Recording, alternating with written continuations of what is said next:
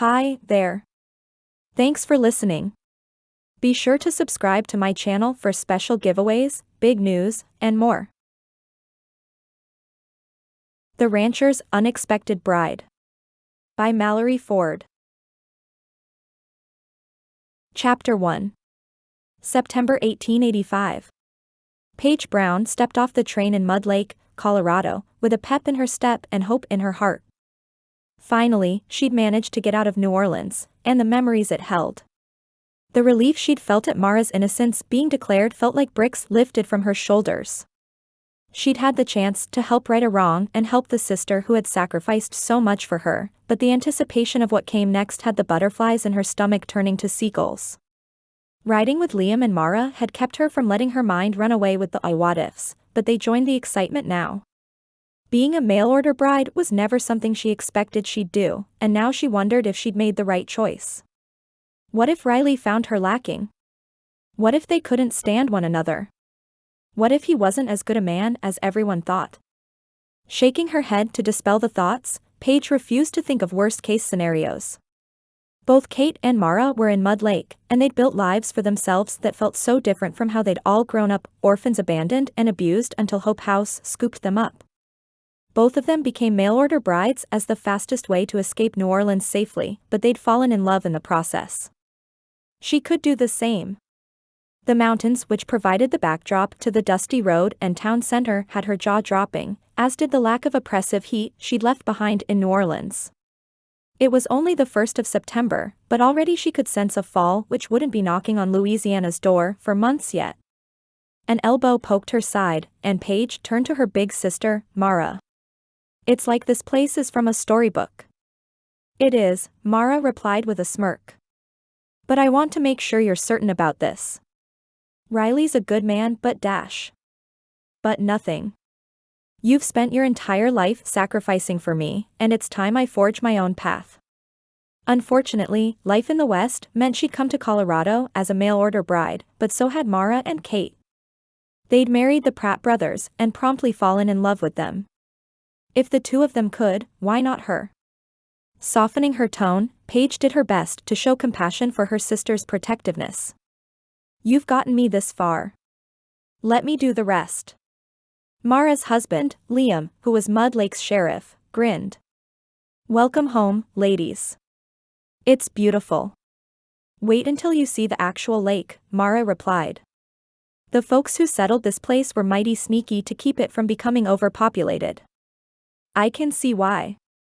Paige glanced around, shielding her eyes with her hand. "Any idea where I might find my groom?" Riley Hart, a hard-working and God-fearing man according to Liam, was the foreman at the Pratt ranch. Neither had known he'd sent off for a mail-order bride, but it had all happened rather fast according to Mrs. Miller.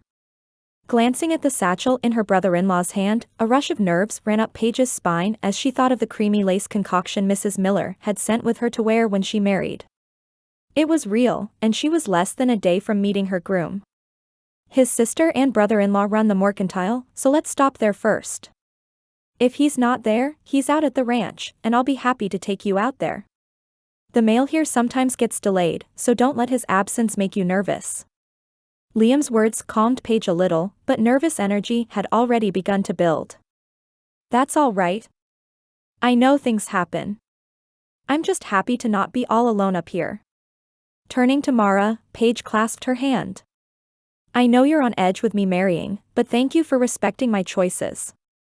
Like you said, you're a grown woman." Mara glanced up at Liam, and he chuckled.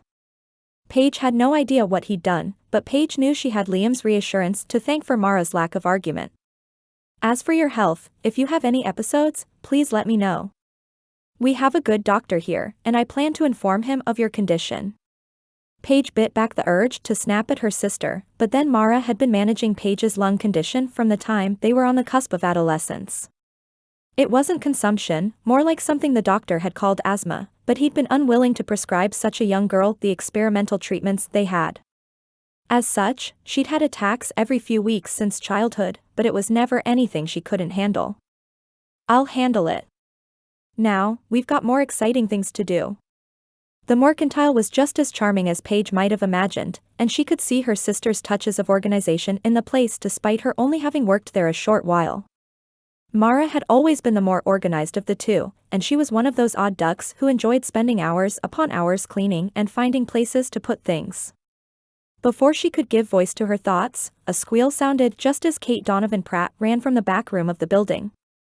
"Your train was early." She barreled into Mara as another woman with a long blonde braid followed her. "When Liam wired you'd been cleared, I think I spent a solid 3 hours thanking the Lord. And Paige, I can't believe you're finally here." Kate's eyes glistened, but the clear joy on her face was contagious. Mud Lake clearly agreed with her friend, and Paige could only hope it would agree with her as well. The blonde woman behind Kate stepped forward and hugged Mara. "It's so nice to meet you, Paige. I've heard such good things about you from Kate and your sister. I'm Lizzie Gaines. I run the mercantile with my husband, Paul." "Well," Liam snorted. "Apparently you'll be getting to know her well." The bell above the door jingled to punctuate Lizzie's curious expression, and 3 tall, broad men stepped through. All 3 wore Stetsons, and the man in the front grinned wide as he approached. "You're back. Kate had me bring her in first thing this morning, and we just made a day of it with a supply run." "Paige," Kate said with a huge grin as she settled into the cowboy's side. "This is my husband, Samuel, our foreman Riley, and our wrangler, Joshua. I can't wait to have you out to the ranch." "Oh, do you know where you'll be staying?" "The Olsons are here for a few more weeks, but I guess that's more of a question for Riley," Liam interrupted. He grinned at the slightly taller and thinner cowboy behind Samuel. The man's hair matched his sister's, but his brows furrowed in confusion at Liam's words. "Why didn't you tell us you sent off for a bride?" Had a pin dropped, they'd have heard it as everyone's mouths dropped open in shock. Paige felt her cheeks pink as the heat rose up in them, but she pasted a smile on her face. Stepping forward to the handsome blonde cowboy with wide amber eyes, she extended her hand. "Pleased to meet you, Riley. I'm Paige Brown, your mail-order bride." Riley Hart was more than handsome if she was being honest. His blonde hair was cropped closer than Liam's. He didn't have the beard Samuel had, but she could see small wisps of hair sticking out from the bottom of his Stetson. He was at least 4 inches taller than her 5'7", but maybe more like 5 or 6. A little thinner than the Pratt brothers, his shoulders were still broad with strength she imagined came with the manual labor he did every day. Riley's words came out on a stutter. "You're my, what?" For the first time, embarrassment and true worry flipped her belly. Had he not gotten Mrs. Miller's letter that he'd been matched? Did he find her so repulsive he couldn't imagine marrying her? Before she could speak again, Liam broke the silence. "Riley, you did send off for a bride, didn't you?" Feeling a brick of dread settle in her stomach. Paige was certain she knew the answer before Riley even spoke. "No," he said with a pained expression. "I didn't." But as though they had a mind of their own, words fumbled from Paige's mouth. "All right then." Could they hear how close she was to tears? "Mara, you told me there was a cafe in town that might be hiring. Could someone direct me there? Is there a boarding house in town?" She turned to Liam, too afraid to look at the sure pity in her would-be intended's eyes. Blessedly, Liam didn't push. Paige wasn't sure she could handle much longer in Riley's presence without bursting into tears. "We sure will. And there's no boarding house, but there are a few widows who might rent out extra rooms." Of course, her sister had no such confidence. "No, she can Darlin'," Liam replied in a tone Paige knew would diffuse her sister. "She can do this." "Wait," Riley spoke up finally. "How did this happen? And I may not have sent for a bride, but that doesn't mean I won't take care of her. She shouldn't be alone out here." He shoved his hands in his pockets, and the beads of sweat on his forehead almost made Paige feel bad for him. "I mean, I'd be willing to." "No," she said with every bit of conviction she had. If Riley hadn't sent for a bride, she'd not be turning his world on its head through no fault of his own. She'd not accept a dime from the man if she could help it, and for once, she truly would make her own way in the world. You don't need to do anything. I'm not alone here, and I don't intend to trap any man into marrying me. Remembering the letter, an inexplicable need to nail the coffin shut on the idea of her marrying him rose. She pulled it from her pocket and handed it to him. So this isn't your handwriting? What was her intent there? She honestly didn't know, unless there was some irrational hope he'd suddenly remember writing the thing. It was a shame. He did seem like a good man, and he'd been willing to take care of a woman he didn't send for. That had to count for something in his favor, right? Still, she'd been honest when she said she'd not trap him. She could do this, she'd have to. His amber eyes pained, Riley shook his head. It's not. You can ask my sister. His gaze met hers, and she held it. His clear apology and regret over the situation diffused the rest of her ire. Riley handed the letter to Lizzie, and she looked equally chagrined. It's not. I'm so sorry. But Liam's right. There are definitely folks in town with extra rooms. We can help ask around to see if any would be willing to rent them out. At a poke in his ribs from Kate, Samuel spoke up then. If it doesn't work out with Stu at the cafe, you're welcome to stay at the ranch. It would be a bit of a trek to come into town every day to work, but we've got room. Despite having had to be jarred from his surprise by his wife, his offer did seem genuine. Still, being at the ranch every day would undoubtedly mean seeing Riley often. She wasn't angry at him, but she didn't know she could deal with the humiliation. She nodded, plastering another smile where the other had slipped. Mara took her hand, and she gave it a squeeze. Thank you. I appreciate all the help. Come on, Mara said. Let's go see a man about a job. Riley had never felt more like dirt on the bottom of someone's shoe in his life. Well, he had, but that had also come with a heavy dose of fear and need to get out of Boston. This time, as he watched Paige's figure retreat down the street, the guilt was punctuated with anger. Who could have sent that letter? His words came out on a growl, and his teeth threatened to crack as he ground them together. We don't know, Samuel said calmly. But you've got to keep your head to figure this out. She's all right, and Liam will make sure she stays safe here. Kate snorted, the first bit of levity in a sea of tension. If he gets there before Mara. She shot a man once to protect Paige in New Orleans, and I doubt she feels a lick of guilt about it. What in the world? He'd known Liam's wife was feisty, so it really shouldn't be a surprise. Still, why had she needed to shoot a man for Paige? What had Paige been through in her life that he just added to through no fault of his own? I don't know what to do, but I have to help her. She came here to marry me. She's my responsibility. Riley, his sister's gentle voice said. She doesn't seem to want your help, and it appears she's confident in that decision. She studied him, sisterly understanding in her eyes. I know you worry about folks you care about, but she has others who care about her and can help. Besides, the way to a woman's heart is never by viewing her as a responsibility. Her heart. Lizzie had jumped about 10 spaces, but she didn't understand. None of them did. They couldn't. One woman's death was already on his hands, and he'd not be the cause of another to come to even a lick of harm. Paige was beautiful, with her dark blonde hair and strikingly attractive features, but none of that could be his focus at the moment. For the first time since they'd entered the mercantile, Joshua spoke up in his southern drawl honed in Tennessee. I wonder if she'd marry me if I asked. You didn't send off for her, but I'd been thinking about it when I saw what good matches Samuel and Liam got. I could take care of her, and it ain't like she came here intending to marry someone she knew.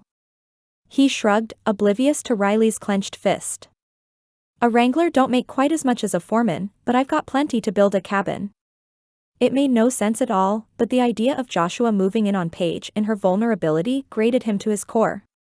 Stay away from her, he said in as even a tone as he could manage. Joshua was a good man, but the last thing Paige needed was one more vulture swooping in as soon as they heard she was single. Brows raised, a smirk rose on the wrangler's face. Message received, brother, but you know I'm not going to be the only one with the thought, especially when they see her. Gentlemen, Kate cut in from her place at Samuel's side. Allow me to make a suggestion. Paige seems intent on making her own way, but she can use all the friends she can get in town. Her scrutiny settled on Riley. Befriend her, and see where things go. Don't go treating her like a china doll on a shelf or something to be claimed. She won't take kindly to it. She was right, and he knew it. I'll go try and talk to her. Maybe, just maybe, he could use friendship to convince her to accept some help. The idea of Paige meeting a similar end as Alice turned his stomach, but there was no way he could explain it. Rather than try, he pushed out the mercantile door and jogged down the street towards the restaurant. No, he'd help Paige get to a safe place, and he'd lay out any man who thought to swoop in and take advantage. Chapter 2. Thanks, Stu, Paige said as she shook her new employer's hand. I won't let you down. The red-faced man with a round belly and sweat dotting his forehead studied her.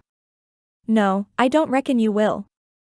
Pay comes every Friday, and you'll work the breakfast and lunch shifts.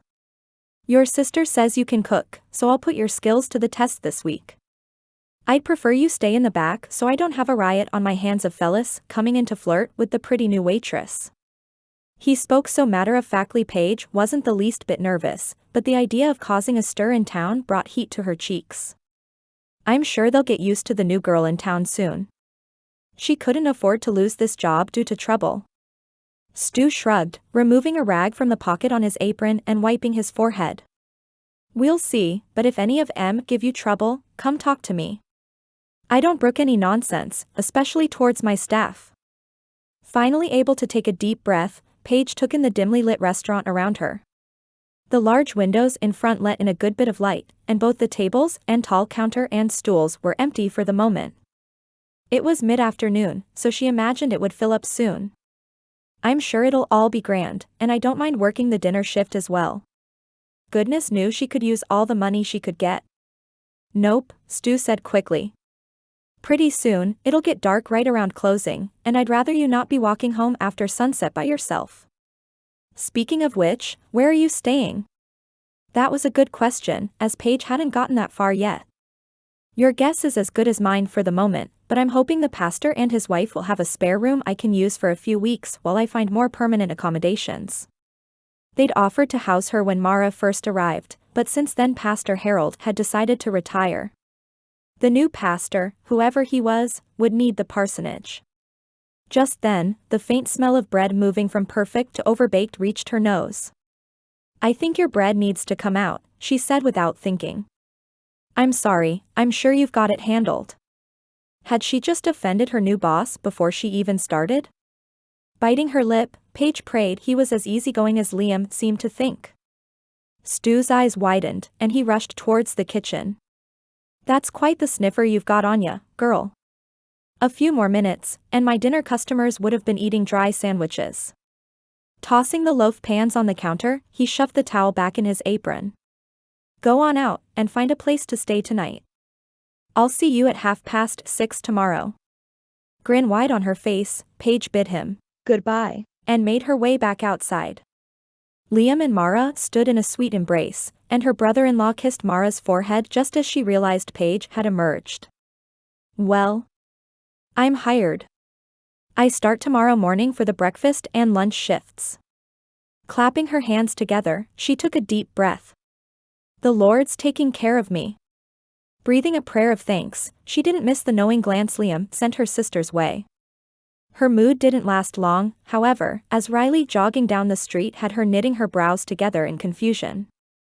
What else could he have left to say? Liam shrugged, wrapping an arm around Mara as he did so. Not sure, but we'll give you two some space to figure it out. Mara opened her mouth to argue, but a quick wink from Liam had it snapping shut again. Have him walk you over to the parsonage when you're done. We'll introduce you to Pastor Olson and his wife, but I'll let you ask about accommodations. He smirked, and Paige couldn't believe how lucky she'd gotten in a brother-in-law. I will. Just as Liam led Mara away, Riley reached her but didn't speak for a moment. He appeared to be looking for the words. That was fine, as it gave her a chance to study his features a little more. His jaw was strong, and she had the sense that when he smiled it would light up his whole face. Those eyes, the color of a wheat field just before harvest, swam with unspoken thoughts. Paige, he started as he shoved his hands into his pockets. I'm sorry for how this has played out, but I want you to know I'll take care of you. Even if I didn't send a letter off to Mrs. Miller, you're my responsibility. He paused, eyes clenching shut. I mean dash. Holding up a hand, Paige shook her head. She'd been a burden to others since she was a child, and there was no world in which she'd simply transfer the burden from Mara to the man before her. A wanted mail-order bride was one thing, but an unwanted one? No, that wasn't a role she was willing to fill. Riley, I'm not your responsibility. Could there possibly be a less romantic statement? It's not your fault I'm here, and I've already gotten a job with Stu in the restaurant. His shoulders tensed, and his gaze shot to the small building where she'd be spending most of her time. You're waitressing? I don't know if that's a good idea. Some of the miners can be a little rough around here. Forcing herself not to snap at his assumption he had a say in what job she did, Paige clasped her hands in front of her. In the calmest tone she could muster, she chose her words carefully, though her ire was clear in her tone to anyone who listened. It's clear you're a man who takes his responsibilities seriously, but I'm not one of them. I've accepted a job as a cook, and I'll thank you to keep your opinions to yourself in the future. Now, if you'd be so kind as to direct me to the parsonage, I'm meeting my sister and Liam there. With a sheepish wave at Paige as she stepped through the cheery front door of the parsonage, Riley tilted his head back with a heavy sigh. Could he possibly have handled that any worse? But why was she so unwilling to accept help from him? She'd stay with the Olsons, but she'd not allow him to lift a finger? The creak of the front door alerted him to its opening a second time. Stepping out onto the porch, Liam had a knowing smirk which Riley briefly wished he could wipe off the man's face. So, that clearly went well. What tipped you off? Was it the way she barely said a word to me as I dropped her off, or the way she didn't even look back to wave goodbye? He removed his Stetson and ran a hand through his short blonde hair. Still trying to calm himself from the last hour, he took another long breath. How did this happen? What kind of person would send off for a bride for someone else, knowing good and well they had nowhere to house her and no idea she was coming? The smirk fell from Liam's face, and he shook his head. I don't know, but I'm hoping I can find out. Paige was lucky she had family here, but it could have gone much worse if she'd truly been alone.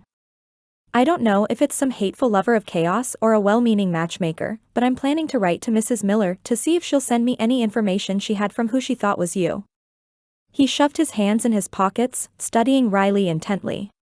How are you doing with all this? How did he even begin to answer that question? Honestly, I feel like I just got thrown off a horse in the middle of a stampede. I know I didn't react as well as I could have at first. Liam shook his head. I think, under the circumstances, you reacted as well as any man could have. Though I wasn't present for your conversation outside the restaurant, so the jury's out on that exchange.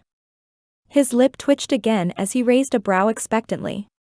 The sun had already begun to fall behind the mountains, and crickets started to sing their nightly song. Sounds traveled down the street from the livery as folks began to return rigs and horses they'd rented, and Lizzie stepped out onto the mercantile porch to sweep up from the day. It all felt so normal, as though his whole world hadn't just been upended. I basically tried to strong-arm her into letting me help her. With a snort of laughter, Liam nodded knowingly. And how'd that turn out for you? About as well as you'd imagine. I feel responsible, Liam. I can't help it. Once I got over the initial shock, it was like something in me needs to make sure she's taken care of. Liam closed the distance between them and placed a hand on Riley's shoulder. That's because you're a good man, and the more Paige gets to know you, the more she'll see it. But these women from New Orleans won't be controlled. Paige's stubbornness might be wrapped up in a more cheerful package than her sister's, but they've been through more than you can imagine. Plus, Paige saw Colorado as her shot at making her own way in the world the best she thought she could.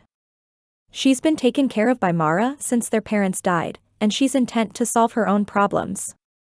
How am I supposed to just walk away when all anyone ever says is how a woman ought not be alone this far west? You know what nearly happened to Kate when Samuel was just across the street. His gut flipped at the thought of Paige getting cornered by minors so starved for a woman's attention they'd take it by force if they had to. I won't let that happen to her. Expression serious once more, Liam stepped back and studied the street as well. Most of the minors who milled about were good men, but the ones who weren't would drool at the sight of her gentle southern beauty. Goodness, even Riley had been struck dumb by it initially, and he had only respectful intentions. She'll be fine, Liam said. I'm in town, and so is Paul. We'll look out for her, and you know Mara's going to fight tooth and nail to have an armed escort with her wherever she goes. He winked, but the truth of his words remained. I'm going to talk to Stu as well, and Mr. Olson knows his way around a pistol if need be. I understand the feeling of wanting to keep your woman safe, but if there's one thing I've learned about these ladies, it's they're not helpless. His words made sense, but one phrase didn't settle well. She's not my woman. No, she's not, Liam said with a chuckle. Just like Mara's not really mine and Kate isn't really Samuel's. They all belong to the Almighty, and he's a whole lot better at working out sticky situations than we could ever be. I saw her strength in New Orleans, her determination to clear her sister's name. The Lord gave her that, and he'll help her here too. He paused before continuing. But don't think for a minute I didn't see the way you looked at her in the mercantile. You may not have sent off for her as a bride, but there's a part of you that wishes you had. Before Riley had a chance to respond, Liam tipped his hat and turned on a booted heel to head inside the parsonage. What could he have said, anyway? As much as Riley would prefer not to admit it, Liam was right. Still, he had no choice but to take his advice and trust the Lord with her safety. As Riley made his way back to the mercantile where he'd tied his horse that morning, the sight of Donnie Gray's strut had him stifling a groan. He didn't need a run-in with the guy, not when he was already a breath from planting his fist into something as it was. Coming closer, Donnie adjusted his Stetson, which was far too clean for anyone who'd done any actual work. Evening, Hart. Donnie's drawl told of his parents' southern roots, though he'd lived in Colorado most of his life. Liam and Samuel had dealt with his nonsense from the time they were children, but Riley had mostly been able to steer clear of the too-big-for-his-britches dandy who wanted everyone to believe he was a cowboy. Who was that pretty little thing with Pratt and his wife? None of your concern. Something flashed in Donnie's eyes, and Riley feared he'd just ignited the beast of competition in him. From what the Pratt brothers had told him, Donnie had always thrived on competition, the thrill of the win far more important to him than the prize. With the Gray family money they'd brought with them from Tennessee, he'd often won. Riley would never forget watching the defeat on Rupert Gunderson's face when Donnie had outbid him for a prime spot of land to build a family ranch simply because the man had initially worked at the Gray's ranch. He'd left because the apple didn't fall far from the tree when it came to Donnie's father, but mostly because it was time he struck out on his own. Thankfully, Samuel had helped him procure a spot of land a little east of Mud Lake, and the family seemed to be doing well. Still, Donnie's thirst for competition couldn't be sated. She looks a little like Pratt's wife, but her hair's darker. Reckon she's got the same fire? Were they walking over to the Olsons? The tension in his jaw almost painful, Riley narrowed his eyes. Donnie didn't even attempt to mask the predatory glint in his eyes, and his hands remained relaxed in his pockets. Don't go near her. She's not interested, Gray. We'll see. Refusing to dignify Donnie with a response, Riley shook his head and pushed past him to the mercantile. Lizzie's husband, Paul, stood on the front porch, hands crossed over his broad chest as his light red hair looked a little more auburn in the sunset's light. With brotherly compassion clear on his face, he studied Riley as he approached. You all right? You took off mighty quick earlier. The crickets had kicked up, and more than a few folks finished closing up their business. I'm fine, but I don't really know where to go from here. At least that much was true, though fine was probably an overstatement, especially after his run-in with Donnie. Paul nodded, not pressing the matter any further. We're always here, brother. Let us know if there's any way we can help. A little more of his ire faded at that, though the simmering fear he'd be responsible for the pain of another woman continued. I appreciate that. Let Lizzie know I'll be by later this week to take the munchkins off your hands for a few hours. One thing about having to leave Boston Riley would forever be grateful for was the relationship he'd been able to have with Lizzie's kids. His niece and nephew somehow set the world to rights no matter how upside down it seemed. Will do. Chapter 3. Paige grinned at the kind older miner who just wiped his plate clean with a fervor which could only be described as desperate. I'm so glad you enjoyed it. It was her third day at Stu's restaurant, and so far she'd been going back and forth between cooking and waitressing. The constant change of pace was nice, and it suited her well. That gravy recipe has been passed down for at least 3 generations. She winked, but the familiar pang which always followed when she thought of her early childhood in the kitchen with Mama threatened. That right there is gold on a plate, the man said with a voice which sounded a little like a wagon rolling along a gravel road. Stu, he called a little louder to the back where her boss clanged around with pots and pans. I think this little gal is gonna put you out of a job. Not only can she cook, but she's a country mile better to look at. Paige laughed, not the least bit offended as the man didn't say it with even a lick of disrespect. Maybe, but Stu runs the show here, so I think I'll just learn from the master. Wiping his hands on his apron, the man in question approached from the back. Rhett, if you're just going to come in here and cause trouble, I'll be sure to add a little extra cayenne next time you stop by. His eyes twinkled, and he approached the table as well. In fact, I might just do it anyway to be ornery.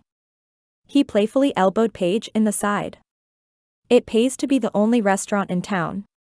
Just then, Stu's smile fell into something between a scowl and suspicion as a young cowboy walked through the door. Paige hadn't seen him that she knew of, but his clothes were decidedly cleaner than all the other cowboys in town. His gaze found her instantly, and a sneer disguised as a grin split his face. So you're Stu's new girl, he said with a low drawl.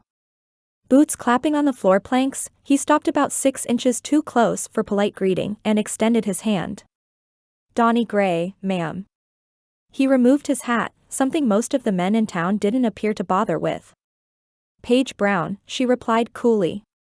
It was important to be polite to the customers, but the man before her sent an altogether unpleasant sensation up her spine. Even Riley's scowls and growls were preferable to the way Donnie appraised her now. In fact, she couldn't help but wish Riley was here at the moment. He might have made her madder than a cat on washing day, but she felt safe with him. Extending her own hand to clasp his, the lack of calluses there told her just how much work he did. In fact, hers were probably rougher than his. Stu crossed his arms over his chest as Paige tried to release her hand from Donnie's. His grip firmed just enough for her to be unsuccessful, and her eyes narrowed. Before she could speak, her short, round boss did so on her behalf. Come on, Gray. I'll get you seated. Paige was just about to head back to the kitchen. Annoyance flickered over the cowboy's features, compounded when Paige jerked her hand back with more force than necessary. I think I'd prefer Miss Brown to serve me.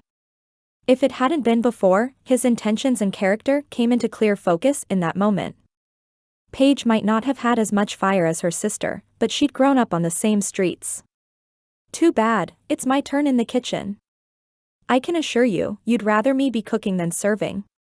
It was true, as Paige was still getting the hang of keeping all the tables straight when it got crowded. Cooking, on the other hand, was something she could do blindfolded.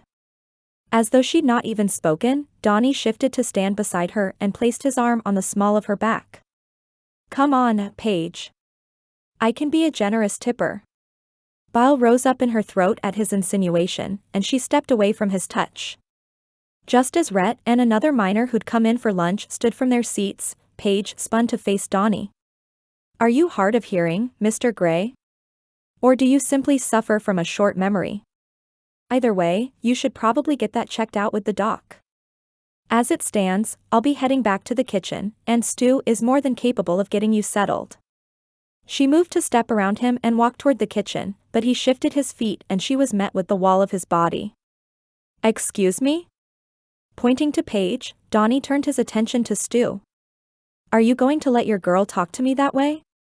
His attention back on her, Paige swallowed down the urge to step back at the fire in his eyes. I'm not a man you want to cross, says Paige. The last of her control snapped, and every bit of the street kid she'd been rose up in Paige and tumbled out of her mouth. First, Mr. Gray, I'm a grown woman. I can speak for myself, and I haven't been a girl in years. Second, it's Miss Brown to you. Summoning every bit of courage she possessed, she stepped just far enough around Donnie to hit him with her shoulder on the way by and made her way to the kitchen. She'd gambled Stu wouldn't fire her over the offense, but his expression had been murderous from shortly after Donnie came in. A small shuffle sounded in the dining room, followed by Stu's voice. Don't even think about it, Gray. You're no longer allowed in my establishment, and if I see you again, I'll send for the sheriff. I know he'd relish the opportunity to lock you up for the night. With a glance over her shoulder, Paige spotted both Rhett and the other miner who'd stood to his feet, guiding Donnie towards the door as Stu shook his head. As her boss turned to face her, a little fear she'd just gotten herself fired for being rude to a customer surfaced, but she couldn't regret her actions. Stu, Don't you dare apologize, he growled. His face had grown red as a tomato, and she worried for a moment he might crack his teeth, clenching his jaw so hard. In my establishment, you'll be respected. Anyone who pushes that even a little will be thrown out on their behind, and if you need to smack somebody with a skillet, by all means. Rhett pushed back through the door and approached as Stu spoke. That go for me too? I got a couple men I'd like to take a skillet to. He shrugged, but his humor did seem to calm her boss a little. Another minute of good-natured ribbing between the two appeared to do the trick, and Paige spent the rest of the lunch rush in the kitchen letting out all her frustration over the encounter with Donnie the only way she knew how. For as long as she could remember, the marriage of structure and creativity in the kitchen had calmed her like nothing else. Sometimes, she prayed. Other times, she sang softly to herself. Quiet was always welcome as well. It didn't matter, as long as she could work with the raw ingredients in front of her. Any lingering nerves from her encounter with Donnie melted away as she seared chicken, worked bread dough, and got creative with sauces and sides. The smells lifted her spirits as they wafted to the ceiling, and she was so distracted she didn't even hear her sister shove through the front door and hightail it back to the kitchen until the woman was within swinging distance.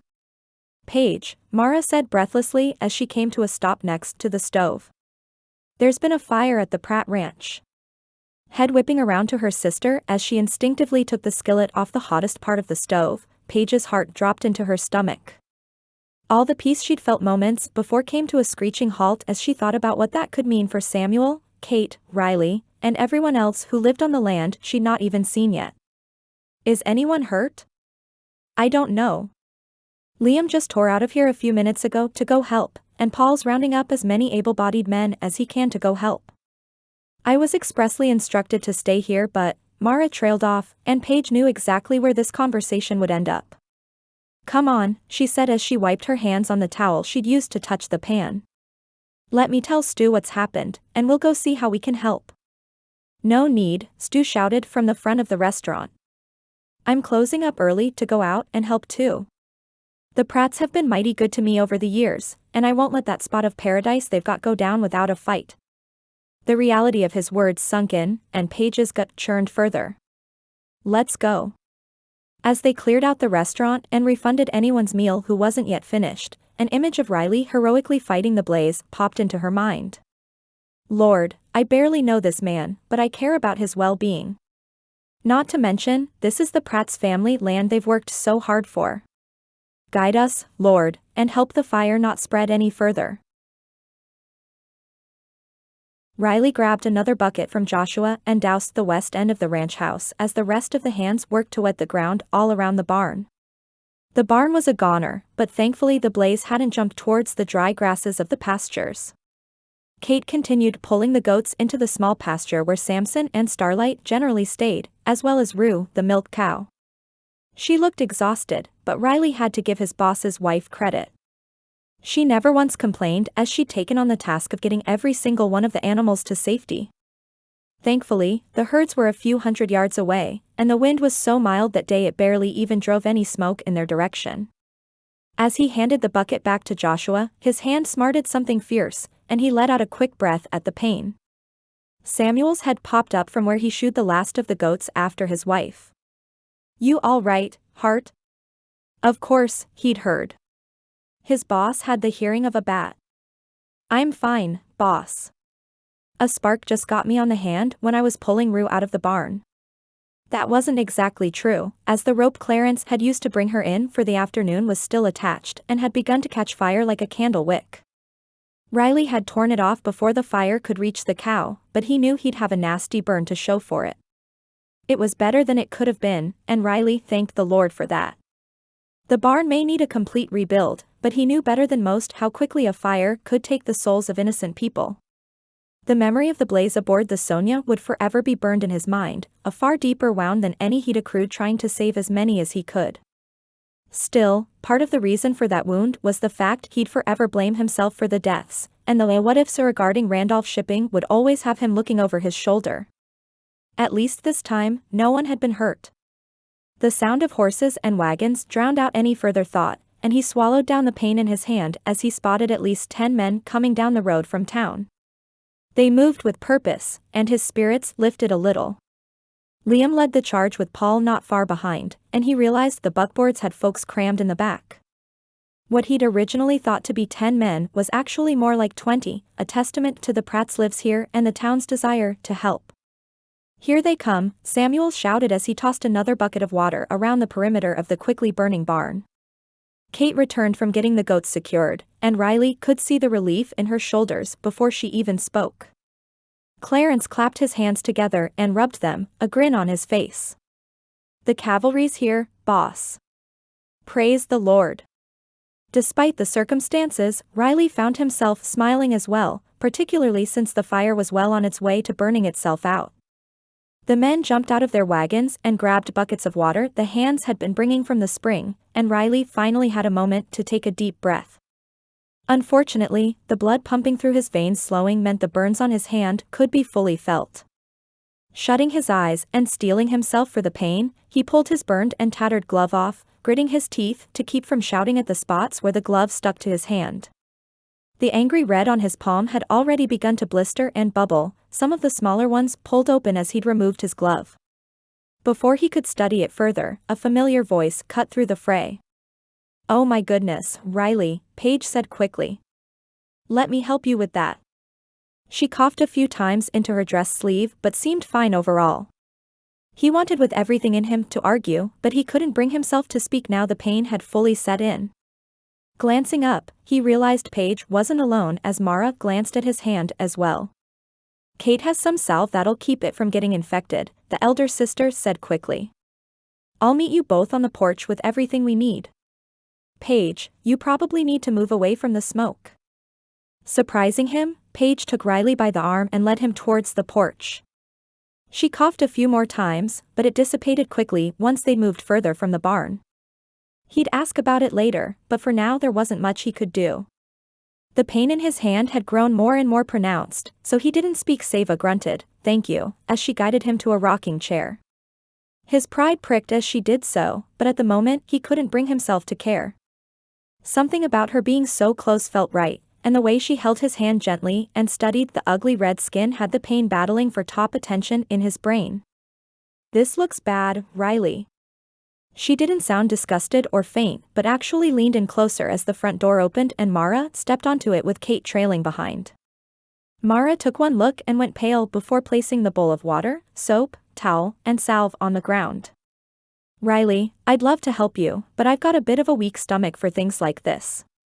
She turned around, and her tightened shoulders almost had Riley smiling. "I'll go get some more bandages while Paige gets you cleaned up." Paige snickered and turned a grin on Riley, which had him forgetting the pain entirely for a moment. Her big blue eyes contrasted with her hair, which seemed to move between dark blonde and light brown depending on the light, the sun catching the tiniest bit of auburn as she caught its rays. "She's never been great with blood or other medical things, but she pushed through when she had to for me growing up. I'll never forget the time I cut my finger open gutting a fish down at the river. She convinced the tenement doc to stitch it up for me, but first she'd had to clean and wrap it up." As she spoke, she'd set to work cleaning Riley's hand with gentle dabs and gently pulling dirt and rope fragments from the wound with tweezers he hadn't noticed Mara brought. It stung, but it wasn't nearly as bad as it could have been. But she managed.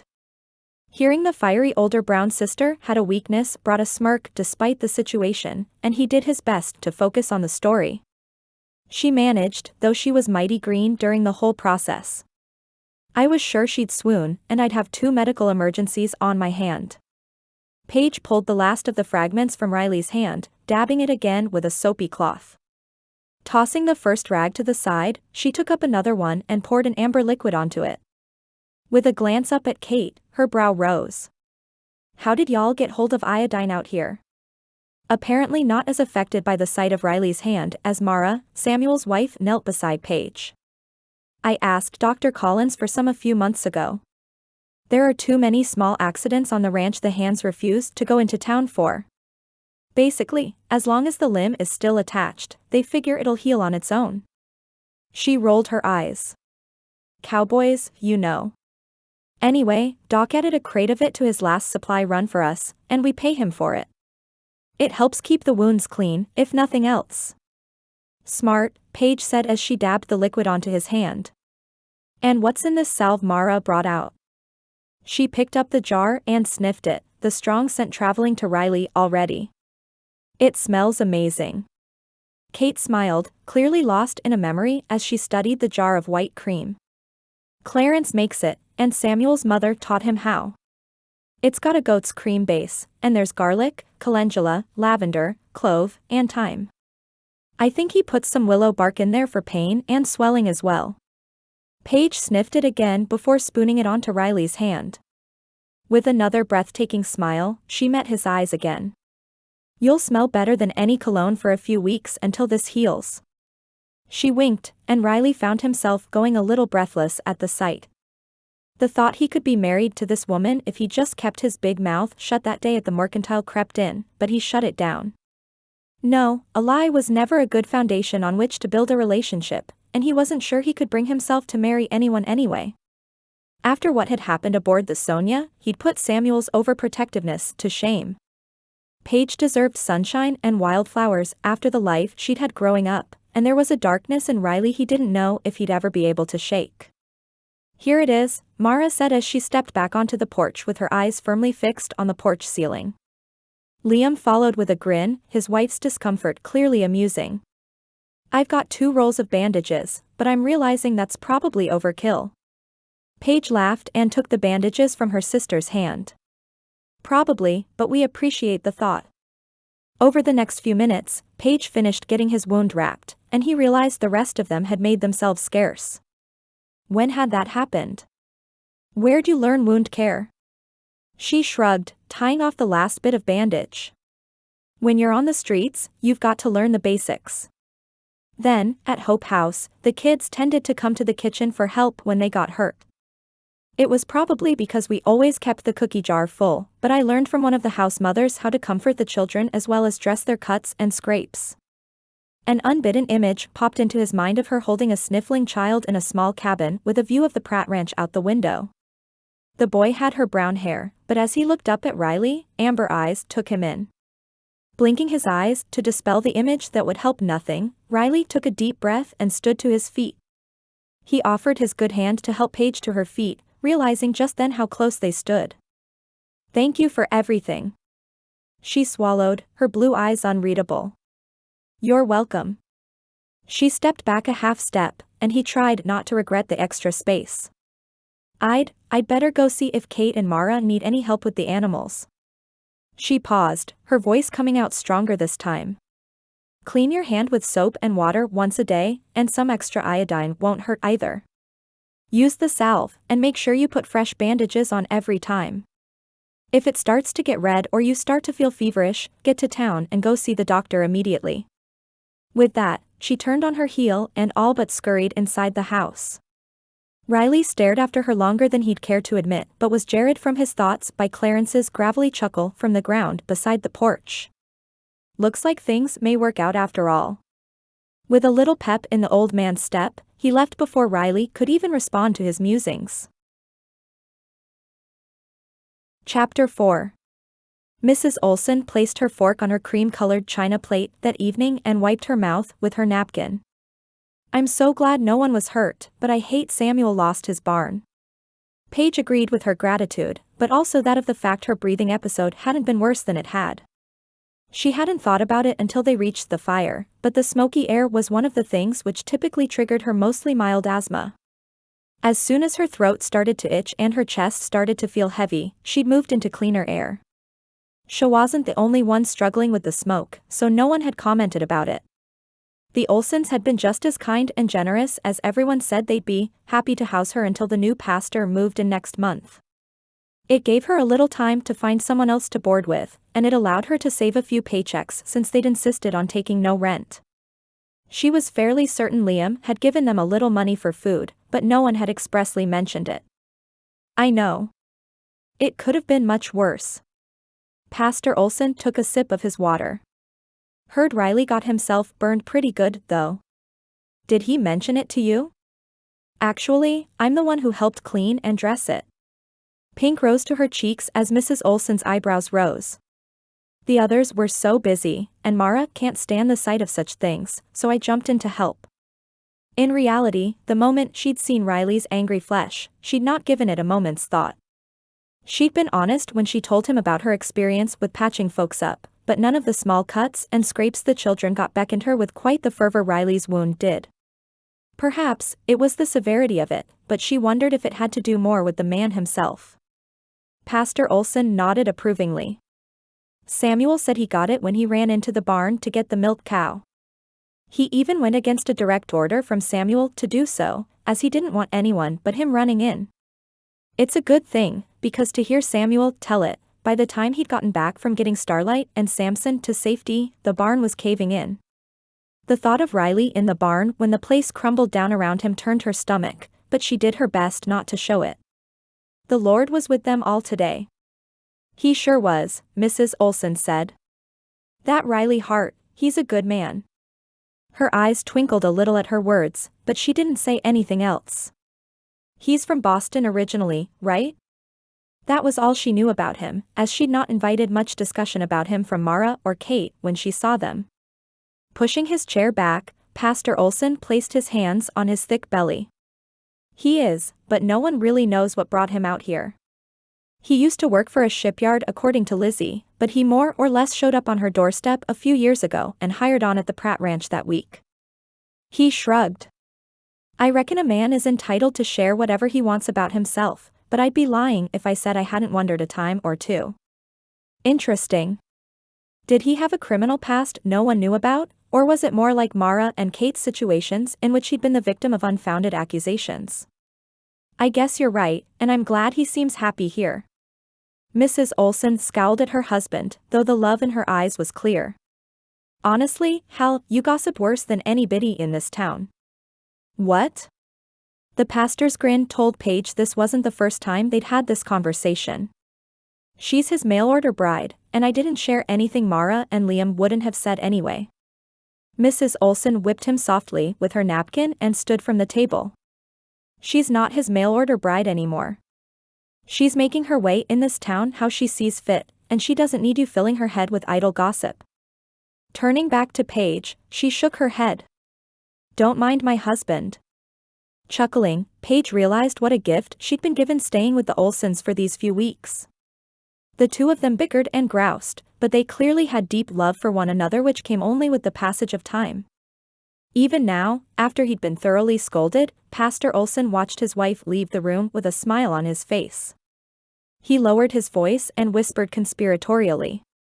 Sometimes, I say these things because she looks so pretty when she's riled. Mrs. Olson's voice carried from the kitchen. I heard that, Hal. I meant for you too, dear. Then, he stood from his own seat and gathered the remaining dishes at the table before turning his attention back to Paige. I'd better go offer to do the dishes before I end up on the couch for the evening. As he followed his wife, shoulders bouncing with mirth, Paige watched the two of them sharing the load of cleaning up. That right there, the simple joy of coming home to someone who loved you and the happiness of playing together even after all those years, it was everything she wanted in a marriage. Lord, she prayed silently as she took her own dishes into the kitchen. I don't want to desire things that aren't in your plan for me, and I trust your plan is best. Still, I need you to help me remain content no matter what that plan may hold." In a frustrating but not unexpected moment, her prayer ended with a thought of a certain ranch foreman's face. She couldn't help her thoughts, and it only served to send her back into prayer, committing herself to the Lord's plan for her. Whatever that plan was, it was certainly better than any path she'd stumble into on her own. Flexing his injured hand outside the church that Sunday, Riley thanked the Lord again his injury hadn't been worse. Overnight, the pain had begun in earnest, but the salve Clarence made worked wonders as long as he applied liberally. Memories of Paige's sweet face as she applied it the first time assaulted him again, and he did his best to put it from his mind. He had no business thinking about any woman as much as he had Paige, particularly one he had no commitment to. It would probably be best to try and avoid her, as he couldn't seem to keep himself from letting her weave her way into his thoughts and dreams. Just last night, he jolted awake from a dream in which Paige had been in the barn when it caught fire. They still didn't know what had caused the fire, but it wouldn't surprise him if they never found out. There were so many things which could start a barn fire, not the least of which being one of the hands lighting up a cigar on their break and disposing of it improperly. The image of Paige's terrified face as Riley's dream escalated meant he never really went to sleep after that. He'd rushed in to try and save her the same way he'd done for Rue, but this time he'd been unsuccessful. Just before he jolted awake, a beam from above them came crashing down and made enough of a mess to keep him from being able to get to her. Of course, then the image transformed from Paige to images aboard the Sonia. Those images haunted his dreams anyway, but he'd grown somewhat used to the poor night's sleep by this point. Pastor Olson stepped out onto the back porch of the church, softly nudging the blocks which kept the door open so they could get started. "You coming inside, Riley? Or are you planning to just sit outside and listen?" He glanced around and took a deep breath in the cool morning air of September. "Can't say I blame you." "No, Pastor, I'm coming. I just needed a few minutes before going in." Riley climbed the steps and moved the block from the other door just as Pastor Olson clapped a hand on his shoulder. "How are you feeling?" Riley held up his bandaged hand, a bit of frustration welling in him at the thought of how long he'd be inhibited at work. "Could have been much worse, so I'm thankful."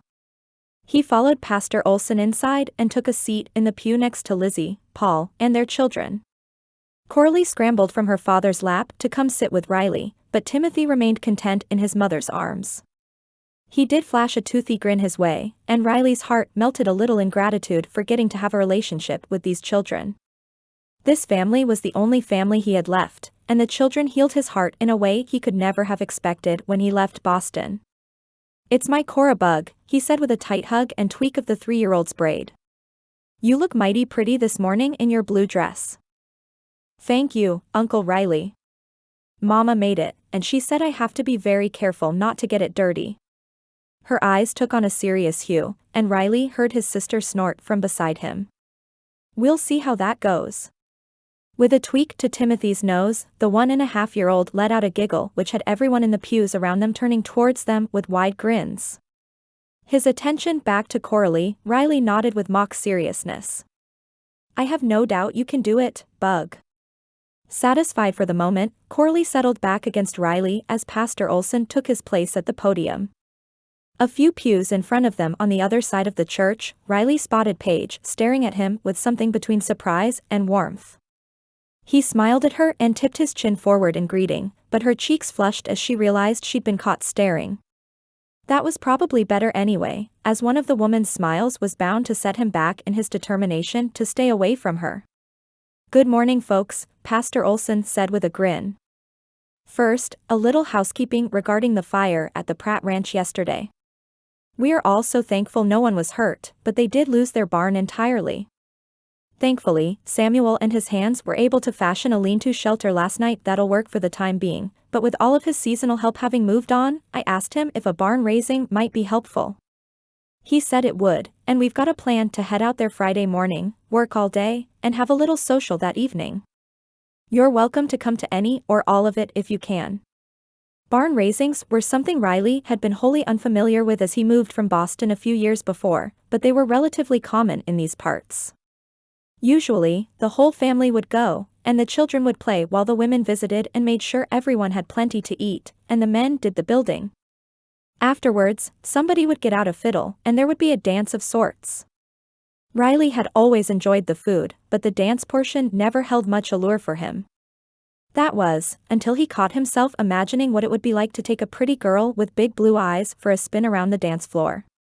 As though she could read his mind, Lizzie elbowed him in the side and grinned.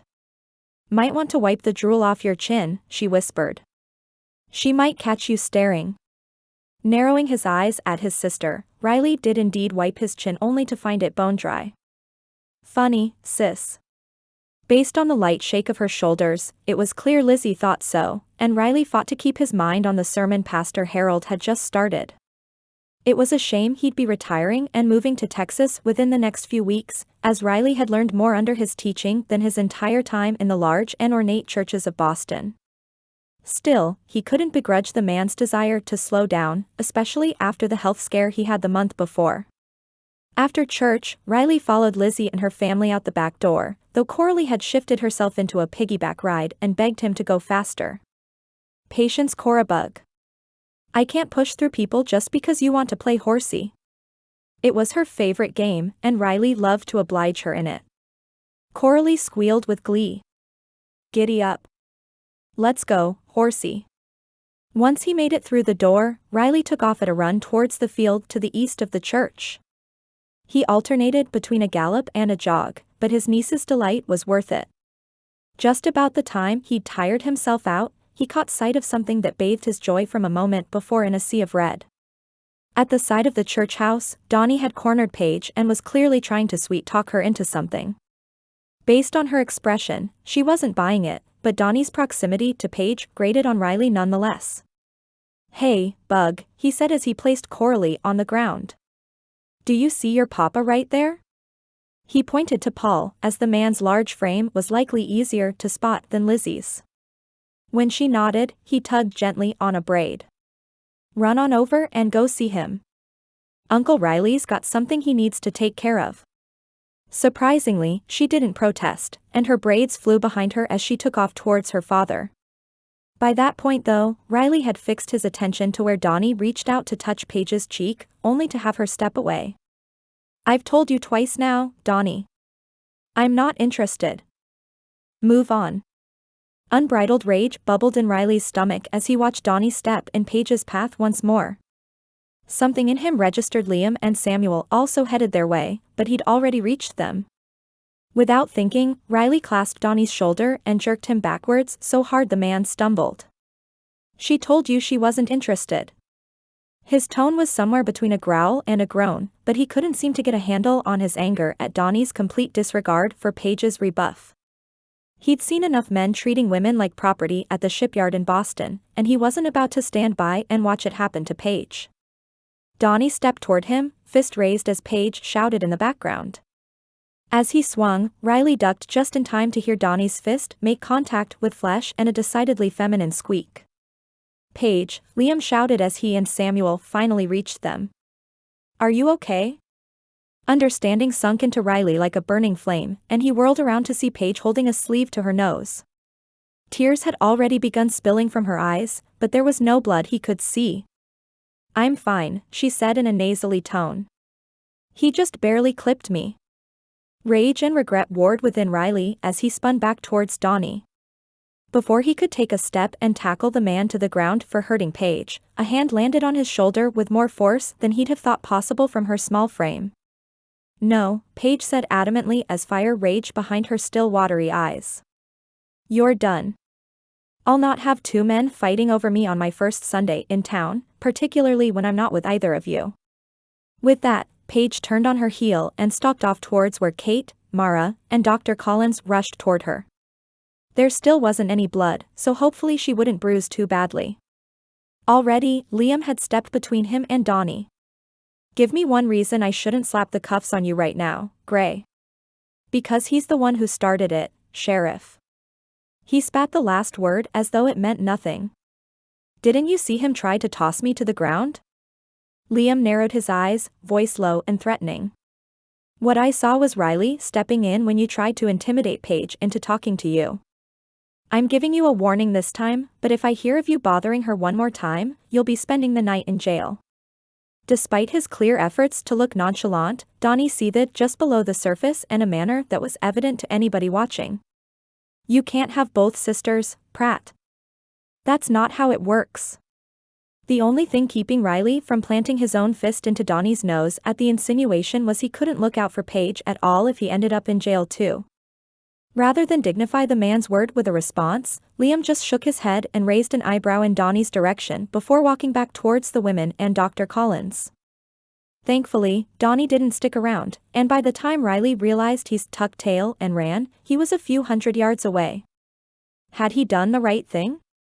Maybe not.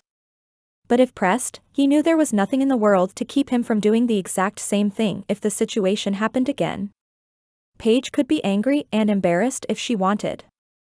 He'd hesitated 1 minute too long before, and a woman ended up dead. It wouldn't happen again, not if he had anything to say about it. Chapter 5.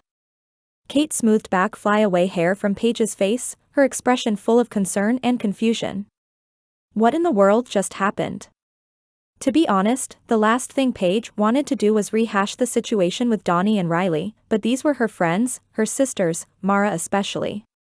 Donnie has decided I'm a conquest he's interested in pursuing, and Riley has decided I'm a responsibility that needs protecting. Her words might be harsh, but it was the truth. She'd spent her entire life feeling like someone else's responsibility, and the idea Riley would only defend her because he felt guilty grated on her. Maybe she was being unfair to Riley, but the whole situation had been unnecessarily escalated by his interference. She couldn't help but feel a little embarrassed. Mara, uncharacteristically quiet since she approached the group, spoke up then. "What did you expect Riley to do? Liam had already spotted the two of you and headed your way, mostly so I didn't do it myself. Riley hasn't handled every piece of this situation perfectly, but he did nothing wrong here." Annoyance flooded Paige's body at her sister's words, but mostly because she knew Mara was right. Turning to face Riley, Liam, and Samuel where they stared off after Donnie Gray weakened her ire a little. Riley flexed his burned hand, massaging it through the bandages, and she realized it was the same hand he'd used to push Donnie away from her. Had he injured himself further on her behalf? Any last remaining desire to tell him to mind his own business faded away as she spotted the battle raging on his face. He looked her way, his amber eyes full of concern and uncertainty. She hadn't realized she'd begun walking his direction until she reached the small group of men and came to a stop beside the man who could have been her husband by then. "Can we talk for a moment?" His eyes widened, but he nodded all the same. The tall oak at the back of the churchyard seemed as good a place as any, and the soft brush of Riley's boots on the grass told her he was only a few steps behind her. A soft breeze rustled across the fields which surrounded the church on 3 sides, and the mountains stood guard over the valleys below. They reached the tree, and Paige broke the silence. "I have to admit, I'm looking forward to winter here. I've only ever seen a light dusting of snow in New Orleans, but my father used to read us a book every Christmas where the family takes a sleigh into town over the snowy roads." She shrugged, unsure why she was telling him this. "It always seemed so romantic to me, though I'll probably eat my words once I slip on a patch of ice and fall flat on my face." He chuckled, the deep, throaty sound comforting despite the embarrassment from the situation with Donnie. "You might, but I've had my fair share of frustration with the winters here and still prefer it to Boston. We have snow there too, but the open space out here makes everything look a little mystical. The pure white reminds a body what it means to be forgiven, I guess." Did he mean for stepping in with Donnie? The pain in his eyes told her he didn't, but there was still so much she didn't know about the man before her. "I didn't bring you over here to yell at you, by the way." "Well, that's a relief, because I'm not even the least bit sorry for stepping in." He shoved his hands in his pockets, the truth in his words clear. "I stood by once when I knew better and an innocent woman wound up paying the price. I know you have issues with feeling like a burden, but I vowed to myself as long as I had breath, I'd stand up for what's right." Paige had the suspicion he wouldn't explain further even if she asked, so she focused on the subject at hand. "Murray told me Donnie's got a history of going after women who aren't his to chase, so I assume he'll get bored soon. Still, I appreciate your help." It pricked her pride, but she had to admit having someone in her corner felt nice. Riley's eyes darkened, and he resumed studying the landscape before them. If he or anyone else gives you trouble, I want you to come to me or Liam or Paul. I'd prefer to know about it, but I know that may be too tall of a request. I just can't stand the idea of you here in town alone. His gaze moved from the mountains in the distance to his bandaged hand, and she wished so badly to be able to read his thoughts. I'm not really alone here, she reminded him. I'm staying with the Olsons, and I work with Stu. Mara and Liam are here too, and you know how overprotective my sister is. I do, but you're only with the Olsons for a few weeks until the new pastor comes into town. No matter what, I just want you to be careful. The tension in his shoulders broke her heart a little. His concern, while not wholly necessary, did feel the tiniest bit nice. As though her hand had its own brain, she placed it on his arm and tried to ignore how right it felt. I don't know what kind of past you're running from, Riley, but I'm here if you ever need to talk. At that moment, the veil slapped back down over his eyes as though she'd never caught a glimpse at all. Well, I'd better get back to the ranch. You take care of yourself, all right? The abrupt shift might have given her a crick in her neck if she hadn't half expected it the moment she brought up his past. Somehow, despite barely knowing the man, she found his cues easy to read. It was as though a shadow closed over his expression, shutting him off from the world around him, or at least from her. Why she cared, she couldn't have said, but somewhere between his panicked assurances he'd not been the one to send off for a bride and that moment underneath the old oak, she had indeed grown to care.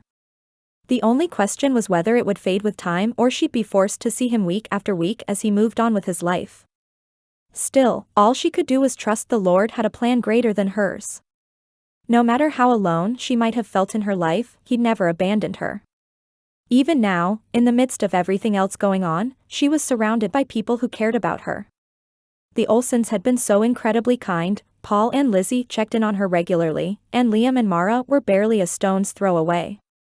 No, she wasn't alone, and any feelings she developed for Riley would just have to be given to the Lord the same way anything else in her life would. If Riley could have somehow managed to pull his booted foot all the way up to kick himself in the behind, he would. As it was, he was hindered by the fact he'd never been all that flexible and he was currently atop Winchester, the 10-year-old stallion he'd purchased with his first few months of ranch hand money years before. The conversation with Paige had started out well enough, but the way he'd tuck tail and run once she mentioned his past was almost as cowardly as Donnie doing the same. Still, the fact he'd even mentioned Alice at all was more than he'd told anyone else. Not a day went by he didn't ache for Alice's children, and it was only in the last year he'd stopped sending money back east to them as her youngest daughter had gotten married. Still, they didn't have their mother, and that fact would never change.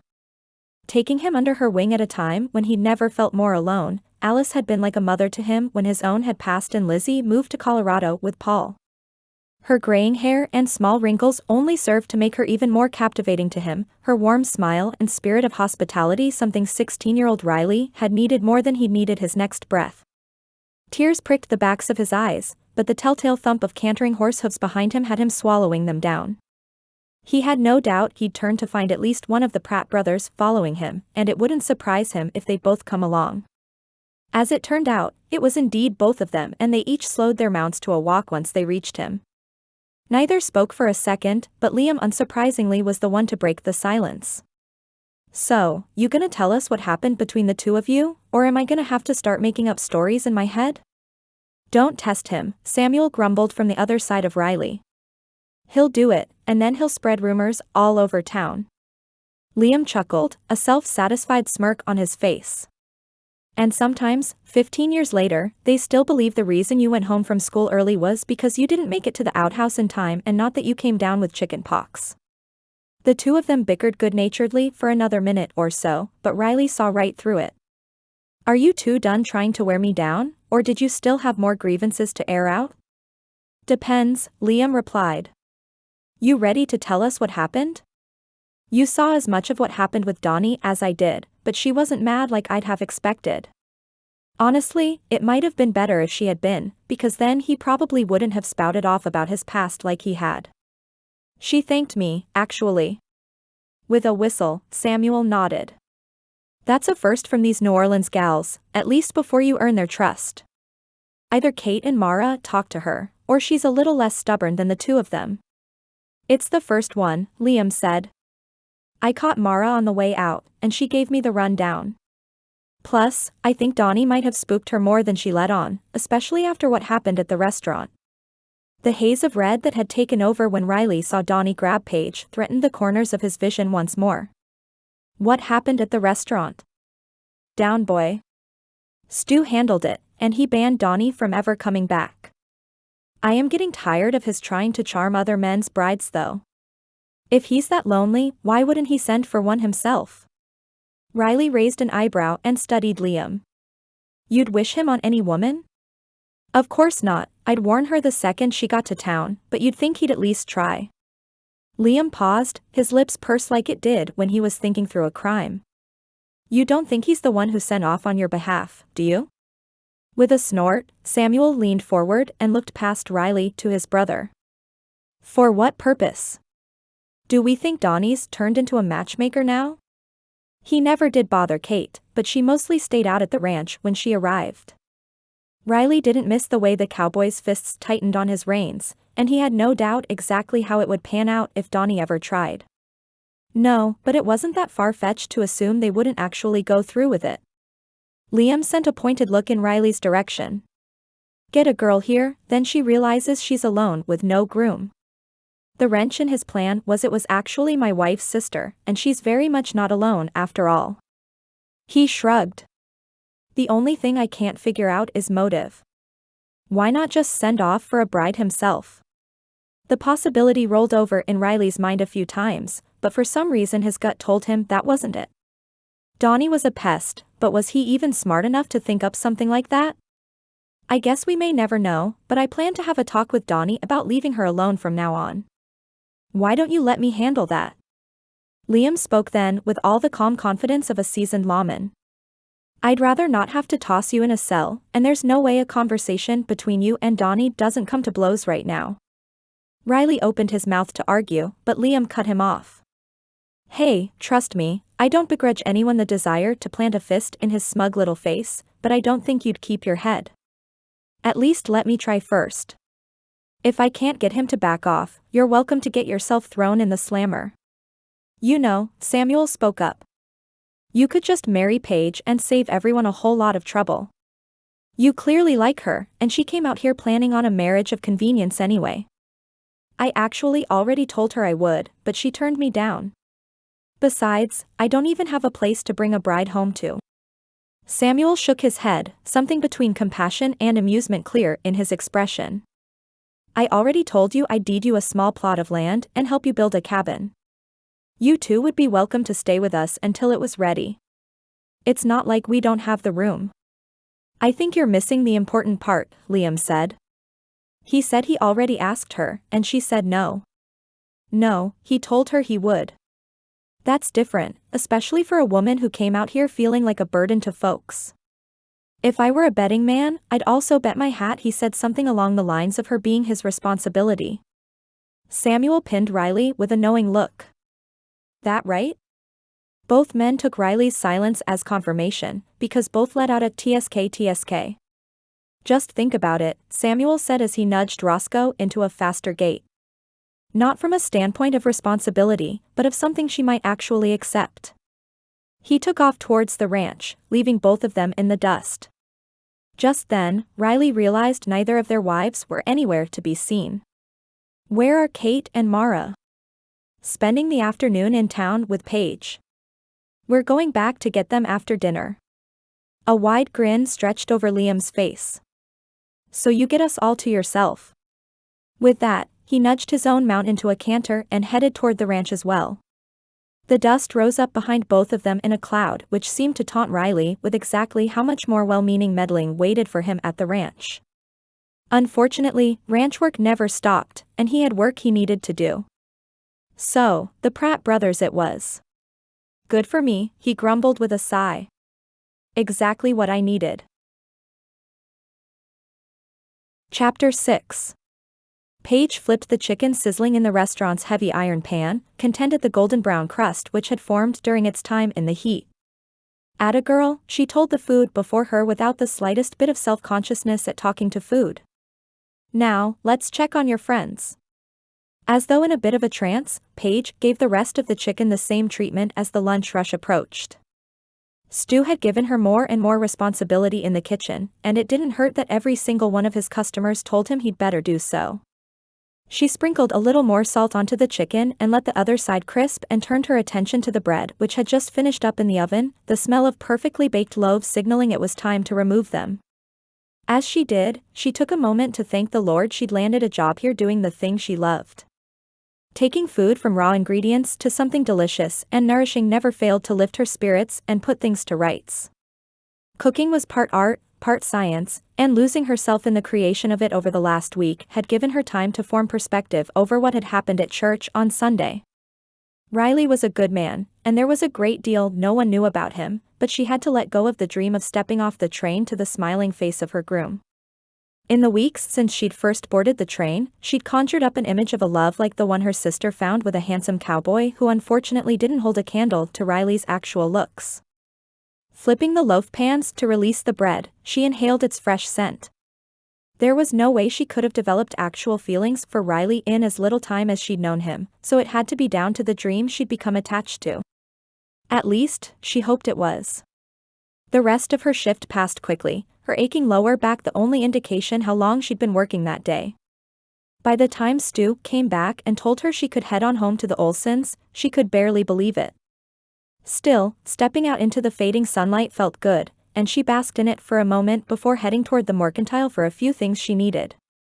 A familiar voice cut through her senses, its friendly baritone welcome. "Mare does the same thing," Liam said fondly as he approached from the street. "She'll stand in the sun, close her eyes, and just breathe. Must be a sister thing." Paige grinned, her own unrealized dream with Riley not at all dampening the happiness she felt for her sister and her groom. "What can I say? The Brown girls love a little sunshine." "That they do. Are you headed home?" Liam gestured towards the parsonage in the distance, visible from the restaurant if one squinted their eyes. "I'd be happy to walk you. I'm actually headed to the mercantile to pick up a few things, but I imagine Mara will be getting off soon if you'd like to come with me." The way his whole face brightened at the idea of seeing his wife had Paige grinning from ear to ear. "I'll take that as a yes." Just as they reached the mercantile, Paige spotted the train pulling out of the makeshift depot in the distance. It was hard to believe only a few weeks ago she'd been stepping off the train to the same view of the mountains and sky. A short man in an expensive-looking suit moved with purpose away from the platform, checking something on a paper as he went. He held a satchel and his jet-black hair and mustache were punctuated by a pair of glasses and a slightly crooked nose. He held his hand in the air to flag them down, and Liam motioned for her to stay where she was. "How can I help you, sir?" The suited man came to an abrupt stop in front of Liam and spoke with as much energy as he'd walked. He eyed Liam's badge with satisfaction and held out his hand. "Ah. "Perfect. Nice to meet you, Sheriff. I'm Horace Potts, U.S. Attorney in Boston. Would you happen to know where I might find Mr. Riley Hart?" As though of their own accord, Paige's feet began to move in the men's direction. "What do you want with Riley?" Possibilities flooded her mind, and she had the inexplicable urge to ride out to the ranch and warn him. Too bad she couldn't ride a horse to save her life, never having had the chance in New Orleans. Liam shook the man's hand and spoke with an annoyingly calm voice. "May I ask what it's regarding?" Mr. Potts narrowed his eyes at Liam for a moment as his eyes darted between the two of them. Apparently, deciding they weren't a threat, he sighed and reached into the outer pocket of his satchel. Handing Liam the official-looking document, Paige could only make out the words at the top before Liam angled it away from her. The words splashed across the top, "Summons to appear," sent her gut roiling almost as much as the official U.S. Attorney General's insignia in the corner. What did that mean? Was Riley in trouble? Had he left Boston due to a crime he'd committed? He said something about a woman getting hurt, but surely he hadn't hurt anyone. The Riley she thought she knew never would, but did she really know him at all? Liam nodded towards Mr. Potts and folded the paper before handing it back. "I'll take you to Riley. Addressing Paige now, gone was the good-natured face of her brother-in-law and in place was the officially impartial one of a lawman. Go on to the mercantile without me, and let Mara know I'll be a little late tonight. His words left no room for argument, nor did his tone, and Paige could do nothing but nod and stare after the two men as they started off down the street towards the livery. If she'd been her sister, she might have run off after them and demanded answers, but then she'd have regretted it later. No, she'd have to wait, and in the meantime she'd tell no one what happened. Lizzie was Riley's sister, and worrying her unnecessarily seemed cruel. Still, U.S. attorneys didn't just show up in tiny towns in Colorado for anything less than important cases. The realization the sun had begun its slow descent over the mountains reminded her of the time, and she'd better get to the mercantile if she wanted to arrive before closing time. Mara would know something preoccupied her, but she'd just have to do her best to keep it from being obvious. She owed Riley that much for the kindness he'd shown her, the right to share the details as he pleased. Riley sat back in one of Samuel and Kate's kitchen chairs, running a hand over his face. I was afraid this would happen. Liam and Mr. Potts watched him as he took in the news. Liam's expression showed compassion and concern, while Mr. Potts's eyes blazed with the fire of a prosecutor intent on bringing the bad guys to justice. Knowing that bolstered his courage, and he nodded resolutely. What do you need from me, Mr. Potts? First, I come with apologies on behalf of the Boston Police Department. They failed you, and they failed Mrs. McKinley. Alice. The innocent woman with 3 children who died as a result of the detective's lack of urgency regarding Riley's tip and his own failure to escalate the situation. I hope they extended the same apology to Alice's family, and that detective is no longer in their employ. Detective Stallings had basically patted 17-year-old Riley on the head and sent him on his way, effectively signing Alice's death certificate. They did, but of course that will never bring their mother back. Spinning the summons on the table to where it faced Riley, Mr. Potts's face remained respectfully grave. We can't bring Mrs. McKinley back, but you can help ensure those responsible for her death are held accountable. Your full cooperation with our investigation is key. Memories assailed Riley from that day aboard the Sonia, and his fingers absently went to the spot on his abdomen where he'd forever carry a physical reminder to go with them. As if he'd ever forget. What's the likelihood of Randolph and his men going to prison? He's got more money than he could ever spend, and it's my word against his. How do I know he's not going to just wiggle out of the charges like he has before? Fair question, Potts said. This is the first time he's been federally charged, and the only way he'll get me off his case is to take out a hit on me. He shrugged, clearly resigned to the fact it was a good possibility. I have no family left, Mr. Hart. I've been more or less married to my job for 3 decades, and I have nothing I'm not willing to lose in the pursuit of justice. Mrs. McKinley isn't the only person who's lost their life to his carelessness, but I'm committed to making her one of the last. Studying the set of the man's jaw, the honesty in his eyes, Riley couldn't help but trust him. Speaking of hits, how can I ensure the people I care about are safe? I do have things to lose, sir. Images of Lizzie, Paul, and their children flashed through his mind, as did friends who'd become more like family in the years he'd been in Mud Lake. Lastly, in a moment that shouldn't have surprised him, Paige's face appeared as well. How can I ensure they're protected? He'd been summoned, so there was little choice in his court appearance, but Riley knew what Mr. Potts was really asking. Would he be completely honest, and would he share every bit of the events he'd tried to report to Detective Stallings back in Boston? Had his warnings been heeded, or had he gone over the man's head, Alice would still be alive. Mr. Potts shifted his focus to Liam, and Riley could see the wheels turning in his friend's mind. I can bring in a protective detail from Boston, but I'm afraid that would cause more harm than good with the attention it would draw. Do you have any contacts with the U.S. Marshals in Denver? I do, and we've worked together in the past. I'll take care of contacting them as soon as we get back into town, but I'm still unclear on exactly what happened in Boston. I know some of the information might be privileged, but I don't like facing down an enemy I don't understand. Anything you can give me would be much appreciated. Mr. Hart, Potts said as he shut his briefcase, that's up to you. He was right, and it was time Liam knew what had driven him from Boston at 18 years old.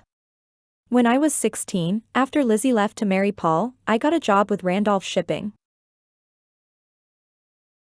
Chapter 7. Paige watched the gorgeous black and white Appaloosa bob his head with a wild look in his eyes as she stood at the edge of the Pratt Ranch corral. Oh Kate, he's beautiful. He was clearly underweight, but time at the ranch would hopefully fix that quickly. She'd come out with Mara that morning to spend some time with Kate, but the ranch had just received a new training client for Joshua. Apparently, the owner had purchased the horse without laying eyes on the thing, and it was as buck wild could be. That's what Joshua said anyway, but other than the darting of his eyes and occasional pawing the ground, he seemed relatively calm. I know, Kate said fondly. I feel so bad for him having to stay in this corral until Joshua can introduce him to the other horses and see how he does. She held out a hand, carrot in her palm, and clicked her tongue softly. Come on over if you want it, Dakota. He bobbed his black and white spotted head but didn't make a move to approach the edge of the corral. From her other side, Paige could sense her sister's sadness even before she heard the telltale sniffle. Of course, Mara would relate to the horse who'd been treated so unfairly, her heart broken at the idea of him in any sort of cage. They wouldn't leave him there long, according to Kate, but they needed to watch him for disease before they could allow him near the other horses. Mara sniffed again, clutching the fence posts with white knuckles. Can't you just let him go? He's not our horse, but no. The man who bought him didn't realize how malnourished he was, and he's got some sort of infection on his front leg Joshua says needs to be treated. With that, Mara backed away from the corral fence, clearly unable to see the animal denied his freedom anymore. I understand, but I can't watch him behind the fence anymore. Do you mind if I go take a walk in your garden? Not at all. In fact, I'll come with you. Kate turned to Paige, gesturing towards the bounty of a garden behind their farmhouse. Want to come, Paige? She tossed the carrot into the middle of the corral for Dakota, the horse still keeping his distance. Unafflicted with the same hatred of any sort of cage or fence as her sister, Paige shook her head. No, I'd like to watch him for a little longer if that's all right. I'll see if I can get him to eat a carrot from my hand so I can brag he likes me better. She winked at Kate, who chuckled as she waved and followed Mara. It wasn't Paige was heartless, she felt bad for Dakota too. She just felt the animal was in the best place for him at the moment and held great hope for his rehabilitation in the capable hands of the Pratt Ranch Wrangler. According to Mara and Kate, they treated everyone well, from the humans who worked for them to the animals they cared for. Paige leaned down to pull another carrot from the bucket at her feet, holding it out the way she'd seen Kate do.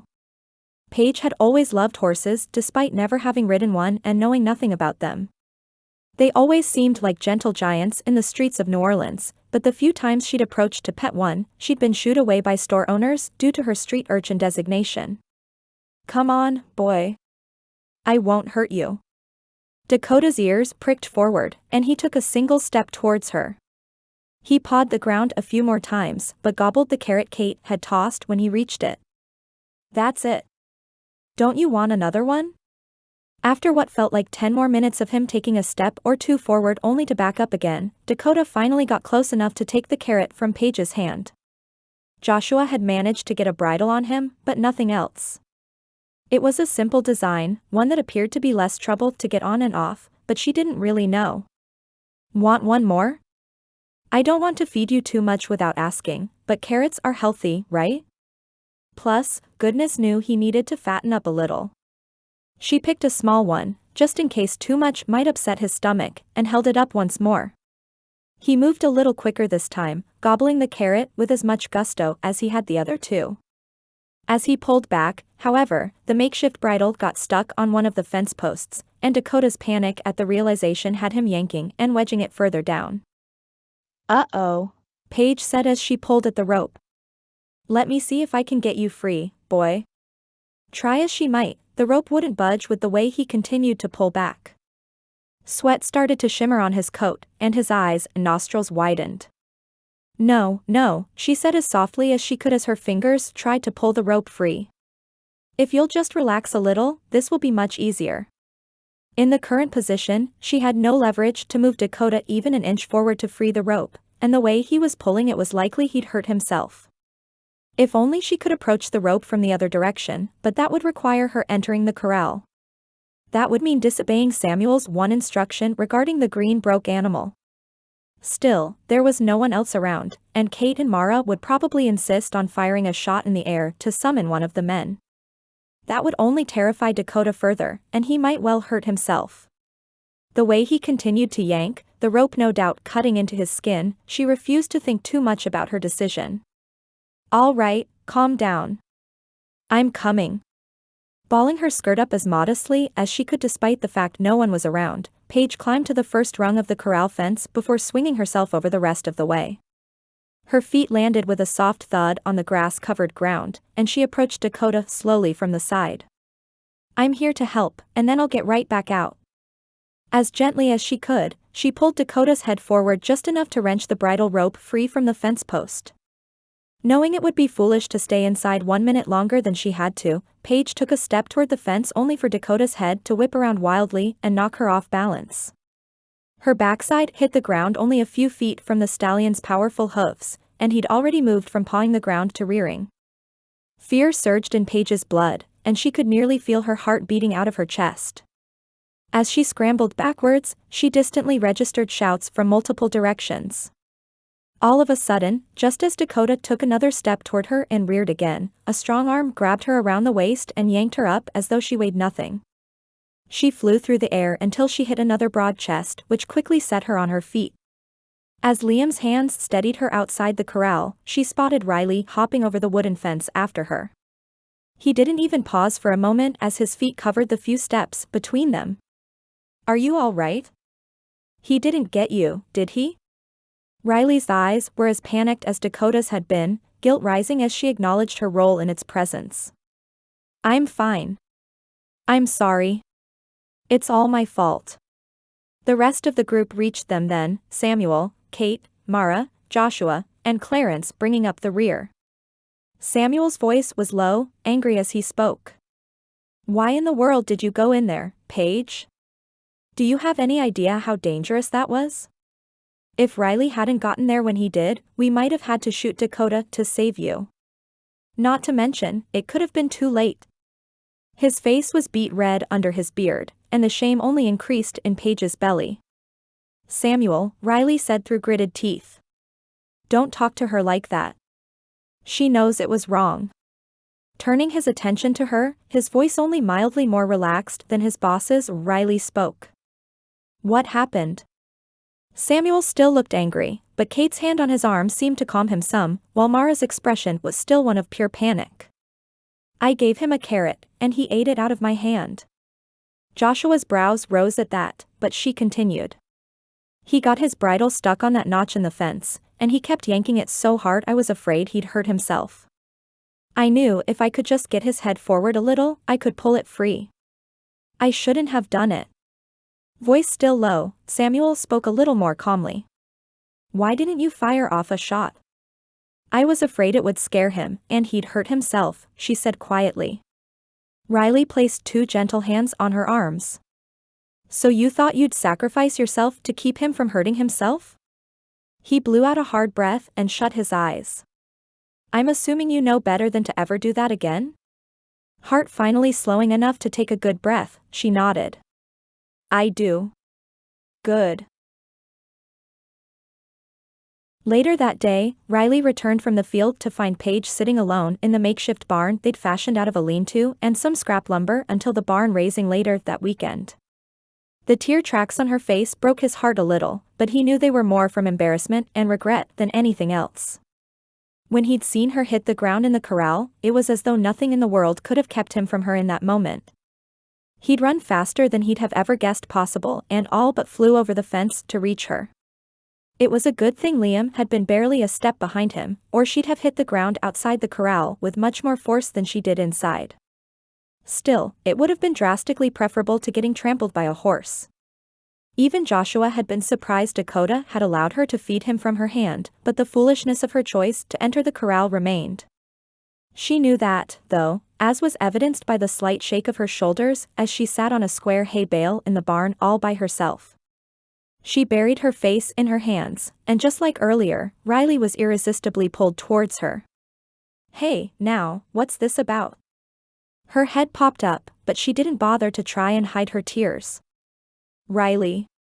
His name sounded good on her lips, and he found himself wishing he could hear it more. Slowly, not unlike how he might approach a Greenbroke filly, Riley moved toward her. It's okay. Samuel's over it, and he feels bad for how he spoke to you. He shouldn't. It was all my fault. I tried to fix it myself and she sniffed again, and he got the distinct impression the tears were about far more than just the scene with Dakota. Helpless to his better judgment, Riley wrapped his arm around Paige and tugged her into his side. She hesitated for only a moment before surrendering and resting her head on his shoulder. You made a mistake, Paige. No one got hurt, and Dakota's just fine. Don't be so hard on yourself. Forgive yourself, or it'll eat at you. If anyone knew that, he did. She was quiet for a moment before pulling up to angle her head toward him. Why do I get the feeling that's advice you probably need to take yourself? His sharp intake of breath was the only sound he made, but she narrowed her eyes slightly. I met Mr. Potts in town the other day. Leaving the words hanging, he took them for what they were. It was his decision to explain or not, and the options warred within him. He'd not known her long, but he'd not been able to shake thoughts of her from that first day in town. Something like an invisible thread kept drawing them together, and the desire for her to know every piece of him won out. I've been summoned to Boston to testify in a trial against my old boss. What happened? Her words were gentle, her cheeks still slightly pink from her earlier tears. Where did he start? Has anyone told you our parents died right before Lizzie moved out here with Paul? She shook her head. I'm so sorry, Riley. Thank you. Knowing they're with Jesus is the only way either of us were able to move forward. Lizzie begged me to come to Mud Lake with them, but I was 16 years old and wanted to make my own way. Paige scoffed a little, pursing her lips as she did. I know how that feels. I got a job with Randolph Shipping, one of the largest shipping corporations on the East Coast. Augustus Randolph was known around town for cutting corners to save money, but he always paid inspectors to look the other way. It never really affected me until I moved out of the shipyard aboard the Sonia. I worked in the boiler room. It was back-breaking work, but it paid for the room I rented at the boarding house and the food I needed. My goal was to work my way up and make something of myself in the shipping industry, but all that went down the drain when I blew the whistle on some safety violations I reported. It had started out innocuous enough, a broken valve here, a faulty hose there, but when his reports to superiors went unaddressed, he finally went to the police. A close call with one of his coworkers was what finally drove him to it, but the fear and anger had been compounding for months. I'd grown close to another family in the boarding house. They had children a few years younger than me, and the mother basically treated me like one of her own. She made sure I packed a lunch every day, but one day I forgot. Memories of Alice scolding him for being too thin-whirled in his memory, as did her bringing lunch down to the shipyard when he forgot. Alice McKinley was good as gold. She mothered everyone around her, and her husband had worked for Randolph as well before he passed away. She took a job across the street from the shipyard as a laundress, so if I ever left the boarding house without enough food, she'd take it upon herself to bring me something. She sounds lovely, Paige said softly. His arm was still wrapped around her, but he couldn't bring himself to remove it. She was. The realization in Paige's eyes at his use of the past tense was clear, and he continued. The day she died, I was aboard the Sonia down in the boiler room. I told her never to board that ship to bring me food, but it was mostly so she didn't get bothered by the other men. She didn't listen, of course, and right around noon that day, I heard her voice calling my name from the stairs. He'd been equal parts appreciative and annoyed she'd put herself at risk that way, but his stomach had been growling for the past hour. I went to meet her. Before I could get there, one of the boilers close to the stairs exploded. Paige gasped, her eyes misting as she brought her hand to her mouth. Oh, Riley. Her words sounded a little breathy, but he continued nonetheless. It was a little like lancing a wound. Once he'd started sharing, it all had to come out. I tried to get to her, he choked as the flashes of fire and terrified boiler men remained branded into his brain forever. But it was too late.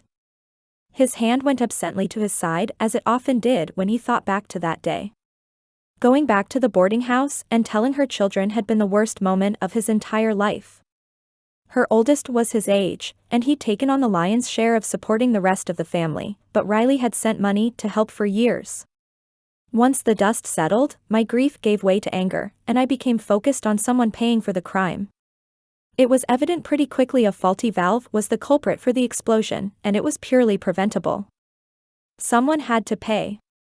He hadn't particularly cared who it was at the time, as both his supervisors and the police department had failed them all. Not only had Alice died that day, but a handful of other Randolph shipping employees had lost their lives as well. He looked down at Paige, straining to see any judgment in her eyes and wondering if it would be the nail in the coffin of any future for them. Instead, he found only compassion, her lip trembling while she firmly held his gaze.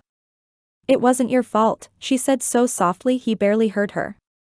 "I can see it plain on your face you blame yourself, but you tried to report the faulty equipment.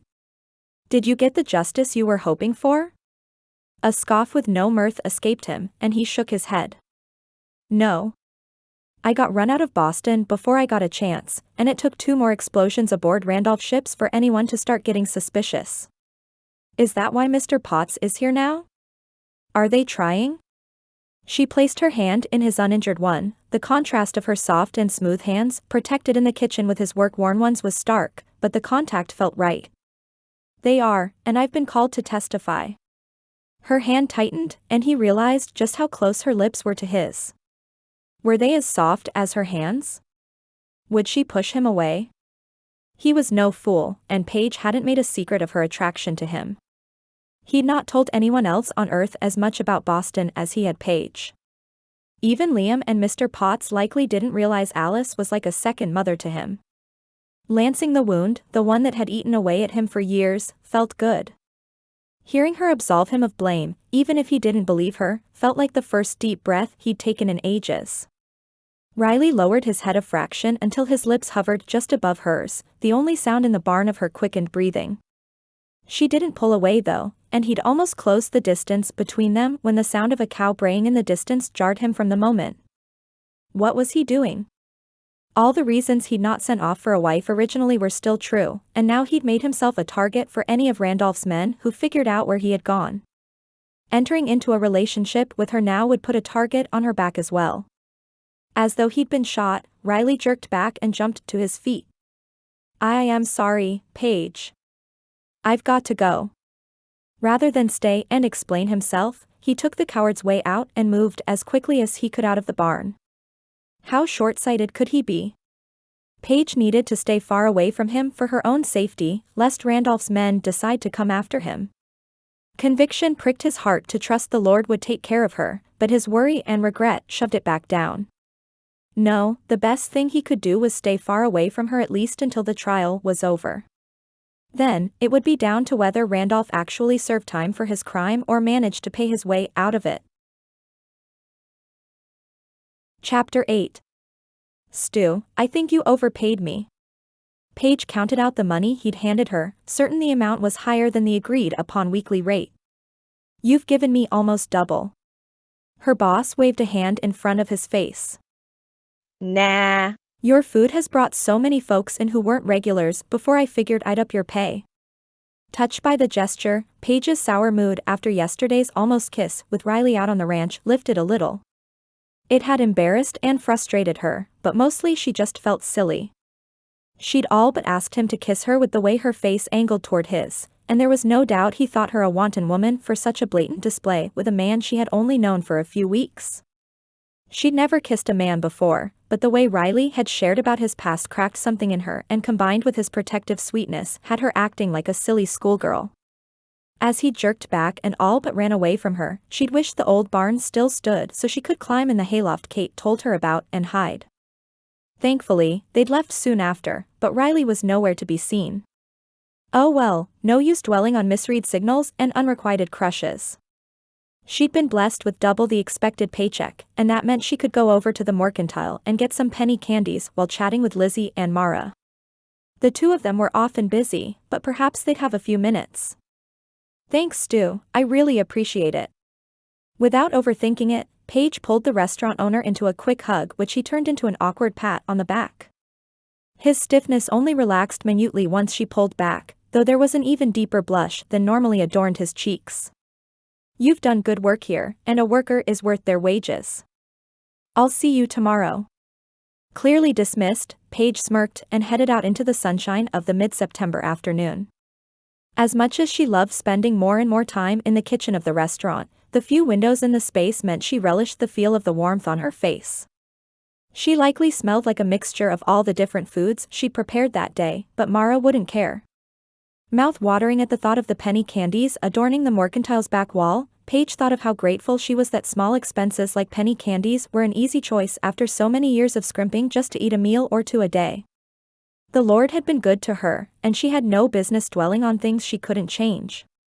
Riley clearly wasn't interested in his not-so-intended bride, and she'd not waste any more time cringing at her actions. At least, maybe if she kept telling herself that, she could make it true. A group of boys playing in the street brought a grin to her lips. As children, she and Mara had more or less had to force their way into baseball games with the boys at first, but it was obvious quickly that both of them could hold their own. Jarred from her memories by shouts from some of the boys, she spotted a ball flying through the air and moving in such a trajectory it might break one of the bank's windows. The little girl who just wanted to play baseball over double dutch took over inside her body, and she grabbed her skirt in one hand and took off for the path of the pop fly. It felt good, just like it had when she was just a girl, and she was the only one close enough to catch it. Hoping she didn't run into anyone, Paige jumped up on the porch outside the bank at the same time the baseball reached the same spot.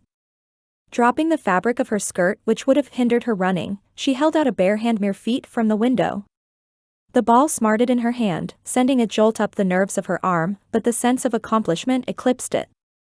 The group of boys had all taken off running in her direction, cheering their heads off at the knowledge they hadn't broken a window and would be safe to play another day.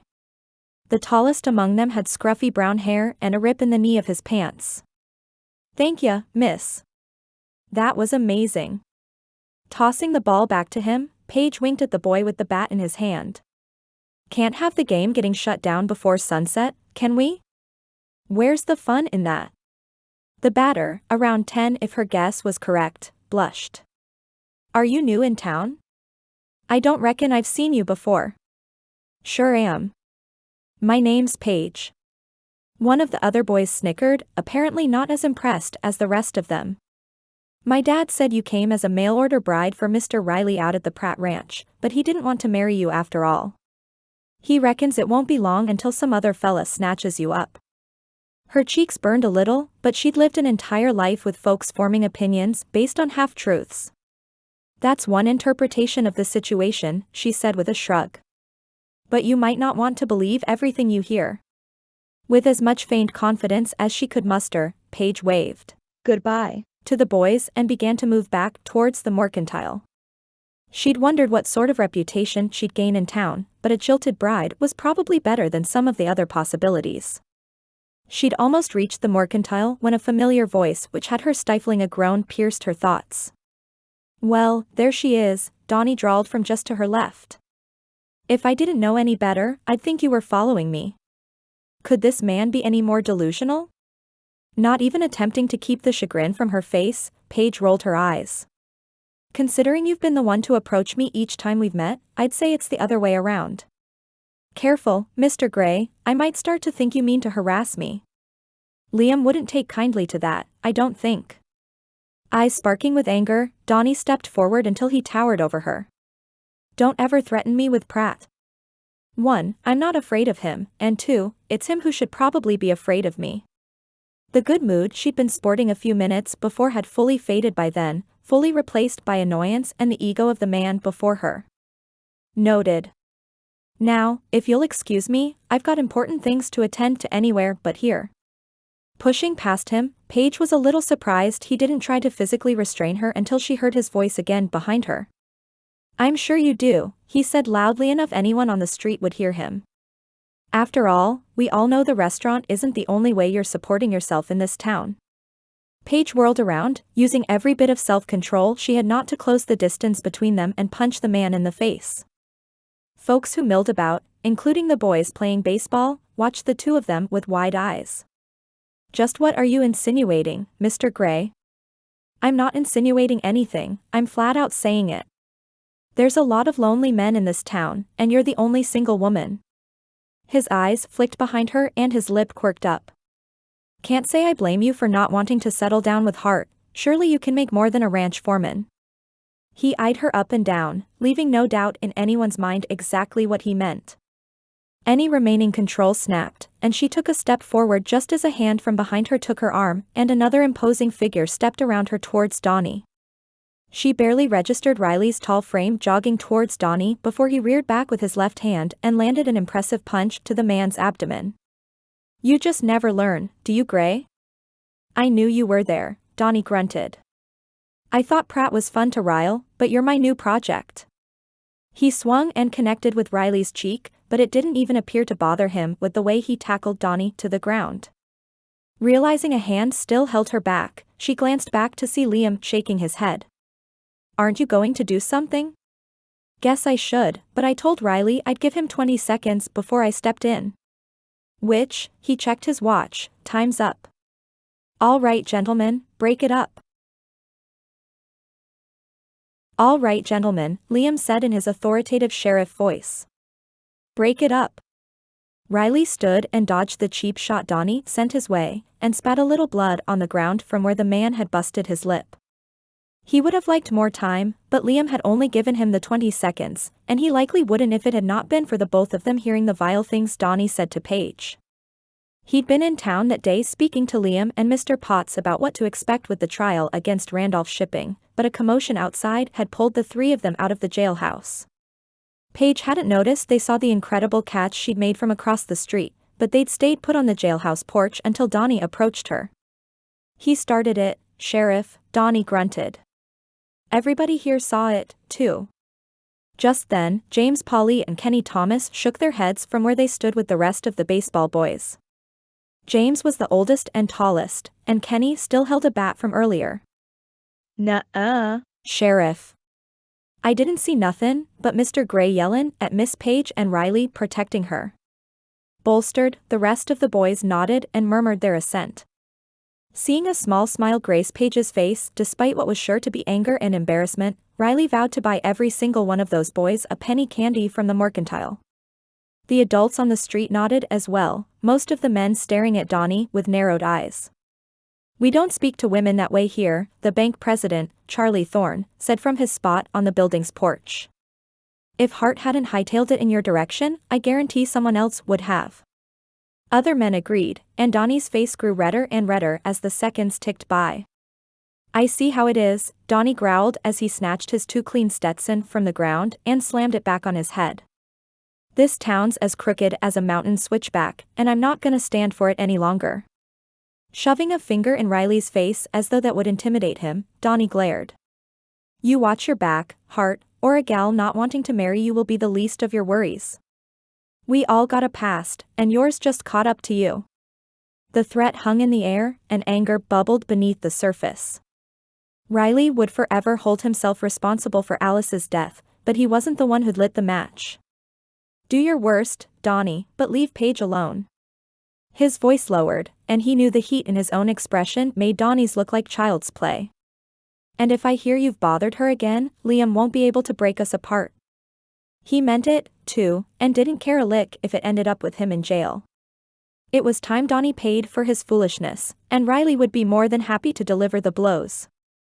He wasn't a violent man, but the spoiled brat pushed every button he had. The crowd had only grown larger at the chaos, and Riley could see the flush on Paige's face deepening. She needed to be away from the prying eyes, and he was powerless to fight the urge that propelled him forward to take her hand. "Come with me," he said with far more calm than he actually felt with Donnie still in the vicinity and curious onlookers growing by the second. Her wide eyes swung to him, but she didn't speak. "Do you trust me?" Wordlessly, she nodded, and that was all the affirmation Riley needed to push through the fray and put the chaos behind them. If nothing else, their destination would give her a moment to breathe, and all his reasons for keeping his distance faded into the background at that thought. Chapter 9.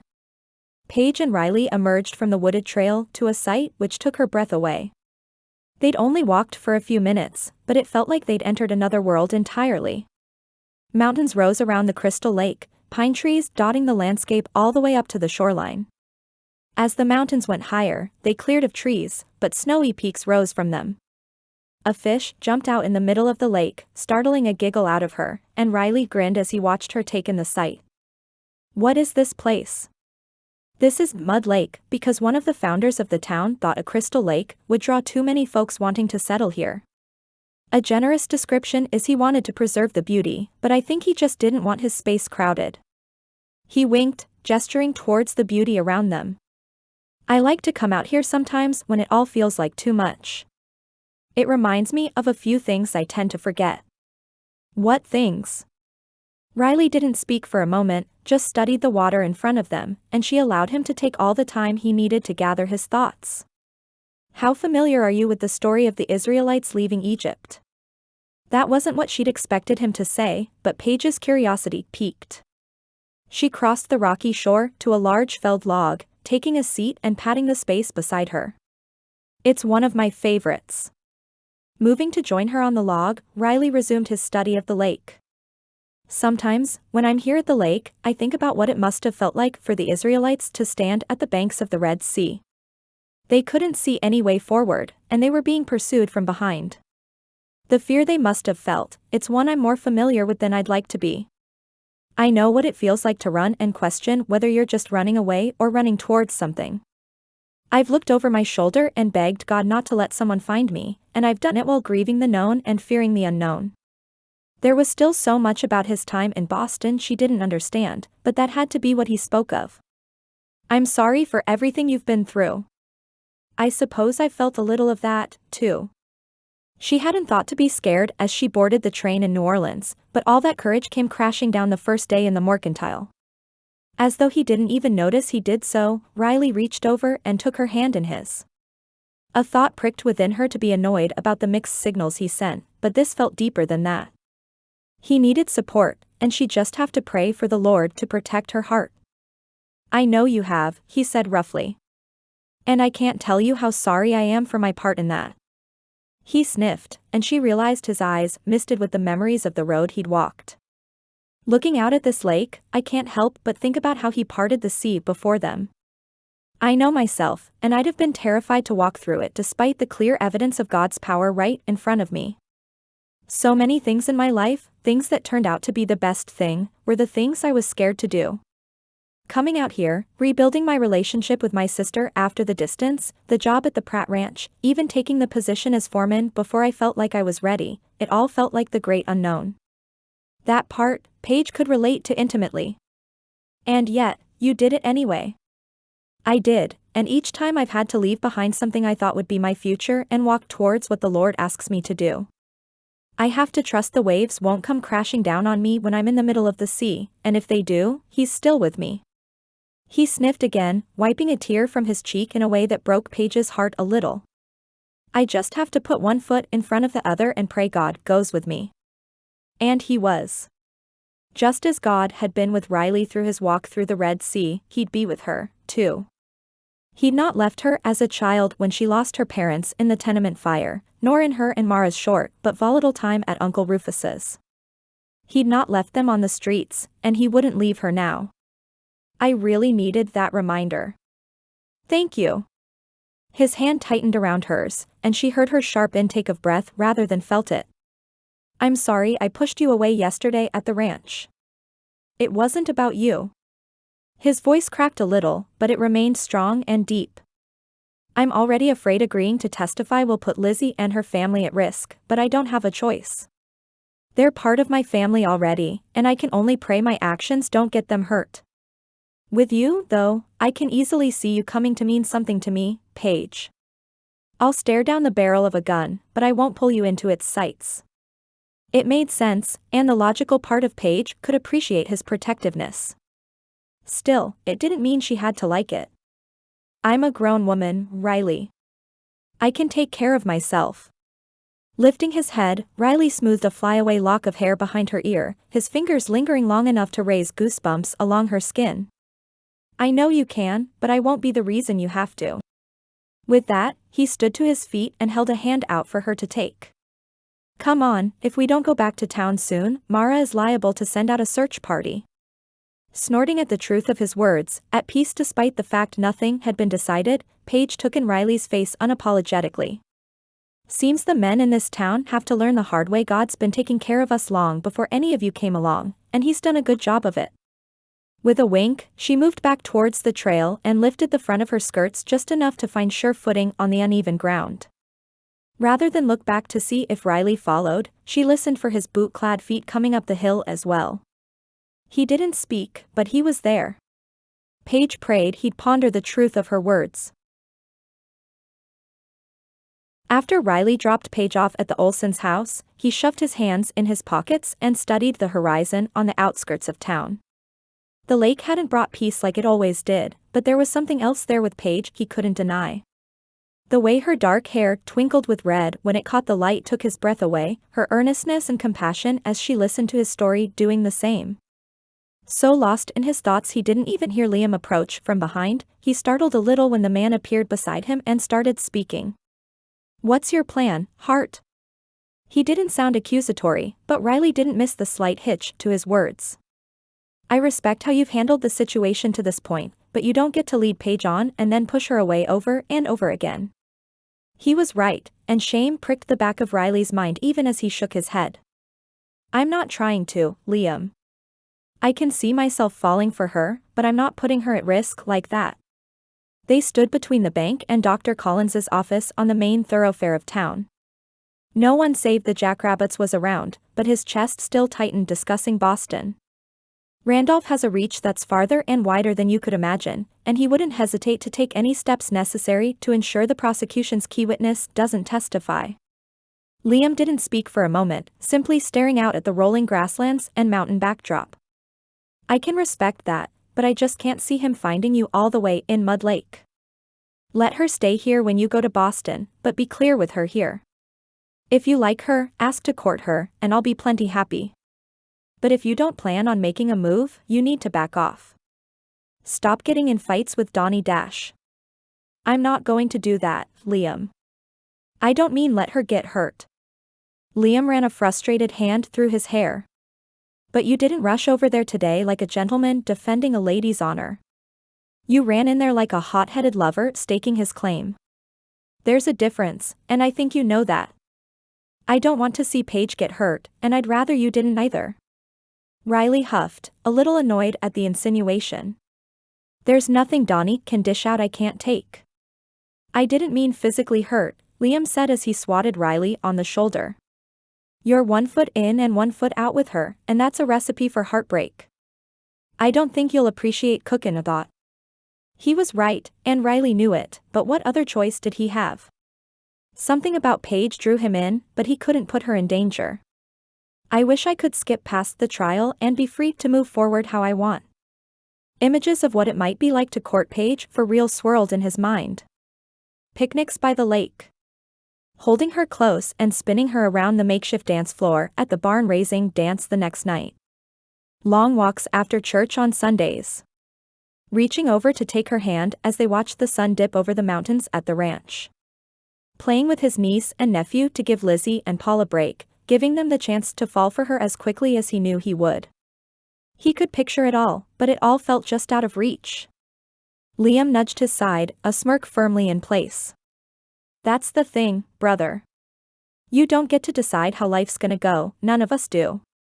The good news for the Christian is we know who does, and he really seems to like it when we ask for his guidance. I didn't do enough of that early on with Mara, and I nearly mucked it all up. Don't make that mistake." Before Riley could respond, a sound by one of the barrels behind the clinic pulled their attention. Eyes narrowed, Riley followed the sound with Liam close behind. Boot prints dotted the dirt beneath their feet, but that wasn't an indicator of anything nefarious. Could it have been an animal trying to get into Doc's trash that made the sound, or had someone overheard them? Liam knelt in the dirt and studied one of the most prominent boot prints. These looked the newest, but they could be Doc's. Still, even as his friend tried to calm the anxiety that flooded Riley's gut, he knew better. Doc didn't wear the same type of boots the cowboys did, and that print was nearly identical to theirs. A glance down the alley didn't yield any answers, and the weight in Riley's chest only increased. Who had overheard them, and what would they do with that information?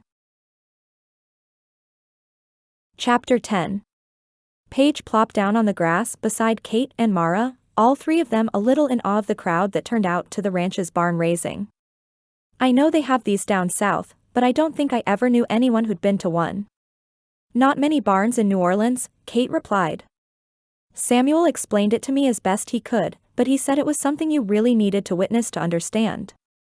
Basically, all these men will help with the framing and building of the actual barn. With there being so much help, the process goes pretty quickly, and then we'll have supper together. Mrs. Olson was so sweet to help me with the cooking for it, plus all the bread you brought. Stu had donated the ingredients for Paige to make enough biscuits and sandwich bread to feed a small army, and they'd all ridden out from town with Liam and Mara that morning. It was my pleasure. You know, the smell of bread lifts my spirits better than anything else. Her conversation at the lake with Riley the day before still weighed on her mind, but she understood his fears. It didn't mean she shared them, but there was some relief in knowing she wasn't alone in her quickly growing feelings. It was odd she felt such a connection to the man already, but one didn't always get a choice in such things. Mara threaded her arm through Paige's and rested her head on her shoulder. Speaking of which, you haven't told me what happened with Riley at the lake yesterday. Where to start? As the three of them watched the men begin the process of framing the barn, her story of what happened in town with Donnie and the events that followed was punctuated by the banging of hammers and good-natured ribbing between the men. She didn't share everything he told her, especially the things about Alice, but they already knew about him needing to go back to Boston to testify against an old boss. He's worried he'll pull me into it, and I can respect that. Her voice trailed off, and Kate reached across Mara to squeeze her hand. These cowboys and their protective ways. She grinned, but it was soft with understanding. When I first got here, Samuel was terrified something would happen to me, and he already blamed himself for his mother's death despite it just being an awful accident. It took some time, but he learned to trust my safety to the Lord and the fact I'm not without my own defenses. She winked, nodding her chin towards the pasture where Starlight and Samson grazed. You'd think shooting a mountain lion or hitting a would-be attacker with a board would do it, but he had to come to it on his own time. Mara lifted her head, and Paige realized just how much she'd missed her big sister during the time she was alone in New Orleans. He'll come around. Do you two have any ideas who might have sent for you? Liam and I have batted around some ideas, but none of them make much sense. He thinks Donnie did, Paige replied. But I can't imagine why. Kate shook her head. Samuel thinks so, too, but I'm not convinced. Just as she finished speaking, her eyes narrowed at a dark brown horse with a white mane trotting towards them. She apparently recognized either the horse or the rider, though the latter was still too far away for Paige to make out. Goodness, she said with a roll of her eyes. What is he doing here? Mara and Paige exchanged a curious look, but neither knew who the rider was until he got closer. Some of the hammering slowed, and Donnie came into focus as his mount came closer. Kate pushed to her feet, but Samuel had already dropped the tools he wielded in the grass and headed their way. Samuel's Stetson was pulled low on his head, but his tense jaw was clear. Let me handle it, Kate, he said softly as he passed. He approached Donnie alone, though Paige didn't miss how Liam, Riley, and Paul had all ceased their work and watched with tense shoulders. No doubt, if Donnie caused trouble, they'd be there in a second. Paige caught Riley's fiery gaze, his fist clenched tightly at his side. He was holding himself back, but there was no doubt he'd relish the ability to take Donnie down. After a few frustrated words Paige couldn't hear, Donnie mounted his horse again and rode away. Samuel visibly relaxed and turned back towards the women. He reached Kate and wrapped a hand around her waist. If he comes back and I don't see him, come get me or Liam immediately. Eyes flashing towards Mara and Paige then back to his wife, he lowered his voice. Don't try to run him off yourselves, please. Kate nodded, and Samuel pressed a kiss to her forehead before returning to his post. The rest of the day went by without a hitch, save a couple of minor injuries which Paige and Clarence easily tended. Dr. Collins was in town if needed, but they'd all been so minor he hadn't been necessary. The barn was fully framed by noon, and the walls raised a few hours later. With nearly 20 men working and the comfortable sunshine, spirits remained high the whole day. As more women and children arrived nearing supper, covered dishes in tow, Paige basked in the feeling of community she'd been hoping for when she arrived in Mud Lake. The men finished around 4 in the afternoon, and they rested while the women got dishes set out. Children ran around in the tall grass, playing hide and seek with express instructions to go nowhere near Dakota's corral. Thankfully, the horse appeared to grow more comfortable with the racket as the day went on, though that might have had more to do with the copious amounts of treats Kate continued to give him on the sly. Joshua probably wouldn't have minded. She worried about the ranch's latest project, and it was clear they'd started to build trust. "Paige," Kate called from where she set out the biscuits in a towel-clad basket. "Will you run in the house and get the lemonade?" "Will do." The ranch house was large and spacious, and Paige could see her friend's touches throughout the decor. What would it be like to wake up in a place like this? It wasn't really even the house, as beautiful as it was, but the image of her and Riley sitting outside a small cabin on the property felt like a dream better than she dared dream. Was it Riley she longed for, or was it the security he would provide? Never in her life had she ever really felt settled, even at Hope House. Of course, she was loved there, but there had always been an expiration date on her being able to live there. Working at the Lathams, despite her love of their expensive kitchen and nearly unlimited budget for food, the hate with which they spoke to each member of the staff always had her on edge. Still, something about Riley drew her in. His amber eyes and blonde hair made her take a second glance, and she'd always felt completely safe in his presence. After her childhood, feeling protected couldn't be overstated, but she couldn't chalk it up to that alone. No, Riley had something special which made her feel like he could easily become home if he'd only allow it. Paige moved through the farmhouse with the full pitcher of lemonade, wondering if Riley would ask her to dance that evening. Did she want him to? Yes, as much as she wished she could control those feelings, she hoped he'd ask. The idea of moving to the rhythm of a fiddle's music with his arms wrapped around her sent a jolt through her that could only be described as giddiness. The rest of the preparations went well, and before Paige realized it, someone had pulled out a fiddle and prepared for the dance portion of the evening. Liam and Mara took the plot of grass they dubbed the dance floor immediately, but Samuel took a little more convincing from Kate. Still, within minutes, he gave in and followed his wife to the dance floor. Other couples twirled and laughed as well, while children alternated between playing games and joining their parents with sweet and clumsy dances. Watching her sister and Kate with their husbands, Paige couldn't help but feel a pang of envy. She'd accepted invitations to dance from a few of the single men there, Clarence included, but the one cowboy she'd hoped would ask her spent the whole time hiding in the shadows of the brand new barn save for when he helped Samuel light a large bonfire as the sun set. He stared unapologetically, but he never left his spot leaning against one of the corrals. Joshua stood beside him and talked, but Paige only noticed Riley respond a few times. Mostly, he watched her, alternating between tension and relaxation depending on whether she'd accepted a dance from someone. With each passing minute irritation bubbled higher and higher in her gut, and when Clarence, the older man surprisingly agile, moved them closer to Riley and Joshua during their dance, she pinned her would-be intended with a glare which could wilt flowers. When she and Clarence finished dancing he led her back to the spot where she'd stood for much of the night. As though pulled by some unseen force, her gaze fell to Riley again. He hadn't moved, his eyes still on her despite not approaching her a single time. Clarence's chuckle cut through her annoyance, and he elbowed her gently in the ribs. "These boys don't know how to treat a lady. They're good men, but some of 'em might need a little push. And how might a lady do that without scaring one off?" The more she noticed Riley watching her, his tension clear each time she danced with another man, the more her frustration grew. Especially when that's all he ever seems to do. Clarence crossed his arms over his chest, a mischievous grin spreading over his lips. "Well, in my day, men always had to do the skin. I don't think it's so much that way anymore. Least, it shouldn't be." Did she dare go and ask Riley to dance and risk being embarrassed by his rejection? Paige had never been blessed with quite the confidence of her sister, but she'd always believed she could do most anything with just a few seconds of forced courage. "You know what, Clarence? I think you're right. Wish me luck." His guffaw wasn't the least bit drowned out by the fiddle's music. "You don't need luck," he called after her. "That man's so gone over you, he'd scale a mountain if you asked." Riley could see the determination in the set of Paige's shoulders before she even got close enough for him to get a good look at her face. Once she did, it only confirmed she was a woman on a mission. Her lip quirked up on one side, but the rest of her was all business.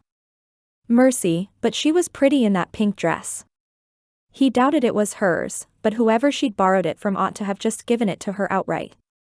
There was no way anyone else could look as beautiful as she did, at least not in his opinion. Her dark blonde hair was curled a little on the ends, pulled into clips on either side to keep it out of her face. The dress was soft pink with lace along the sleeves and neckline, but it was her face that was so striking. Pink lips, slightly flushed cheeks clear in the firelight, shining blue eyes. He knew what it meant when men said the sight of a woman made it hard to breathe. Joshua's whistle was the only thing that reminded Riley his friends stood next to him. "I think you're in trouble." He was, but it wasn't for the reason Joshua thought.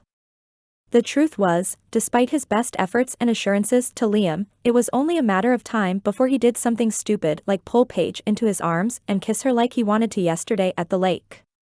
Would her brown locks be as soft as they looked? Would she smell as good as he imagined?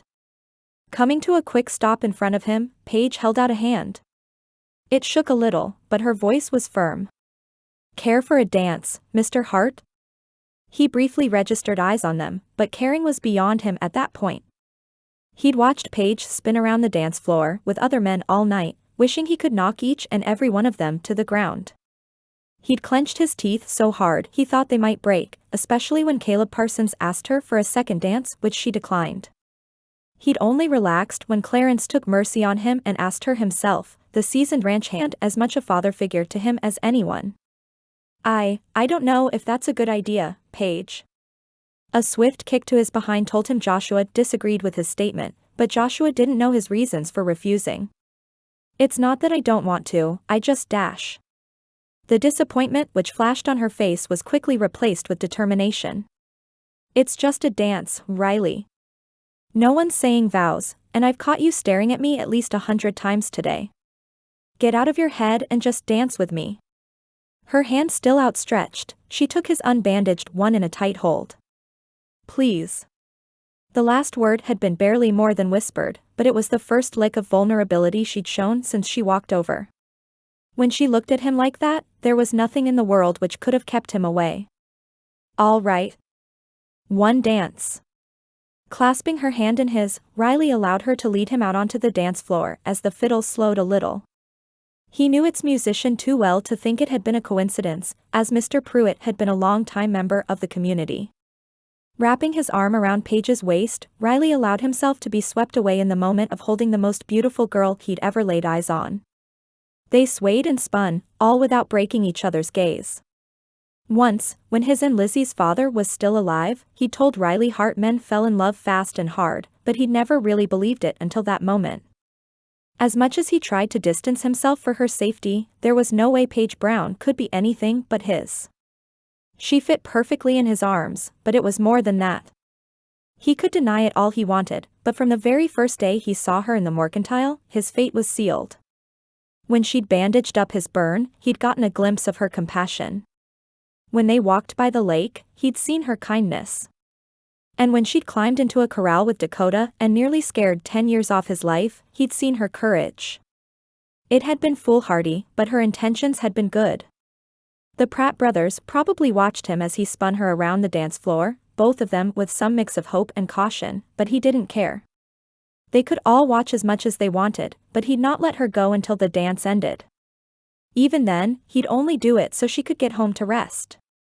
If it were up to him, the two of them would march over to Pastor Olson and exchange the vows they should have said the day she arrived in town.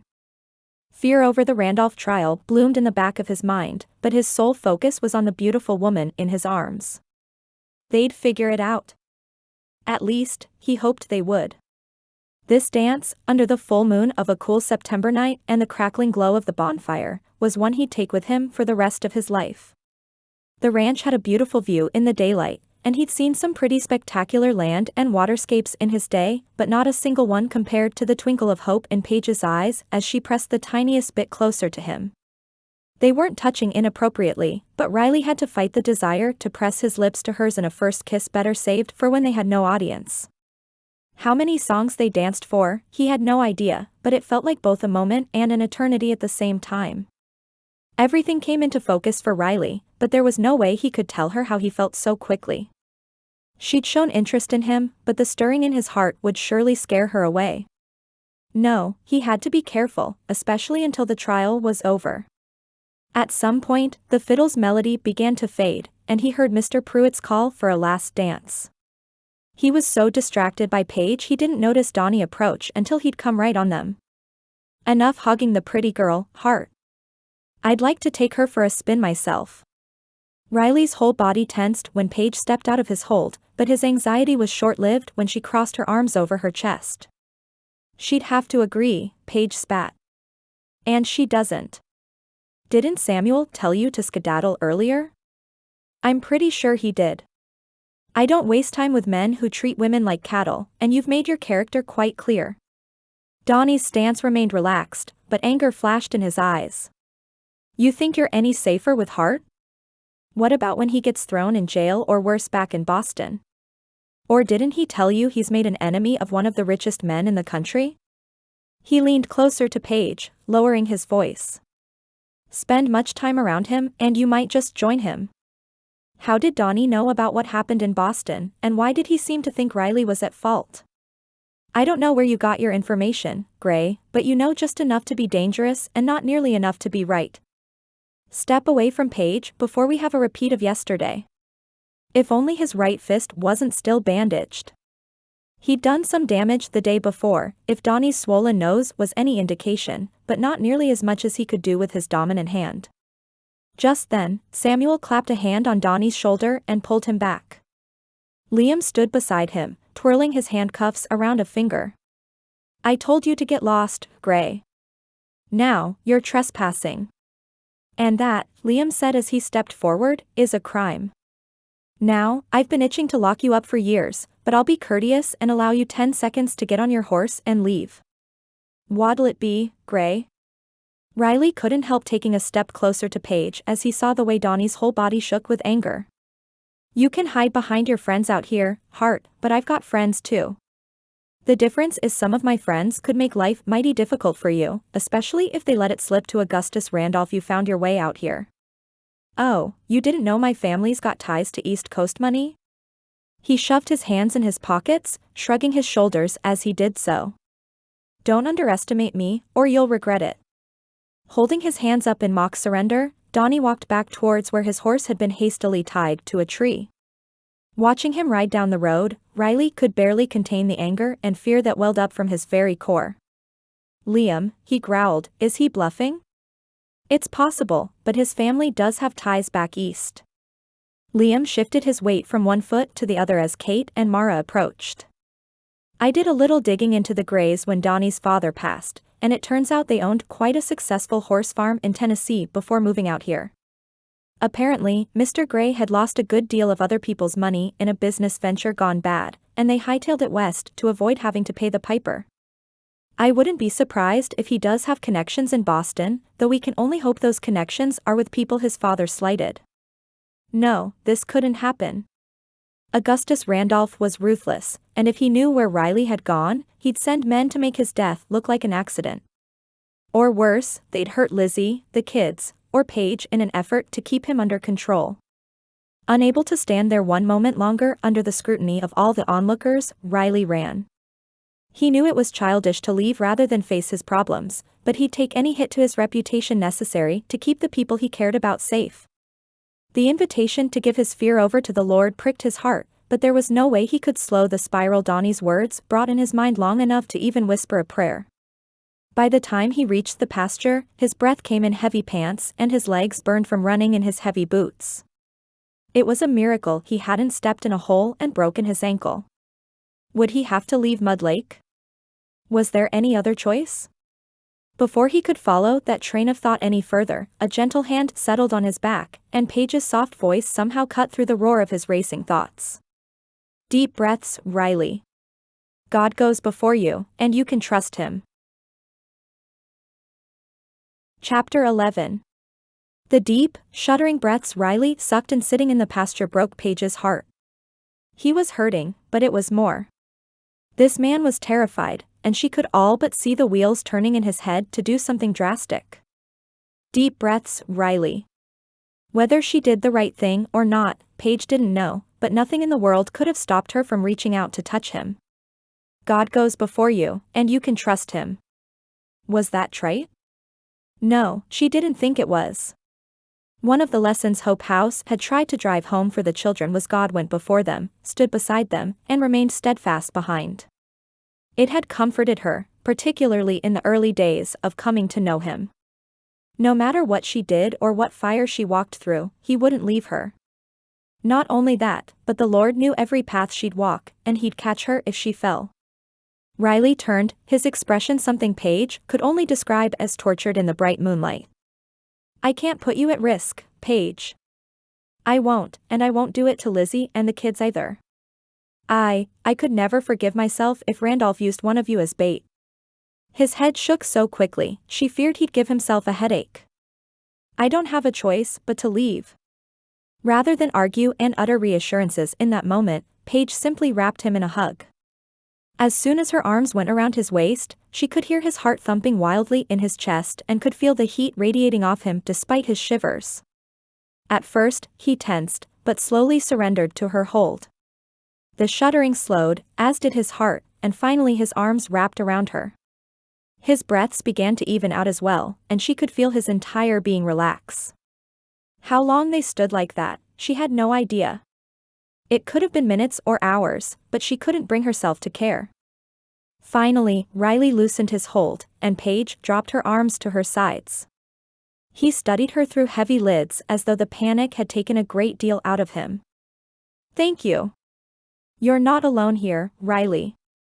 When Kate left, because she thought that would be best for everyone, what did Samuel do?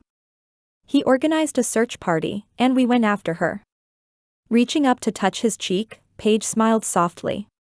And don't you think for a second we wouldn't do the same for you if you try to run? You've lost so much in your life, Riley, but you've built a family here who's with you no matter what. Don't try to face Randolph by yourself. After a long pause, Riley took another deep breath. I feel like such a coward. I don't see a coward. I see a man who lost both his parents and a woman who he'd come to feel like a second mother to him. I see a man who pursued justice so doggedly he put himself in the sights of some awful men. I see a man who had the courage to start over in an entirely new place and worked his way up on a ranch despite starting the greenest of green. I see a man who'd probably rather close himself off from the world, but he lets himself love his family to a point his niece and nephew adore him. I see a man willing to testify against Randolph despite all the reasons it scares him. Closing his hand over the one on his cheek and holding it, Riley shook his head softly. I just wish I could face all this like a man. I never once saw my father cry in my entire life, never saw him fall apart this way. Just because you never saw it doesn't mean it didn't happen, but even if it didn't, there's nothing cowardly about having something to lose. Scripture tells us Jesus wept, and somewhere along the way we've decided he's not manly enough? I don't think so. Besides, you can't have courage if you don't have fear first. You stared down 1,000-pound bulls and ran into a fire to save a milk cow. There's nothing cowardly about you, Riley Hart. Their hands dropped from his face but remained joined. A light breeze picked up and drifted across the pasture as an owl hooted in the distance. The moon was so big, it looked like she could reach out and touch it from the top of the mountain. Even as she studied the landscape, she could sense Riley's eyes on her. His voice was gruff and gravelly when he finally spoke. Thank you. My pleasure. Now, if all this nonsense about you leaving is past, I have a request. His thumb stroked her hand, and the slightest twinkle appeared in his eye. Anything. I want you to teach me to ride a horse. Hopefully, her very real request would distract him from the last of his lingering fear. I've loved horses since I was a girl, but I never had a reason to ride. We walked everywhere in New Orleans, and I've mostly walked or ridden in a rig since I arrived here. The longing she'd always felt at the idea of letting a horse cut loose across a pasture while the wind caressed her face had only grown in the time she'd been in Colorado. For the first time since she'd come after him that evening, the ghost of a grin lit the shadows on Riley's face. I think we'll make a cowgirl out of you, yet. That's it, darlin' thought. In fact, it was a little shocking to Riley how quickly Paige had taken to riding. Liam and Mara had brought her out to the ranch 3 afternoons that week, and each lesson she'd grown more and more comfortable in the saddle. You're in charge. Don't let her push you around. Paige grinned from ear to ear as she took another lap around the small pasture atop Daisy. The 20-year-old mare was old and gentle, retired from ranch work for the most part. She'd been a good mount when Samuel taught Kate to ride, and she'd been Joshua's first choice for Paige as well. As though his thoughts conjured his friend and the ranch's wrangler, Joshua stepped up beside Riley and leaned against the fence post. She's a natural in the saddle. It took Kate a month to get comfortable in the saddle. With a nudge to Riley's side, Joshua nodded towards a plot of land over by the stream. I keep waiting for you to ask for my help building a cabin out there for you and Paige. What's taking you so long to close the deal? She came here to marry you in the first place, and you're not that awful to look at. He snickered, taking the good-natured shove Riley sent him in stride. What do you know about the trial in Boston? Samuel had let Riley lead the way in telling the other hands about what was going on with Randolph Shipping, but Joshua was bound to hear some things. Not much, and nothing means anything since it didn't come from you. I heard what Donnie said at the barn raising, but it didn't seem like he knew what he was talking about. He didn't, but he had a few details. Riley gave him a pared-down version of what had brought Mr. Potts to Mud Lake from Boston and what it would mean when he had to testify. As he told the story, Paige continued to ride circles around the pasture as Starlight and Samson grazed happily in the middle. The leggy colt, Samson, had gotten big quick, and Joshua had already begun the process of convincing the animal he could trust him. Joshua whistled. I'm sorry you're having to do that, but my prayers are with you as you go. Do you have any idea when the trial will be? Middle of November, from what Mr. Potts said. I'll do my best to stay here and out of sight as long as I can, but Randolph has a wide reach. Eager to change the subject, Riley gestured towards Dakota in his corral. How's your new project going? Dakota bobbed his head and blew out a grunt, but he looked relaxed in a way he hadn't been when he first arrived. Joshua paused a moment before replying, focused now effectively off the trial and on the horse. He's doing pretty well, but it'll be a while before he'll let me saddle him. He did let me put a pad on him and a bridle before he kicked up a fuss yesterday, so I'd say we're moving in the right direction. Speaking of Dakota, I need to get back to work, but you let me know if you need any pointers on locking Paige down. He winked and dodged a second shove from Riley, his laughter echoing as he stalked off towards Dakota. Paige approached again, her posture in the saddle reflecting someone who'd been riding their whole life. Can we go faster? Sure, give her a quick rest, then just nudge her sides a little more. The sight of Paige on a horse did something he hadn't expected it would. Maybe it was the realization she'd fit so well at the ranch, but he knew good and well it was more. Her smile and the freedom she clearly felt riding Daisy had him thinking about a future he'd never even imagined before he met her. Footsteps jarred him from the image of him and Paige racing across the fields at sunset, punctuating the ride with a kiss as the sun disappeared behind the mountains. Thinking Joshua had returned to rib him some more, he was surprised to hear Clarence's gravelly bass. Smile like that? I reckon any man with all his marbles would bend over backwards to earn it his whole life through. Paige had let Daisy graze for a minute, and now nudged her from a trot into a canter. If he thought her smile captivating before, the way her whole body seemed to radiate joy as they cut through the tall grass took the breath straight out of his lungs. She's beautiful. You know, there was a time I worried you'd end up like me, old and alone. Removing his Stetson, Clarence ran a hand through his thin, white hair. I've given my life to this ranch, and I don't regret it for a second. I reckon there's more to life than smelly cowboys and cooking for bunkhouses. Clarence, you're the reason every single one of the ranch hands leaves here with a little softer view of God and religion. Men who swore they'd never crack open a Bible have listened to your lessons on Sunday mornings, and ones who saw the Almighty as nothing more than a mean son of a gun left realizing he cared. The seasoned cowboy grunted, uncomfortable with the praise. I don't know about all that, but the Lord has used me despite my foolishness. What do you mean? In the moment, Riley realized how little he knew about Clarence's background. It shamed him a little, to know he'd known the man for years and never asked. I was once a young buck in love too, and I let fear over what her family would think of me send me running. In fact, it was a warning from her father that sent me to Colorado in the first place where I met Samuel and Liam's pa. By the time I realized what I'd done, it was too late. I wrote my brother back home in Kansas City, and he told me she'd gone and gotten engaged to a more suitable a man. Those weren't his words, but they were the ones her family would have used. He paused, his jaw tensing at the memories. Don't let fear hold you back from life, son. God has been gracious enough to let an old cowboy with a third-grade education share his truth with others, but I reckon I could have done that with her by my side, too. Clarence's words washed over Riley with the realization that's exactly what he'd been doing. Letting fear control his life, it wasn't what God intended, and even the Bible said fear wasn't from him. And if it all blows up in my face?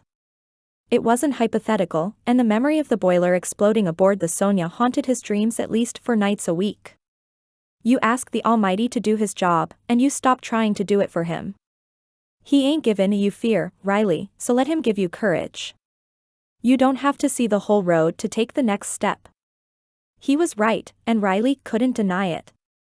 You're smarter than you look, old man. With a chuckle, Clarence popped his Stetson back onto his head. And don't you forget it. Chapter 12. Paige wrapped the shawl Kate had lent her tighter around her shoulders as she crossed the distance between the parsonage and the church that Sunday morning. As September flowed into October, the mornings had grown more and more chilly, the slight bite to the air a little shocking to her southern blood. Still, the dew had started to look a little like crystals on the grasslands as it reflected the light like dancing diamonds. The chill itself seemed to clear her head as she reflected on her month in Mud Lake. In fact, it had been a little over a month, and somehow the place felt more like home than she'd ever expected when she'd left New Orleans. Crossing the churchyard to stare out at the mountains in the distance, Paige watched a leggy, adolescent fawn scamper across the field with its mother. The new pastor would be arriving that week, so they'd arranged a goodbye service for the Olsons to honor the time they'd spent here. As busy as she'd been with work and her horseback riding lessons with Riley, Paige hadn't been as diligent as she should have been in finding a place to stay once the Olsons left. She'd have to make it a priority the next week, and in the meantime Mara and Liam had all but moved her stuff to their house. She felt Mara's presence behind her before her sister even spoke. It's a little bit magical, isn't it? Wrapping an arm around Paige's shoulders, the two of them studied the landscape before them. It's hard to believe it's real. Not bad for 2 orphans from New Orleans, Paige mused. There, bolstered by the beauty of the mountains and forests in the distance, she burrowed a bit further into her big sister's side. I don't know if I've ever really thanked you for how you took care of me growing up. When Mara opened her mouth to interrupt, Paige reached up and covered it with her hand. Just hush, and let me thank you. Seeing Riley's fear over everything made me realize how much burden you shouldered for me over the years. I knew you provided for me, I knew you protected me, but I don't think I ever realized just how weighty all that was for you. Thank you, and I'm glad you've got someone to help bear your burdens now. Her sister's eyes misted, and Paige removed her hand since she'd finished speaking. May I respond now, boss? Mari grinned, but it was a little watery. When Paige nodded, she continued. It was the only thing I knew to do, even when I got a little smothering. But you've already thanked me, ensuring my freedom from the Lathams was all the thanks I could ever need. That was simply bringing justice where justice was due. You'd been falsely accused, and there was no stone I'd leave unturned to ensure you walked free. A fire had been ignited in Paige the moment she saw Mara pull an unconscious Mrs. Latham from the fire only to have the woman turn around and accuse her as soon as she woke up. She'd always been more passive than her sister, but all passivity had flown out the window at that moment.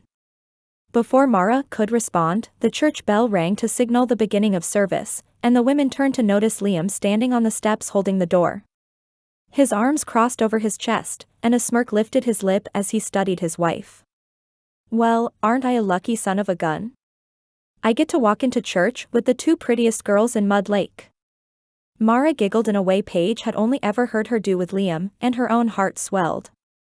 Mara had given up much of her childhood to protect Paige, and the idea she got some giddiness now had her ever in her brother-in-law's debt. Tweaking Liam on the nose, Mara pressed into his quick hug. "And don't you forget it." The service was sweet, and more than a few handkerchiefs dabbed at eyes as folks shared sweet moments of gratitude to the Olsons. Riley sat up front with Lizzie and Paul, both of his sister's children, in his lap. Coralie listened somewhat intently, but Timothy babbled quietly through most of the testimonies. At one point, he stood up on Riley's leg and began blowing bubbles with his lips, amusing himself greatly as he began to bounce. Eventually, Paul had to take him to stand in the back of the room until the testimonies finished. When they did, he made his way up the aisle with Timothy in tow, his own eyes misting behind his thick red beard. Paul cleared his throat, momentarily granted the distraction of the change in scenery for Timothy. "Thank you to everyone who brought your stories this morning. I know for everyone shared, there are 100 more that could be told. Our love and prayers go with Hal and Minnie as they venture to Texas to be with their daughter and her children. Our loss is Pine Creek, Texas's gain, and we wish them both a long and relaxing retirement. And, as I've been firmly instructed by Pastor Olson, it's time to look to the future. Our new pastor, Benjamin Martin, will arrive this week and take up residence in the parsonage. He has been a circuit minister for 8 years, and he's ready to settle down and minister to one specific flock." Pastor Olson stood from his place in the front pew, wiping his eyes as he went. "Pastor Martin is a good man, and a dynamic young minister of the gospel. He's an incredible testimony of the grace of God to completely shift the trajectory of a man's life, and I know he'll do well in the role. Now," he said as a mischievous look came over him. "If only we can get him to agree to send for his own mail-order bride like others in this room." The whole congregation chuckled, but Mrs. Olson stood and swatted her husband with a handkerchief. "Hal Olson," she scolded with a grin. "You scoundrel." Turning her attention to the congregation, she rolled her eyes. "Hal's been trying to convince him to do that for a while now, so y'all don't mind my husband. He's getting to the age where he forgets to mind his own business." After another round of laughter and heartfelt prayer by Paul, they finished up and readied for announcements for the week ahead. During the prayer, Timothy had wiggled from his father's grasp and ended up back in the pew with Lizzie. "A quick announcement that we apologize is so last minute," Paul continued. "With the injury I sustained earlier this summer and a series of illnesses for our children, Lizzie and I have let planning for the Harvest Festival go longer than we normally would have. The festival is scheduled for next Saturday. As it is, don't be surprised if we enlist your help this week, and we'd like to leave it where it is to ensure the weather doesn't turn too quickly. Not to mention, we'd like to welcome Pastor Martin Wright." As they adjourned from the service, Paige caught Riley's eye, and she could swear she saw about 100 different emotions swirling within them. He held Coralie's hand, the little girl clearly besotted with her uncle as she burrowed into his side. Paige could relate, as their horseback riding lessons had only served to further convince her what a good man he was. "Paige," Lizzie said with a kind smile from a few pews up. "The Olsons and the Pratts are coming over for lunch today, would you join us?" Her gaze darted to Riley's, carefully looking for any hesitancy on his part. When she saw none, her shoulders relaxed. "I'd love to, Lizzie. Thank you for inviting me." Shuffling up the aisle towards the back doors, Paige spotted Mr. Potts leaning against a tree outside before Riley did. What was he doing here? Her belly churned with questions of what he could want, but the crowd behind her kept her from stopping and gawking. As her feet reached the grass, a strong hand at her back pulled her attention. Riley's voice, low and certain, cut through her racing thoughts. "Wait for me, here. I'll go see what he wants. Then, we can walk over to Lizzie's. I'll be here." Rather than stand and stew, Paige turned her attention back to the landscape on the outskirts of town. As she did, the reminder to pray twice as much as she worried pricked her heart. "Lord," she whispered softly. "Give him the peace he needs to follow your guidance. Give him courage like Daniel as he stared down the lions, the strength only you offer." "So, you're saying someone told Randolph where I am?" Riley's whole body ran hot, beads of sweat forming on his forehead. "Who would do that?" Mr. Potts sighed deeply, the seriousness of the situation clear on his face. "We don't know yet, but my superiors wired me in the Denver office and told me to have you on the lookout. They also offered the chance for you to back out of testifying, but I will be honest with you that losing your testimony would significantly weaken our case." Indecision wore in Riley as he glanced over his shoulder at Paige standing next to the church house. Images of Lizzie and her family assailed him, but his answer quickly came into focus. "I'll do it. I have to, for Alice. Randolph belongs behind bars, and her children deserve some sort of settlement for all the pain his carelessness caused." Clearly relieved, Mr. Potts relaxed a little. "I know this comes at great anxiety for you, and will be happy to relocate you to a safe house until the trial. Just say the word, and I'll put preparations in motion." As odd as it might sound, a safe house was the last thing Riley wanted. In Mud Lake, at least he could make sure those he cared about were safe. Whoever tipped off Randolph could well know about the ones he loved here, and he wouldn't risk them. "No, I need to be here." "Has the trial date been set?" "Yes, it'll be November 15th. We'll need you in Boston by the 12th at the latest, and you can come by yourself or bring someone." His eyes flicked behind Riley to Paige. "If, by some chance you and your bride exchange vows before then, we can ensure her safety in Boston." Riley's eyes narrowed. "How do you know about that?" "I find the best way to ensure justice is served is to know everything I can about everyone involved. When your name came up as our key witness, I asked around about you. But like I said, we can keep her safe if you choose to bring her, or we can put a U.S. Marshal on duty here if you leave her behind. In fact, we can go ahead and do that if it would make you feel more confident." Mulling over the options in his head, Riley was a little overwhelmed at everything Mr. Potts told him. "If you bring in a marshal, will they be assigned to me or the town as a whole?" He had no desire to have a lawman tailing him, but one more set of eyes in town might hinder whoever had given up his location in the first place. Just then, the memory of the barn raising crashed over him like a rock slide. Donnie. He'd threatened Riley, but it had been weeks since they'd heard from him, so Riley figured he'd forgotten all about it. Mr. Potts raised a brow at his question, but mulled it over nonetheless. "I suppose it could be whichever you choose." "The town," Riley replied through gritted teeth at the idea it was Donnie who'd given him up. "Bring in someone to help protect the town to pay special attention to the restaurant and the mercantile. And while we're at it, what do you know about the Gray family who lives here?" Mr. Potts scoffed. "As in Donald Gray too, and his son?" "That's far more than I'm at liberty to say." Chapter 13. Paige swung a rag over her shoulder and wiped her wet hands on her apron. "Thank you again for letting me off a little early to help with the harvest festival." The level of giddiness she felt about getting to attend such festivities was a little silly, but she'd never been able to go to the fun parades and festivals in New Orleans. Her sister had always rightfully believed two girls alone would be ripe for the picking, and she trembled at the idea they might get separated.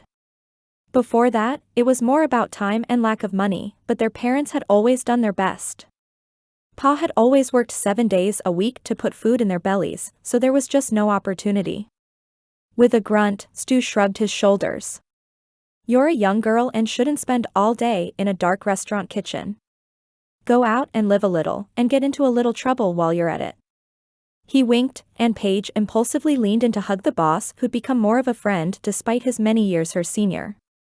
"You're coming to the festival, right?" Lizzie, Mara, Kate, Paige, and a few other women in town had been hard at work planning the festivities for Saturday, and it was sure to be a good time. He'd already decided to close the restaurant that day since there would be food at the festival, and she hated the idea of him just sitting alone at his house. "Thought I might," he groused. but I'll have to see how I'm feeling that day. Go on now, girl. Git. Paige chuckled and offered him a mock salute. You got it, boss. As she pushed through the restaurant's door into the comfortably cool early afternoon, she paused for a moment to take in the sunshine. Just as she opened her eyes, the happiness she'd felt a moment before dimmed at the sight of three men she didn't recognize staring at her with calculating expressions. Everything in her wanted to shrink back into the restaurant and tell Stu, but she'd come to Mud Lake to make her own way, hadn't she? It hadn't worked out like she thought, but if Mara could take down three would-be attackers with a loose board, she'd not play the damsel. Narrowing her eyes, Paige did her best to convey a toughness she didn't feel. Meeting the gaze of the man in front, she crossed her arms over her chest and tilted her head to the side. The move felt powerful, but her heart thumped wildly within her chest. Still, the men stopped staring and kept moving. One glanced over his shoulder at her, and she noted a scar on his face she hadn't noticed before. It ran from his temple down his cheek, and looked for all the world like a knife wound. Just as the shivers ran down her spine, Riley's familiar voice sounded from down the street a little. Paige. He jogged to catch up with her, but both his gait and tenor were calm, so he clearly didn't catch the men staring. I'm so glad I caught you. Can I walk you over to meet Lizzie and the girls? I've got something to discuss with you. Earlier interaction with the men forgotten, her heart slowed a little to a flutter, keeping time with her stomach as they settled into a comfortable pace and Riley took her hand. Of course. But first, how is Lizzie doing with everything regarding the trial? Have you told her and Paul everything now? With a sigh, he nodded. I did, as it was the best option to keep them safe. Lizzie was surprised, and probably a little hurt that I'd kept it from her, but she understood my reasons. I'm glad. That must feel like a weight off your chest. Now, what did you want to discuss with me? He removed his Stetson with his free hand, and Paige noticed he'd removed the wrap. His hand looked so much better, though the one in hers had gone a little clammy. Was he nervous? So, he began with a slight stutter. I don't want to overstep, but I wondered if you'd found a place to live now that the Olsons are leaving town. The memory of their teary goodbye that morning nearly had her eyes misting again, but she swallowed it back. I've asked around, but there aren't many folks with extra rooms. I'm going to keep trying, but in the meantime I'm staying with Liam and Mara. Liam had agreed to sleep on the sofa in the living room and let the women share the bed, but Paige had staunchly refused. It'll work for a few weeks until I come across something. Jamming his hat back on his head, Riley nodded. Well, there's a widow about halfway between here and the ranch named Mrs. Jacobs.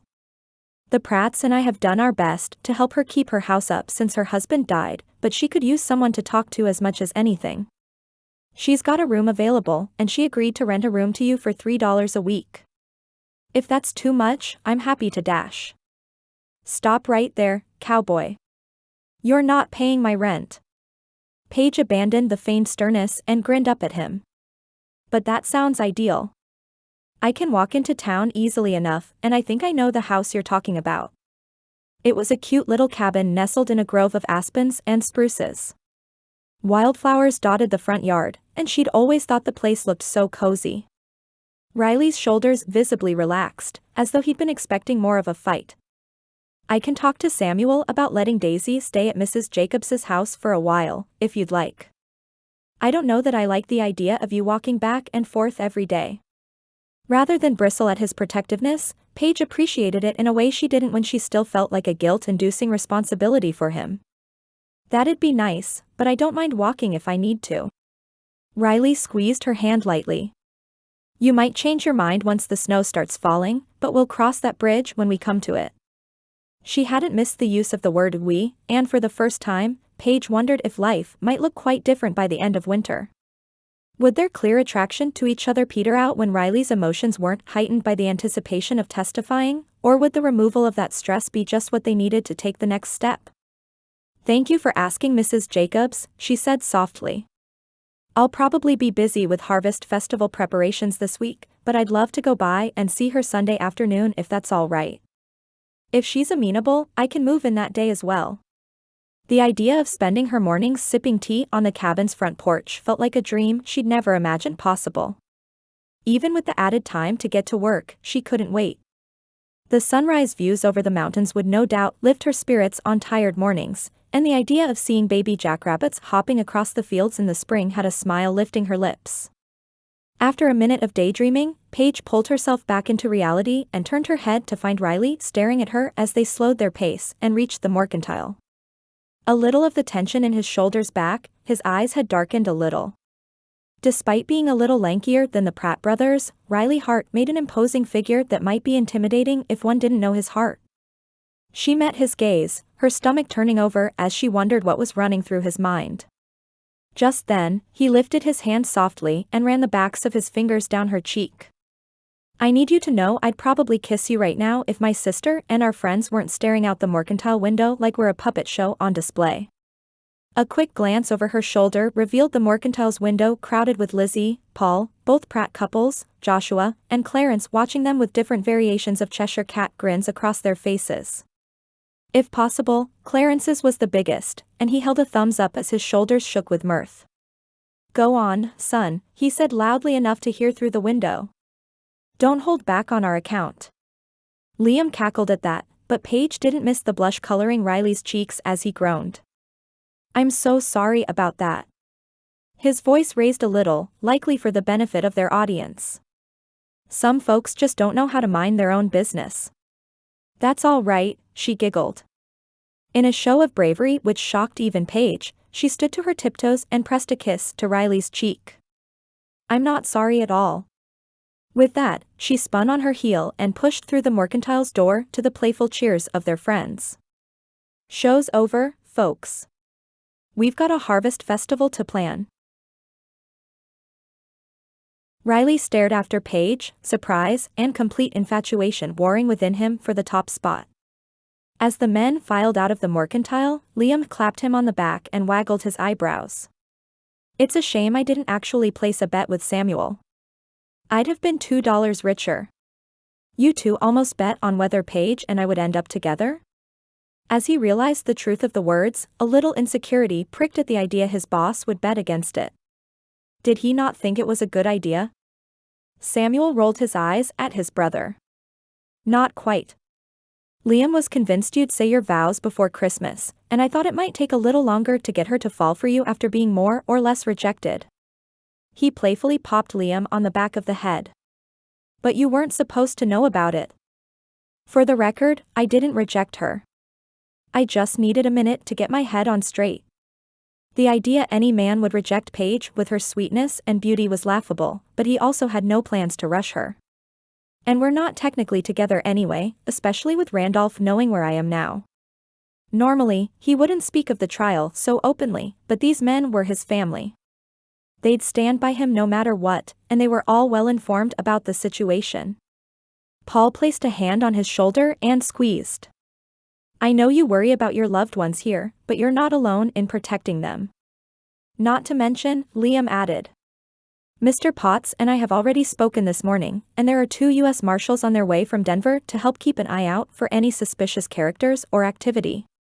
He's taking this seriously, as are the rest of us." For the first time since he left Boston, Riley realized just how nice it felt to be fully supported by those around him. Now that they all knew what was happening, they tightened the circle even further, the safety of all involved their top priority. "Thanks, everyone. I can't believe the trial's just a little over a month away." Paul glanced back at the mercantile. "We're with you every step, brother. Now, let's talk about why you haven't asked that girl to court yet." His eyes twinkled behind his bushy red beard, and he wrung his hands like a child on Christmas morning. "Did we not just finish talking about the trial? I'd rather not put more of a target on her back than already exists, especially because we still don't know who gave me up." Of course, everyone assumed Donnie had been responsible, but they couldn't rule out that Mud Lake housed other moles with connections to Boston. Clarence shook his head. "No boy, we just finished assuring you that Lizzie and Paige are both safe here, and you just got through realizing you weren't alone in all this. Not to mention, I thought we discussed the Almighty don't like it when we try to do his job for him. I can assure you, son. He's better at it than you will ever be. Memories of his conversation with Clarence about regretting letting fear drive decisions came back to him. Before he could respond, Samuel spoke up. We're not trying to rush you, Riley. You and Paige can move as slowly as you both want, but we don't want you to think all this is on your shoulders. It's not, and as long as you'll let us meddle in your life, it won't be. With a snort, Liam crossed his arms over his chest. He doesn't have to let us do anything. Face it, Hart. You're stuck with us. Meddling is one of my most special talents. You got that right, Samuel mumbled. As the good-natured ribbing continued, Riley spotted Paige through the mercantile's window. The women still stood there talking, no doubt discussing some version of the same thing the men were. Still, as though she'd sensed his appraisal, Paige's head turned just enough to catch his eye and wink. The breath left his lungs with a whoosh, and he realized just how gone he'd already become over the woman before him. Despite his best efforts, the Lord had continued to guide them together in ways Riley never expected. Yep, Liam said as he followed Riley's line of sight. I sure wish we'd actually made that bet. Chapter 14. I give up, Mari groused as she tossed the pile of leaves and colorful ribbon on the ground.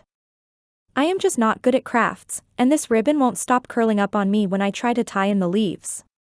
The group of women sat in the back room at the mercantile working on decorations for the harvest festival. Lizzie painted a large welcome sign while Paige worked on bouquets of dried wildflowers.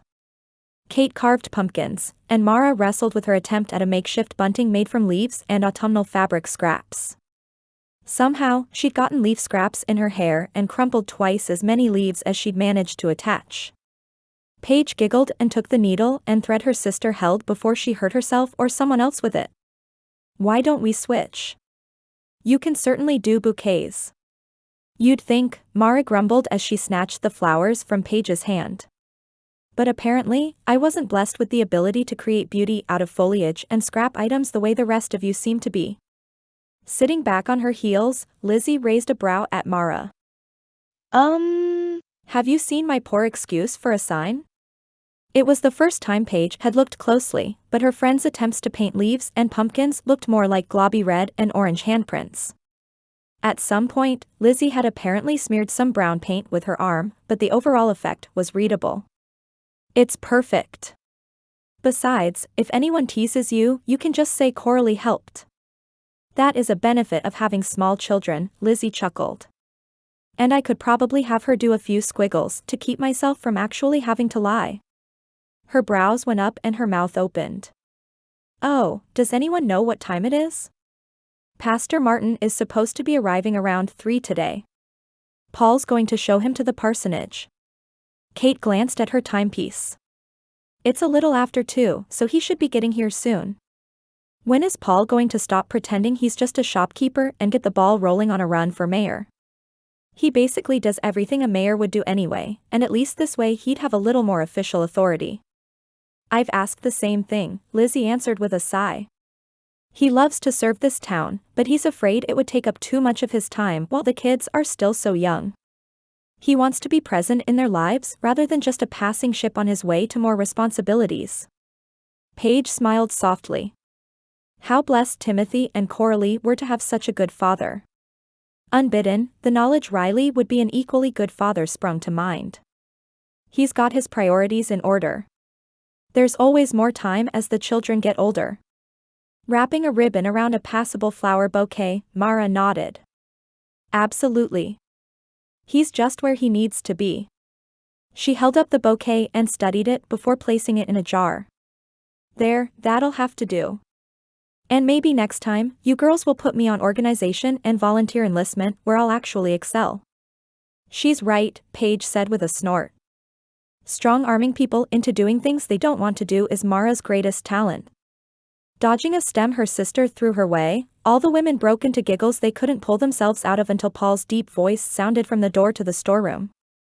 Oh dear, he said with a grin. Pastor Martin, I'm afraid we've caught them at a bad time. I thought for sure we'd find 4 grown women in here rather than schoolgirls. His smile only grew larger as he took in Lizzie's sign. Dusting off those painting skills, dear? Shooting her husband a mock glare, Lizzie stood to her feet and closed the distance between them. We've decided to let Coralie help with the sign when she wakes from her nap. That way, I can honestly say a 3-year-old was partially responsible. Wiping her paint-dotted hands well on her apron, Lizzie turned her attention to Pastor Martin. Welcome, Pastor. We're delighted to welcome you to town. Pastor Olson spoke so highly of you. As her giggles finally died down, Paige got a good look at the clergyman. Objectively, he was incredibly handsome. His face was clean-shaven, exposing a dimple on his right cheek which seemed to light up his whole face. He had dark brown hair, almost black, and appeared to know his way around hard work if his build was any indication. In another time, Paige would have been nervous at the sight of such a striking man, but somehow he didn't hold a candle to the kind rancher who'd stolen her heart. That realization stunned her a little, but she recovered enough to join the rest of the women in introducing herself. Pastor Martin seemed kind, albeit a little overwhelmed by the gaggle of giggling women he'd walked into, but he took it all in stride. After introductions were made, the two men ventured back out into the mercantile, and Paige heard the bell above the door jingle as they left. My goodness, Lizzie said as she began to clean up her paint supplies. It's a shame there's not more single women in Mud Lake. I can't say I've ever seen quite such a handsome man of the cloth. Mara snorted, finishing up the last of her bouquets. We'll be sure to tell Paul you think so. That's what happens when you've been married as long as we have, Lizzie replied. Rather than hide the fact you think a man is handsome, you discuss it over dinner and plot whether there are any eligible young women around for said handsome man. It's really a public service, after all. Riley had been in town more in the past month than he probably had in the last year combined. He normally tried to make it in a few times a month, plus weekly church services, and to see his niece and nephew, but Paige's presence in town had him drawn there like a moth to a flame. He woke up early every day to finish everything Samuel needed from him on the ranch by mid-afternoon, and volunteered to go into town every time Kate or Samuel voiced they might need something. That week, as Kate had needed to come into town more often than usual for preparations for the Harvest Festival, Samuel graciously allowed him to tag along and hadn't teased him nearly as much as Liam would have had the roles been switched. By Friday of that week, Kate said they were nearly finished with everything they needed to do, and the only thing left was to cart everything from the storeroom at the mercantile to the churchyard. He hadn't met the man yet, but Pastor Martin appeared to be enthusiastic about hosting such a goat-roping of an event in his first week in town. Paul said the man was excited about the community outreach, as being a circuit pastor hadn't allowed him the opportunity to that point. The three of them reached the churchyard just as a man around Riley's age took a crate from Paige and set it on the steps. Lizzie and Paul had already begun setting up booths to their left, and he vaguely registered Liam and Mara hanging a sign to his right, but Riley's attention flew to where Paige sweetly thanked the man with thick dark hair and laughed softly. That's him, Kate said to both Samuel and Riley as her eyes darted back and forth between them. That's Pastor Martin. Samuel pulled the rig to a halt just as Riley felt the unfamiliar stirring of jealousy in his belly. Nothing about the pastor speaking with Paige was improper. He felt no need to step in to protect her, but he felt the twinge in his jaw nonetheless. A small part of him knew the reaction was ridiculous, but he couldn't seem to convince the rest of his body. Chuckling, Samuel moved around the rig to help Kate down just as the woman in question hopped out herself. Better get a move on, Hart. Claim her before someone else does. Kate swatted her husband's shoulder. She's not a homestead to be claimed by the first one who gets there. She's a woman to woo and romance. Fine, woo her before someone else does, his boss said as he wrapped his arm around Kate. You've got a head start, seeing as she's your bride and all. He gestured to the scene before them, as the churchyard had already begun to transform into its Harvest Festival grandeur. Plus, dancing with a pretty girl under the moonlight seems like a good way to start. Chapter 15. There couldn't have been a more perfect day for the Harvest Festival. Somehow, despite the last-minute nature of it all, they'd pulled it off. Paige and Riley approached arm in arm with Mara and Liam trailing behind. He'd insisted on picking her up at Mara's house despite her assurances they could meet there, but it seemed important to him. Not that she minded. Come to think of it, Riley hadn't so much asked to escort her to the festival as he had simply started making plans. Mara would have bristled at such boldness from a man, but Paige found the assertiveness regarding his feelings for her endearing. In fact, since their riding lessons started, Riley had been more and more obvious regarding his interest in her. Still, they'd not discussed the harvest festival until after the group finished setting up the evening before. "You ladies did an incredible job," Riley said as they stepped into the thick grass of the churchyard. He wore his Sunday best, black pants with a crisp white shirt and black suspenders. The outfit was simple, but the man in it was an imposing presence in the best way. He'd also shaved his scruffy beard, something which shocked Paige when she'd opened Mara's front door that day. "You should all be proud of yourselves." His eyes cut towards the two U.S. Marshals standing as unobtrusively as they could near the edge of the churchyard. They'd arrived yesterday, and Riley had spread word through Paul and Lizzie to the rest of the townsfolk so they wouldn't be alarmed. Mara told her it wasn't himself Riley was concerned for, but Lizzie's family and Paige. That concern, especially when he had so little for himself, had a dozen different emotions swirling within her all night long. Eventually, she just had to give the whole mess to the Lord and ask him to protect Riley and give them all peace in the situation. As she glanced up to find him studying her, she realized just how faithful God had been to do just that. "It was more fun than I ever imagined it would be, and we couldn't have done it without all your help yesterday." Before Riley could respond, Pastor Martin approached their group with a wide grin. Paige felt the muscles in Riley's arm tense, but he relaxed quickly. For the pastor's part, his eyes darted down to the side of their arms joined, his smile never faltering. "Afternoon, folks. I was just telling Lizzie how much I'm looking forward to today's festivities." Gesturing towards the clear blue sky, his smile only broadened.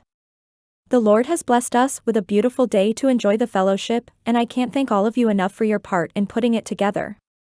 The young pastor was kind and personable, not to mention handsome. She had no doubt any single women who came to town would fall all over themselves to get him to take notice, but Paige felt no such inclinations as she returned his sentiments. "We're pleased to be able to do it, and we hope you feel as welcome as you are." Riley held out his free hand to shake the pastor's, his muscles slightly tensed again. "I didn't have the opportunity to shake your hand yesterday, Pastor." Riley Hart, foreman at Samuel Pratt's ranch. "Welcome to Mud Lake." "Thank you," Pastor Hart said as he took Riley's handshake. He jerked his head down in a nod as they shook, but nothing else seemed out of place. "Well, I'd better get to mingling, though heaven knows how I'm going to remember all these names." Liam's voice sounded from behind them. "Don't worry, Pastor. We'll help you out." "Please," Mara said with a scoff. "Liam is a prankster, so be sure you don't ask him to jog your memory. He'll likely give you fake names just for a laugh." Pastor Martin's shoulders shook with laughter as he looked over their shoulders to another group arriving. "I'll keep that in mind." Folks continued to file into the churchyard, even those not part of their regular congregation. It made Paige smile to look around at all the folks who didn't regularly make it into town for church bowing their heads as Pastor Martin led them all in a prayer before the meal, not to mention enjoying time at the church in general. Mr. Pruitt pulled out his fiddle after dinner, and they lit the candles and lamps. Riley led her to the area in front of the makeshift stage. He'd been right earlier, the festival did look amazing. Pumpkins lined the stage, as did the bouquets Mara put together. Lizzie's sign welcomed folks there, but the banner Mara had abandoned looked so pretty behind Mr. Pruitt. Children ran and played, their laughter echoing in the night air as the mountain shadows cocooned the town. Paige took in the fun around her, tears springing to her eyes at the thought of how different this place felt than her life in New Orleans. Sure, she'd had some wonderful times there. The folks at Hope House were as gold as they came, but her life there had been one hardship after another. From their parents barely scraping by before their deaths to her and Mara's escape from Uncle Rufus and years on the streets. For a few years, they'd made their way on the streets until Paige's lung condition convinced Mara to find cleaner accommodations. In fact, it wasn't until that moment Paige realized she'd not had any episodes of labored breathing since she'd arrived in Colorado, save for the beginnings of one at the ranch fire. The condition had gotten better with age to the point she often went weeks with no issues, but this was the longest she'd gone since the cough had first developed. Riley's voice pulled her from her thoughts as they swayed softly on the dance floor. Penny for the thoughts in that pretty head of yours? I was just thinking how clear the air must be up here. I have a mild lung condition I've had since adolescence, but I haven't had any real episodes since I arrived. Brow furrowed, Riley slowed their swaying even further. Lung condition? Is that why you were coughing the day of the fire? Why haven't you told me about it before? I've pushed you hard during your riding lessons. I could have dash. Slow down, Riley. His concern was sweet, but not necessary. It doesn't affect my life much, obviously, as I haven't had an issue in the nearly 2 months since I've been here. Even at its worst, I still had a much more mild case than some of the children at Hope House. Mara doesn't even hover about it, and you know how overprotective she can be. Paige winked, hoping to ease some of the tension in Riley's shoulders. He sighed, relaxing somewhat. Tell me more about your life in New Orleans. Their dancing sped up a little again, but it wasn't exactly the venue for deep talk into the hardships of her adolescence. Instead, she glazed over some of the more shocking parts. Mara and I grew up with loving parents, but we were poorer than church mice. She grinned a little at the Southern saying, remembering her mother using it on occasion. Pa did his best as a bricklayer, but he wasn't home much. Still, we were cared for, and Ma kept our tenement apartment as tidy as she could. She held back a shudder at the memory of the place and all the insects and rodents that made their way inside. How did you end up at Hope House? Part of that story certainly wasn't dance floor conversation, and if Riley got so worked up at the idea of her condition, he'd no doubt erupt at Uncle Rufus's misdeeds. Mara had protected her from most of what that evil man did, but it had left scars on Paige as well. We moved around a little until Mara decided we needed something more steady. Hope House was so kind to us, and we'll forever be grateful for all the Lord did there. Riley could see plain as day there was much more to Paige's story, but now probably wasn't the time. He'd learn, though, as he wanted to know everything about the woman in his arms. As much as he knew some of the things she and Mara had been through would make him want to put a fist through a wall, he'd listen and control himself. As the stars shone overhead and the fiddle music slowed, he'd simply live in the moment. What would happen before going to Boston was in the hands of the Lord, but he'd carry the image of Paige's beautiful face in his mind the whole way. Tightening his hold on her the slightest bit while still stopping short of indecent, they moved around the dance floor as though no other couples existed. He'd never been much of a dancer, but holding Paige's soft hand in his as he twirled her around had him wishing the night could go on forever. When she stumbled a bit into his chest, her cheeks pinked in a way he knew would be even more captivating in the daytime. His heart raced, but he'd never felt so at peace. It was an odd contrast, but one he hoped wouldn't end anytime soon. He spun her once again, her smile growing wider as he gestured for her to go around a second time. Her lips beckoned him to close the distance between them, but he held himself back for the moment. It would come, but not in the middle of a crowded dance floor. You are the most beautiful woman I've ever seen. His voice was husky, but it didn't tremble with the emotion swirling within him. Bringing a hand to her cheek, he did his best to catalog every detail of her.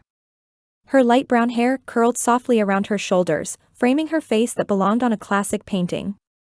Her skin, fair and perfect, felt like a little bit of heaven on earth. Just as he'd lost himself in her eyes, she stood on her tiptoes and pressed her lips to his. He froze for a second. This hadn't been the way he'd planned for their first kiss to go, but he wasn't about to ruin it.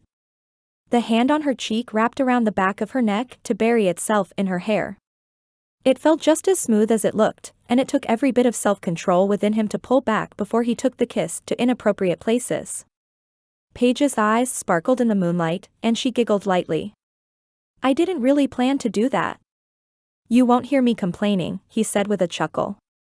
They danced for a while longer until both of them decided to take a rest. The church steps were empty, and it was close enough to the festivities he wouldn't risk Paige's reputation. Things were a little more lax in the West, but he'd never risk her that way. Thankfully, the steps were far enough away they could still talk without being overheard. Riley wrapped his arm around Paige's shoulder and sighed at how right it felt as she settled herself into his side. Tonight has been perfect, she said softly. Thank you. I hope to make many experiences perfect for you, Riley said honestly. Shifting her head to face him, Paige's eyes held compassion and understanding. How are you feeling about the trial? A lifetime of trying to hide his fears to avoid being a burden to others had him wavering, but this was Paige. She deserved the truth, and there was no way they could build a real relationship if he refused to be honest. I'm afraid. What are you afraid of? Paige's tone held no accusation, only a desire to understand. I'm afraid of what might happen to you and Lizzie's family while I'm gone. I'm afraid my testimony won't bring justice for Alice. I guess I'm also afraid of looking like a fool on the stand. It's been years since the explosion, and I've always wondered if I could have done more to report the safety concerns. Would they somehow prove it was his fault? As ridiculous as it might sound, the possibility continued to rear its ugly head. Paige covered his free hand with hers, squeezing it tight. Has Liam told you anything about our childhoods? When he shook his head, she continued. After our parents died, we went to live with our Uncle Rufus for a time. He was cruel, but Mara took the brunt of his drunken anger. The only thing keeping Riley's temper in check at the idea was the Almighty. What did he do? His words came out as a growl, but Paige didn't seem to notice. He'd come home drunk and want to fight. We were there, so he'd nitpick about things that weren't even our fault. Not to mention, despite the hovel he lived in before we arrived, he'd rant and rave about how we were responsible for his financial ruin. We did our best to stay out of his way, but he still lost it a few times a week. Mara could always tell when he was about to start swinging, and she'd provoke him with that sharp tongue of hers. I used to wonder why she did it, but now I know it was to keep the attention off me. Ultimately, it wasn't until he locked Mara in a closet and forced her to listen to him hurt me that we left. A tear rolled down her cheek, and Riley shook with rage at the thought. All those beatings she took, all that pain, was it my fault? His jaw fell open, painful at how hard he'd been clenching it. What? Of course not. Exactly. I knew what was happening, but I wasn't the one responsible. She pulled out of his hold and took his face in her hands. What happened to Alice was a tragedy, Riley, but you weren't the one responsible. The only people to blame are the ones who ignored your reports and cut corners to save money. We can't control the actions of other people any more than we can lasso the moon and pull it closer. All we can do is live a life that honors God and leave the justice to Him. We can fight for the truth to come out, and that fight takes courage, but it's not all on our shoulders. Mr. Pruitt called out for the last song, and Paige stood to her feet.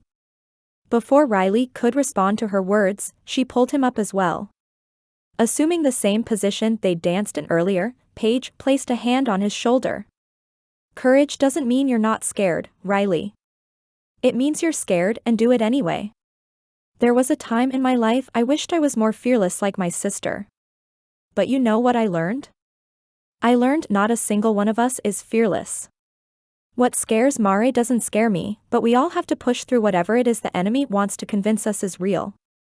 As they swayed in the moonlight, the shadows darkened her face to a point he couldn't read her expression anymore. And if I've let fear control me for a long time? In the same manner he did earlier, Paige ran a hand down his cheek. You remember the power of the God we serve. You remember how far He's brought you. You remember the Red Sea road He gave the Israelites and trust Him for your own. Chapter 16. That's it now, Riley shouted to Joshua. Release him and run while the mamas relaxed. He watched from horseback as Joshua freed one of their yearling bulls from the thicket he'd gotten himself tangled in. The animal would be sold off soon to a neighboring farm, so he didn't cause any issues fighting for dominance, but for the moment, he was still at the Pratt ranch getting into trouble. An uncharacteristic storm for this time of year appeared to be rolling in over the mountains to the west, and they wanted to get him free before it hit. Joshua half ran half stumbled backwards once the bull was freed, hopping back up onto his horse with the skill of one who'd been doing it all his life. Joshua might be their wrangler, but he didn't stay at the barn all day even when he had horses he worked with. He split his time between them and the cows, and he'd more than earned his stripes as a bona fide cowboy. Riley hadn't grown up as one either and didn't know if he'd ever have quite the cow sense Samuel had, but ranching fit him better than working the shipyard ever had. The thought brought the trial back to top of mind. Lord, he prayed softly as he and Joshua headed back to the bulk of the herd. I'm trusting you'll walk with me, and I'm trusting you love my family even more than I do. Paige was included, and the Lord knew it. In fact, in the weeks since they'd talked at the harvest festival, he was more sure than he'd ever been that he'd be marrying Paige by Christmas if she'd have him. Samuel had already agreed to sell him a small plot of land on the Pratt ranch. In fact, it had been one of the few times Riley had seen his generally stoic boss giddy. As they talked over the plans for his cabin, Samuel and Kate had made suggestions he hoped Paige would like. He'd ask her before he started building, of course, but he needed to get a ring first. The Lord knew all that, and Riley grinned as he continued to pray. Putting the outcome of it all in the Lord's hands was the only way that made sense, and it pulled the bricks off his shoulders that had been there since Mr. Potts came into town. Thunder rumbled in the distance, and a rider raced from the direction of town with a wagon riding at a determined pace behind. Narrowing his eyes, Riley could see the rider was Paul, and the women in the wagon were Lizzie, Paige, Mara, and Paul's mother, Betty. Coralie had burrowed into her grandmother's side, but Timothy was doing his best to break from Paige's hold. He, at least, appeared to be having the time of his life. Whatever was happening, it was big, and Riley followed the rest of the ranch hands at a gallop to the ranch house. Even Winchester seemed to know something was wrong, as he ran at a pace rare for him. When they reached the barn, Riley quickly tied the animal in the shade of a large oak and closed the distance between him and Paul quickly. The wagon still made their way up the long drive, but they'd be there in a few minutes. Kate stood on the front porch, wringing a towel in her hands while Samuel swung down off his mount. What's wrong, Paul? Liam sent me to bring as many men as you can. He just received word for help from the Sawyers Pass sheriff that the train derailed halfway between there and Mud Lake. Any men you can spare, we'd appreciate it. I brought the women since all of us will be gone with Liam, and I'd rather them be safe here than in town. With a nod, Samuel climbed the porch steps to Kate. I'm going to leave Riley and Joshua here to watch after you ladies, but you know what to do if anyone comes out to give you trouble. Kate assured him she did, and Riley thought back to all the days he'd heard Samuel giving his wife shooting lessons. She was a pretty good shot, particularly for never having touched a firearm until she married Samuel. Riley, do you think you two can get the herd ready for a storm on your own? Yes, sir. Mare hopped out of the wagon, taking Timothy from Paige and extending a hand for Coralie. We'll be fine, Samuel.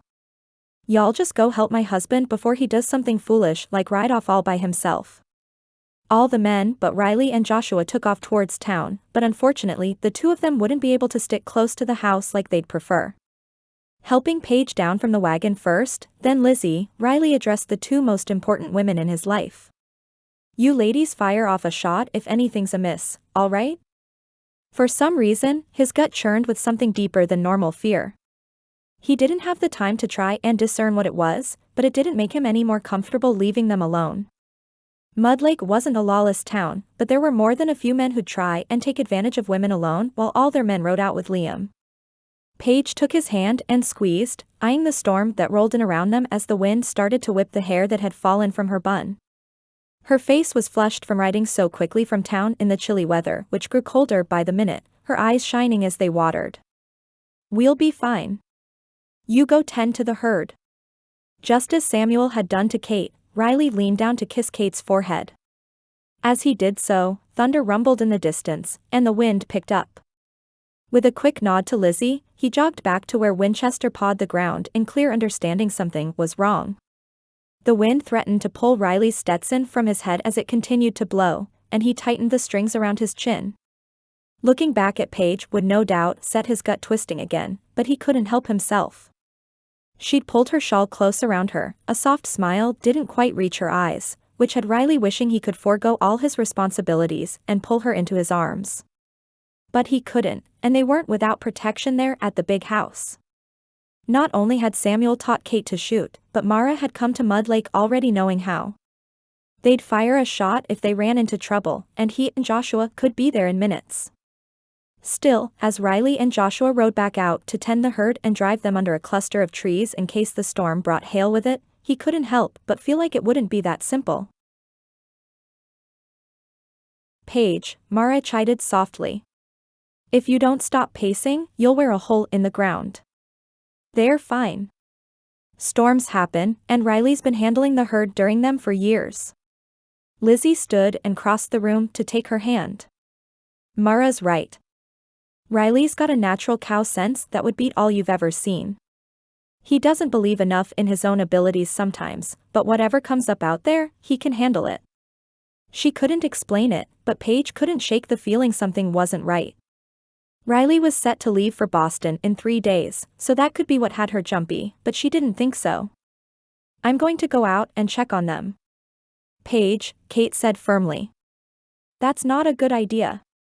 Riley can't focus on what he needs to do if he's worried for your safety. Just then, the thunder clapped and shook the window panes.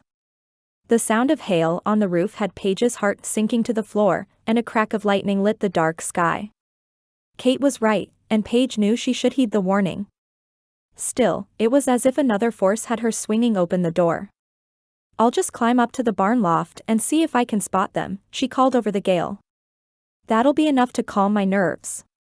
The sounds of Coralie and Timothy playing in the parlor reminded her of the safety behind her, but nothing could have kept her from stepping out into the storm. Unfortunately, she didn't even make it to the barn when the sight of Riley and Joshua's horses put an image to the dread she felt. Neither had riders, and both looked highly agitated for seasoned ranch horses. They stood outside the barn, both pawing the ground and snorting as they spotted her. Winchester whipped his head up and down, and Paige ran over to the pair. Oh, Lord, she begged as the rain pelted her head and shoulders. Please let them be all right. Not willing to waste one more minute, Paige thundered back towards the house. Their horses came back without them. I'm going to look for them. With a determination that hadn't been there a moment before, Mara shot to her feet. I'm going too. Me too, Kate said quickly. Let me get some of Samuel's clothes for us to wear so we're not slowed down by our dresses. She rushed off towards their bedroom, just as Lizzie handed Coralie to her mother-in-law. I'm coming. She leaned down to press quick kisses to her children, exchanging a silent conversation with Paul's mother before wiping a tear from her cheek. Lizzie was Riley's sister, but she was also a mother. Are you sure you want to come? He's my little brother, she replied with a voice of steel. I'm coming. 5 minutes later, the 4 of them stepped out into the storm swallowed by Samuel's clothes. Some of them fit better than others as they belonged to the Pratt boys as adolescents, but they were all much bigger than the women needed. Kate wrenched open the barn door as Winchester and Joshua's horse followed her in. I'll feed these boys while y'all get 2 more tacked up. Lizzie, how well do you ride? Riley's sister bit her lip and shook her head. Not well, I'm afraid, but I'll manage. That's fine, Kate replied. You can take Daisy. Mara, you take Winchester. She raised a brow at Paige then, her eyes darting to the stall where Dakota stood. Joshua's made great progress with him, and unfortunately most of our horses are out with the men. Starlight still isn't ready to ride, so one of us will need to ride Dakota. He's still temperamental, but a strong rider can handle him. I've seen you out here with Riley, and somehow you surpassed my skills in your first few lessons. Grabbing a bridle off a nail on the wall, Paige jogged to Dakota's stall. I'll take him. Lowering her voice to a reassuring whisper, Paige stepped onto the hay. All right, boy. I need you to trust me because I need to be able to trust you. If you help me find Riley, I'll give you all the carrots you want. Without waiting for a response, Paige placed the bit in Dakota's mouth and breathed a sigh of relief when she didn't get bitten. The thunder pounded overhead again, but thankfully the rain hadn't soaked the ground yet. Tracks would be the only possibility of their locating Riley and Joshua quickly, and a deluge would wash them away. They finished tacking up and mounted in minutes, letting Kate lead the way to the pasture where the men had been working. Lord, Paige prayed again. Help me do what I've been telling Riley to do for months. Help me trust you with his safety. Lead us to them, and give us the wisdom to know what to do. Kate holstered 2 pistols at her hip and strapped a rifle to her saddle. Mara did the same, while Lizzie tucked a hammer into her saddlebag. Frustration at not having learned to shoot over the years washed over Paige, but she swallowed it down and grabbed a tool she couldn't even identify off the wall. It had a wooden handle and a long metal rod with a hook on the end. It was heavy enough to pack a punch, and that was all she really needed. At the last minute, she grabbed a sheathed knife from the barn wall as well. They'd do their best, and they'd trust God to lead them. It was the only thing they could do, but it was also their best chance at bringing the men home alive. Chapter 17. Riley woke from a stupor to a nudge to his ribs. "Riley," Joshua's voice hissed. "Riley, wake up."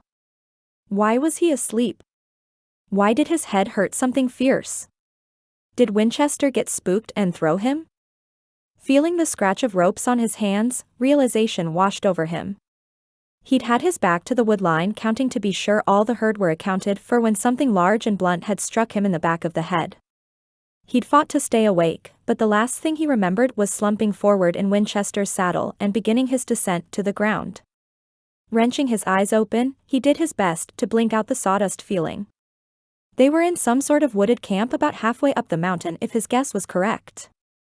For men he didn't recognize sat drinking coffee around a fire, though the fire was a pitiful excuse in the spitting rain.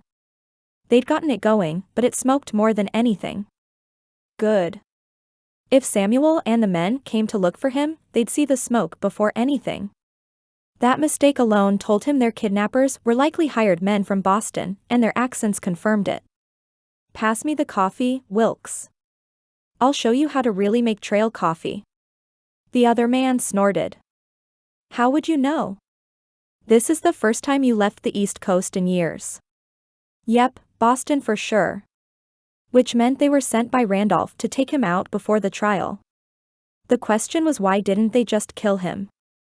Cutting his eyes to Joshua, he spoke as low as he could to try and avoid being heard. "Are you hurt?" Joshua shook his head. "I came willingly when they knocked you over the head. Wasn't leaving you alone." He shrugged, and gratitude and frustration warred within Riley. "You shouldn't have done that. You could get yourself killed." Rolling his eyes, Joshua grinned a little. "At least we'll go down together, right? Fact is, all the men are on their way to help the derailed train. By the time I could get help, you'd be long gone. My only option was to come with you. It's what you'd have done for me." He was right, and the reminder of the men heading to Sawyer's Pass had any hope of rescue fading. No, he'd have to play this smart since brute force would only get them both killed. He was a pretty good fighter, but they'd disarmed them both. There was no way 2 unarmed men could take on 4 heavily armed ones. Paige's face flashed through his mind, and he wondered if he'd ever get to see it again. Lightning flashed and thunder clapped once again, the rain and hail coming down harder on their heads. At least they'd let them keep their hats. The man who'd complained about the coffee stood to his feet, followed by one of the other men. The second had a scar running from his temple to his cheek, knife wound, that much was clear. The first man knelt in front of him and Joshua, clearly more than a few years their senior. His mustache was gray, and the lines around his eyes told Riley he'd spent more than a few hours in the morning sunshine, he said. His voice sounded like gravel, a disturbing giddiness to it. "Now, let's have a chat. Randolph send you?" Honestly, the fear didn't rise up to choke Riley the way he might have thought. It was him they'd taken rather than Paige or Lizzie, and that didn't hold near the desperation the alternative would. He could keep a clear enough head under such circumstances. A grin spread across his face. "Smart boy." "Yep, he's got a message for you." "A message? That's it?" That was apparently a step too far, as the scarred man's hand fisted and planted itself firmly into the side of Riley's face. "You'll be quiet if you know what's good for you." "Easy, Stripes," the leader said. "He ain't hurting my feelings." Thunder pounded again, and the wind kicked up even further. Their captors didn't wear the thick leather coats Riley and Joshua wore. That was another clue they were from Boston, and they had clearly underestimated the Colorado cold as the other two men were frantically trying to keep the fire going despite the weather. Why don't you just tell me Randolph's message? A man who cuts to the chase, I like it. Fine. Here are your options. You can either come back to Boston with us and testify you made the whole report up, or you meet a mysterious and tragic end tonight. Unfortunately, so does your friend. To his credit, Joshua didn't look nearly as afraid as he ought. Still, Riley wouldn't put it past the men to dispose of Joshua for the sake of simplicity. Let him go, and I'll go with you. There, he didn't say he wouldn't flip on the stand. If he ended up with a bullet in his chest, then so be it. He'd have died with his integrity intact. The image of Paige grieving his death hovered at the corner of his vision, but he refused to allow it the room to set in. Before the man could answer, a gunshot behind them sounded, and the thundering sound of horse hoofs told him the cavalry had arrived. At least, he hoped it was the cavalry. Judging by the shock on both men's faces, they were in the dark too. The scarred man received a bullet to his shoulder just as he went for his gun, his good hand going straight to the wound as he howled in pain. His boss went for his gun just as a rider on a familiar horse barreled into the clearing and whacked him on the head with what looked like a large bale hook. Was that horse Dakota? Realization hit him between the eyes just as he felt the ropes behind his back loosening before freeing him. His head whipped around to see Lizzie in full men's clothing with a knife in her hand sawing at Joshua's ropes. Lizzie? What are you doing here? We can talk about that later, little brother. For now, you might want to go help the others. Riley followed her line of sight to the image of Paige atop Dakota swinging the bale hook right at the gut of one of the men who still stood by the fire. Joshua had already started towards the women, and Kate tossed him a pistol. Sprinting their direction, Riley's gut sank at the sight of the man Paige had just hit in the gut pulling his gun.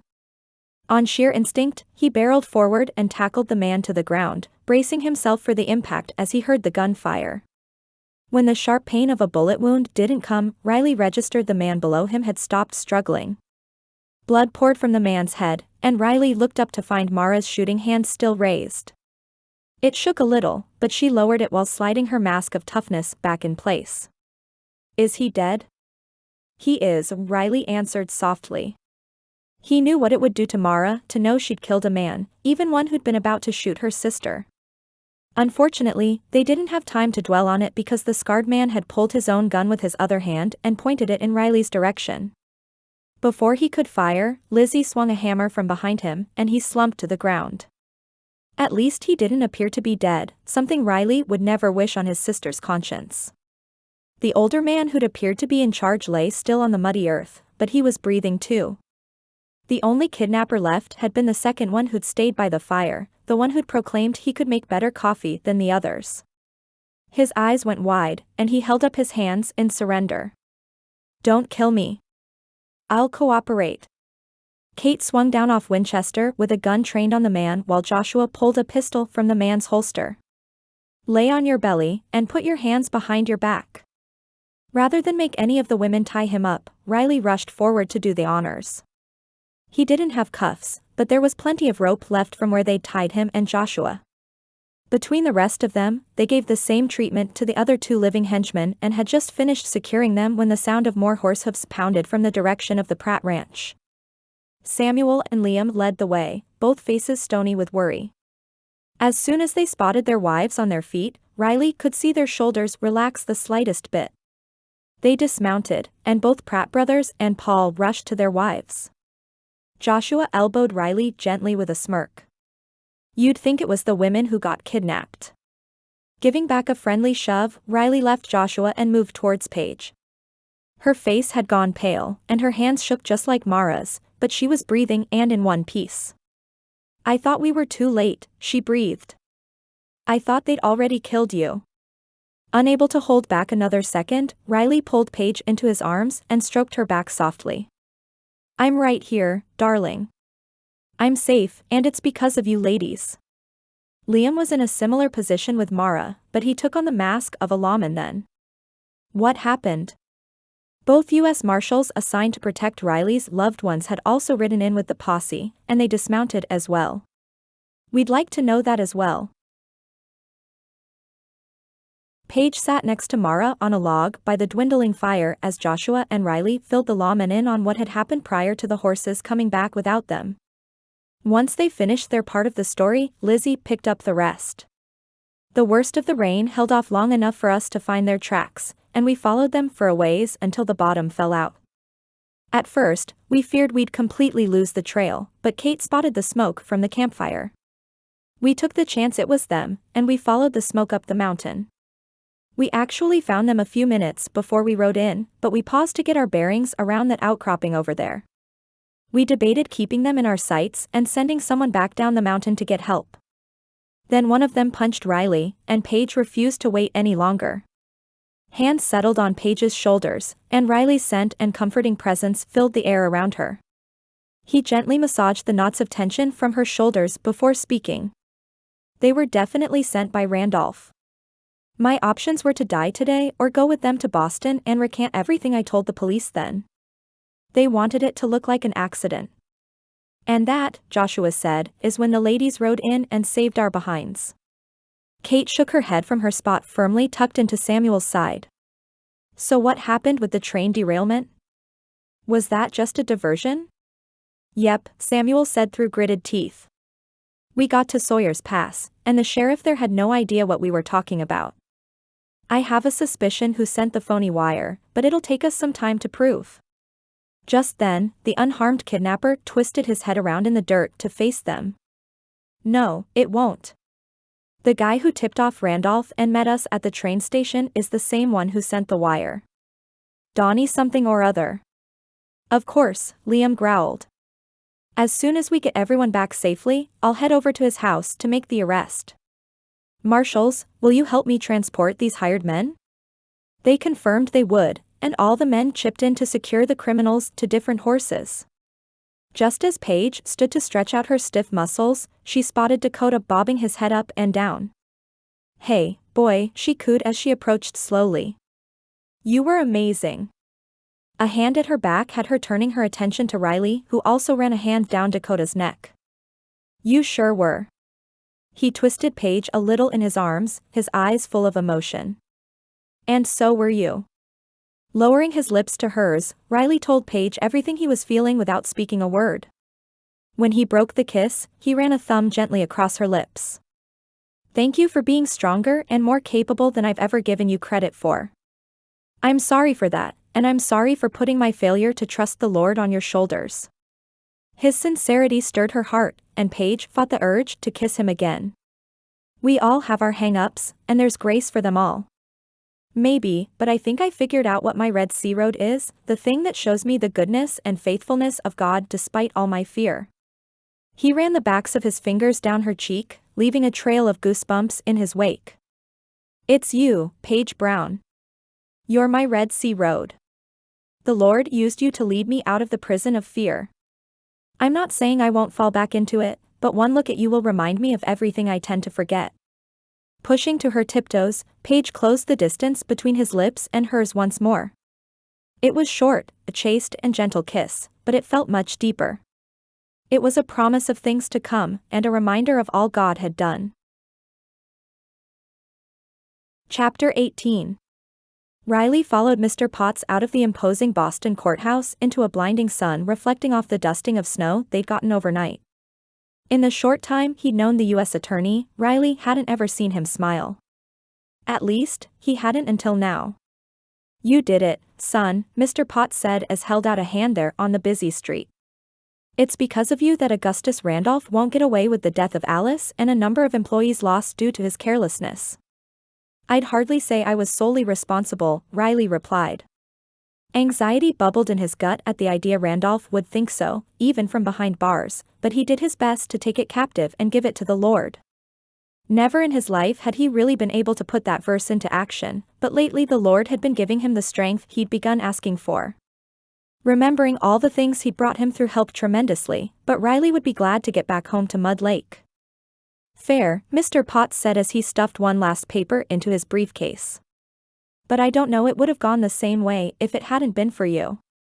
In fact, there are some folks I thought you might want to see before your train departs. Who could he mean? Mr. Potts, if it's reporters, I've really got to dash. The man's grin grew impossibly wider. Nope.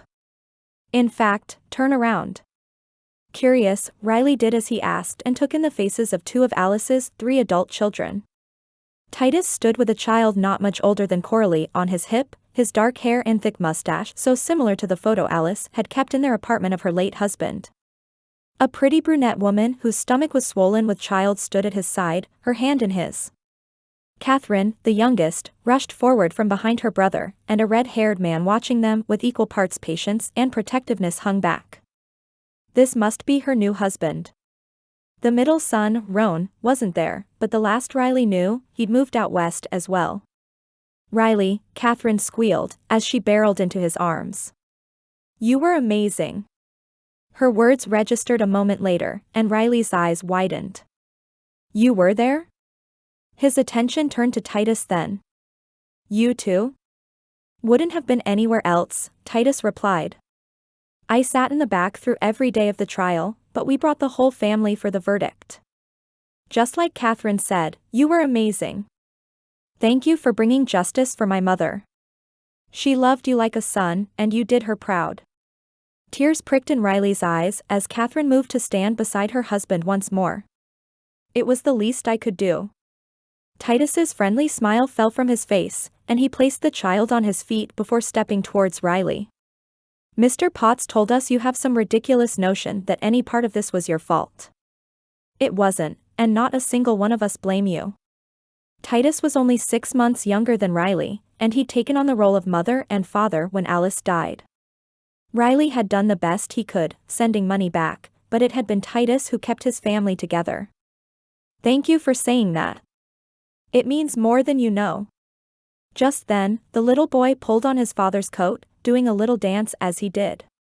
Papa, I'm hungry. Riley McKinley, his mother said as she pulled him back. What have we told you about interrupting adults when they're talking? Riley. His name is Riley? Titus grinned. Sure is. I figured naming him after the bravest man I've ever known would work out well for him. He wears it well, I think. With a wink, Titus pulled Riley into a hug. You risked everything back then to keep folks safe, and you did it again during this trial. I'd be proud for my son to grow up to be just like you. Paige, you're going to wear a hole in the floor, Mara scolded jokingly as they all stood on the train platform awaiting Riley's return. His train was due any minute, but it was always possible it had been delayed. Clarence and Joshua had also come into town to welcome Riley home, though the both of them looked nearly as nervous as she did for some reason. Before Paige could reply, the train whistled in the distance, and Paige's heart pounded in giddy anticipation. It pulled to a stop just as the doors swung open, and Riley was the first one off. He bounded down the steps, his small bag in tow, and closed the distance between them in 2 steps. Jamming his Stetson to its rightful perch and dropping his bag, he pulled her into his arms with none of the hesitance he'd done before. You, Miss Brown, are a sight for sore eyes. As are you, Mr. Hart. He'd barely pressed his lips to hers when Liam interrupted with mock offense. Hey, we're here too, Hart. And we have a surprise for the both of you. Samuel elbowed his brother in the side, rolling his eyes. Let him kiss his girl. It'll wait. But it was too late, as Paige had always loved surprises. Wait, a surprise for both of us? Yep, Samuel replied. He pulled Kate close to his side, and one of his rare big smiles spread over his face. One of the things keeping you back from asking her to marry you was not having a cabin, right? Riley nodded, his brows raised. We figured we'd remedy that for you. I've deeded you the land we talked about a month or so back, and all it needs is your signature. Between us, Clarence and Joshua, we've got the place pretty close to livable. Paige's mouth dropped open as she took in her sister and Kate. That's why you two kept asking me what things I liked about the farmhouse and what things I'd want in my own. She'd thought they were bringing up houseplans too much, but she'd been so preoccupied thinking about Riley in Boston it hadn't occurred to her they might be building one. Staying with Mrs. Jacobs had been surprisingly perfect, as the ride to and from town every day had given her time to pray and ask for peace and wisdom regarding her next steps. Whatever those next steps were, she knew they involved Riley. Speaking of, the man in question still held her close, but his whole body seemed to have frozen. "You four built us a house? I'd planned to do that when we got back. What do I owe you for materials?" "Absolutely nothing," Samuel snorted. "In fact, it's even gonna have a fancy new cookstove once it arrives from Denver. That one's courtesy of these two," he said as he crooked a thumb at Clarence and Joshua. "Aw, it ain't nothin'," Clarence said. "Besides, we figured we owed you some kind of apology anyway." Liam bit his lip to keep from laughing as Clarence and Joshua both studied the ground. "Ask him what he's got to apologize for, Riley." Realization washed over Riley's face as his eyes widened. "You two send off for Paige?" If it weren't for Riley holding her up, Paige might have dropped right there on the platform. "What? You two? Why in the world would you do that?" "It wasn't to be mean," Joshua said quickly. "We just both knew how much Riley wanted a family of his own but would never send off for his own bride with whatever he had in his past hanging over his head. Looking back, we really shouldn't have done it without knowing what that thing was, but it was kind of a rash decision." Clarence stepped forward then, his eyes full of remorse. "Riley, I told you once I didn't want you to live the way I have. I shouldn't have done it, and I know that, but I guess I couldn't help myself." 100 different emotions passed over Riley's face, but finally he placed his hand on the seasoned cowhand's shoulder. "You're both forgiven, and thank you for meddling and bringing me the best thing in my life." Both Clarence and Joshua breathed sighs of relief at that, and Liam broke the sweet moment with a guffaw. "Why didn't you two send off for brides yourselves?" "Joshua's got some more matron to do first," Clarence groused. "And I might've, but Mrs. Miller's age cutoff is 40. He shrugged, mumbling something about infernal age restrictions while the rest of them joined Liam in laughter. Well, that was solved. As Riley took Paige back into his arms and kissed her head once again, she realized how deeply at home she felt there in his arms. Yes, only God knew what the future would hold, but beyond any doubt, Paige knew Riley would be in hers.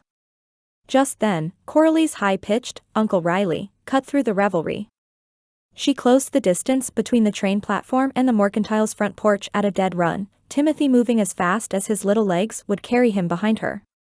Lizzie and Paul followed, grins wide, as Riley released Paige and ran to swoop up both his niece and nephew at once. As he spun them around there in the street, Paige couldn't help but think how the joy radiated from him. Now that the trial didn't hang over his head, it was as though the weight of the world no longer rested on his shoulders. "Thank you, Lord," she whispered as she approached their little group. "Thank you." Chapter 19. Christmas Eve brought a large enough snow that the whole lot of them had gotten snowed in at the Pratt Ranch after sharing dinner that evening. Paul and Lizzie's family, Paul's parents, Mrs. Jacobs, Liam and Mara, Stu, Paige, and all those who normally resided on the Pratt Ranch sat in front of the crackling fireplace as Samuel read the story of Jesus' birth. Thankfully, Samuel and Kate had enough rooms that there'd been no issue housing everyone, and Riley had already moved into the house they'd share once they married. He'd wanted to do the last of the work himself, and Paige knew he'd been hard at work every spare hour he had for the last month. Samuel closed the Bible and led them all in a prayer of thanks for everything the Lord had brought them that year. Samuel and Kate had announced at dinner that night they were expecting their first child in the summer, and Paige couldn't be more thrilled for her friend. Liam and Mara likely wouldn't be too far behind them, and Paige couldn't wait for the day she and Riley would welcome their own little ones. If only he'd propose. He'd said he had no plans for a long engagement, but he wanted the cabin to be completely finished before he popped the question. The last time she'd been out there, it was pretty cold as the gaps between the logs hadn't yet been filled with chinking. From what she knew, that had been what he'd been working on, but it had been a week or so since she'd visited. And finally, Lord, Samuel prayed. Thank you for the newest member of our family. Paige came to us in a way no one expected, but you knew she belonged here. As she and my brother Riley build their own life together, we ask you'd bless them both with grace for one another, good health, and the wisdom to follow you in all things. Amen. As everyone opened their eyes, Paige gasped at the sight of Riley down on one knee before her. He held out a ring, the grin on his face a mile wide. "Paige Brown, I never imagined a woman like you could be real. Your kindness, your compassion, your beauty, it's almost too much for a man to believe. But most of all, you helped me trust Jesus in a lifetime of fear. You're my Red Sea road, the one the Lord used to lead me into his plan for me. I reckon, if a woman can make you love the Lord more, you ought to marry her, so that's what I plan to do. Will you let me do what I should have done the day you stepped off the train and make you Mrs. Paige Hart?" There was no way Paige could have held back the tears that flowed down her cheeks then, so she let them flow with a sob. "I thought you'd never ask." Epilogue. January 1886. Paige fussed with the fur wrap Lizzie had lent her and picked imaginary lint from her wedding dress. She and Mara stood outside the church doors with Liam, the cold air crackling with anticipation. Why couldn't she just run up the aisle now? Paige had never sought the center of attention, and all she really wanted was to lay eyes on Riley and feel his strong hands take hers. Liam placed a hand on each of the sisters' shoulders. "You ready for this, Paige? We can always go in and say you got lost on the way here." He winked, familiar smirk in place. "I could even say Mara kidnapped you if you wish." With a snort, Mari elbowed her husband in the ribs. "You think you're funny." "I know I am," Liam replied before turning serious for once. "But really Paige, one word from you, and I'll handle everything." "Are you sure?" It had been a long time since Paige had had a man in her corner to protect her. Hope House had been primarily run by women, and they'd never had any older brothers. His concern was welcome, despite it not being necessary. "I've never been more sure of anything in my life." "Phew," Liam feigned relief. "I may be the sheriff, but Riley's strong as an ox from all the ranch work, and I didn't want to have to hold him back from going to find you." Just then, Samuel opened the church doors, and the sound of the wedding march wafted from the piano. The pews were full of friends who'd become family, but Paige only had eyes for the man at the end of the aisle. Riley looked so handsome in the suit he'd borrowed from Samuel, and his gaze held hers like the two of them were connected by something much deeper than simple feelings. Mara squeezed Paige's arm and kissed her cheek. "You look beautiful, little sister, and I'm so proud of you. You deserve this." Uncharacteristic tears flowed down Mara's cheeks, but Paige's were dry for once. "Thank you for being everything for me," she whispered back. Mara turned then and headed down the aisle to take her place as Paige's matron of honor. Joshua already stood with Riley, as they decided to just have one person each stand up with them. Samuel and Kate had graciously provided much of the food for their reception, with Paul and Lizzie supplying the rest. Pastor Martin nodded for her to step forward, his handsome face happy performing his first wedding in Mud Lake. Maybe the man would send away for his own bride before too long, but Paige had eyes for no one but her groom.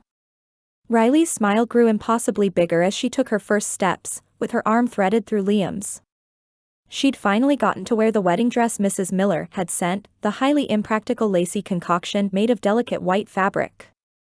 Some variation of the dress was sent with each of Mrs. Miller's brides, her obsession with Queen Victoria's white wedding gown somewhat of a legend at that point. Still, as silly as she thought it was when she'd shoved it into her satchel in New Orleans, seeing the awe on Riley's face was everything she'd never realized she wanted. Somehow, the church aisle felt a mile long, but at last, she reached the man she'd grown to love despite circumstances doing their best to pull them apart. The Lord had been faithful beyond her wildest dreams, drawing them together and to himself. As Liam placed her hand in Riley's, it was as though any jitters melted away. His amber eyes, captivating from the moment she met him, drew her in just like they had that day in the Mercantile. Silently, he squeezed her hand and mouthed, "I love you." His eyes misted a little, and she could see him fighting to keep the tears back. No one else could see it, but she could, and that thought warmed her. They had no secrets from one another, and he could read her like a book. She'd spend her life doing the same for him, and it would be the best book she'd ever read. "I love you, too," she mouthed back. Pastor Martin started speaking, but Paige wasn't quite as focused as she ought to be. No, it was as though Riley had crowded all her senses, but she couldn't complain. Just before she forced herself to listen to the pastor so as not to miss her cue to speak, Riley winked, and an overwhelming sense of gratitude washed over her. Their first days hadn't been as she might have wished, but it turned out, the Lord knew what he was doing after all. Had Clarence and Joshua not sent off that letter, how different would her life look right now? There was no way to know, but one thing was certain. She was home, exactly where she needed to be. Anticipation for the future filled her in a way she couldn't explain if she tried, and for the first time in her life, the uncertainty was full of hope. Thanks for listening. Want a free bonus epilogue to see some sweet surprises coming for the Hope House crew? Click the link in the description to have it delivered straight to your inbox. And don't forget to subscribe to my channel.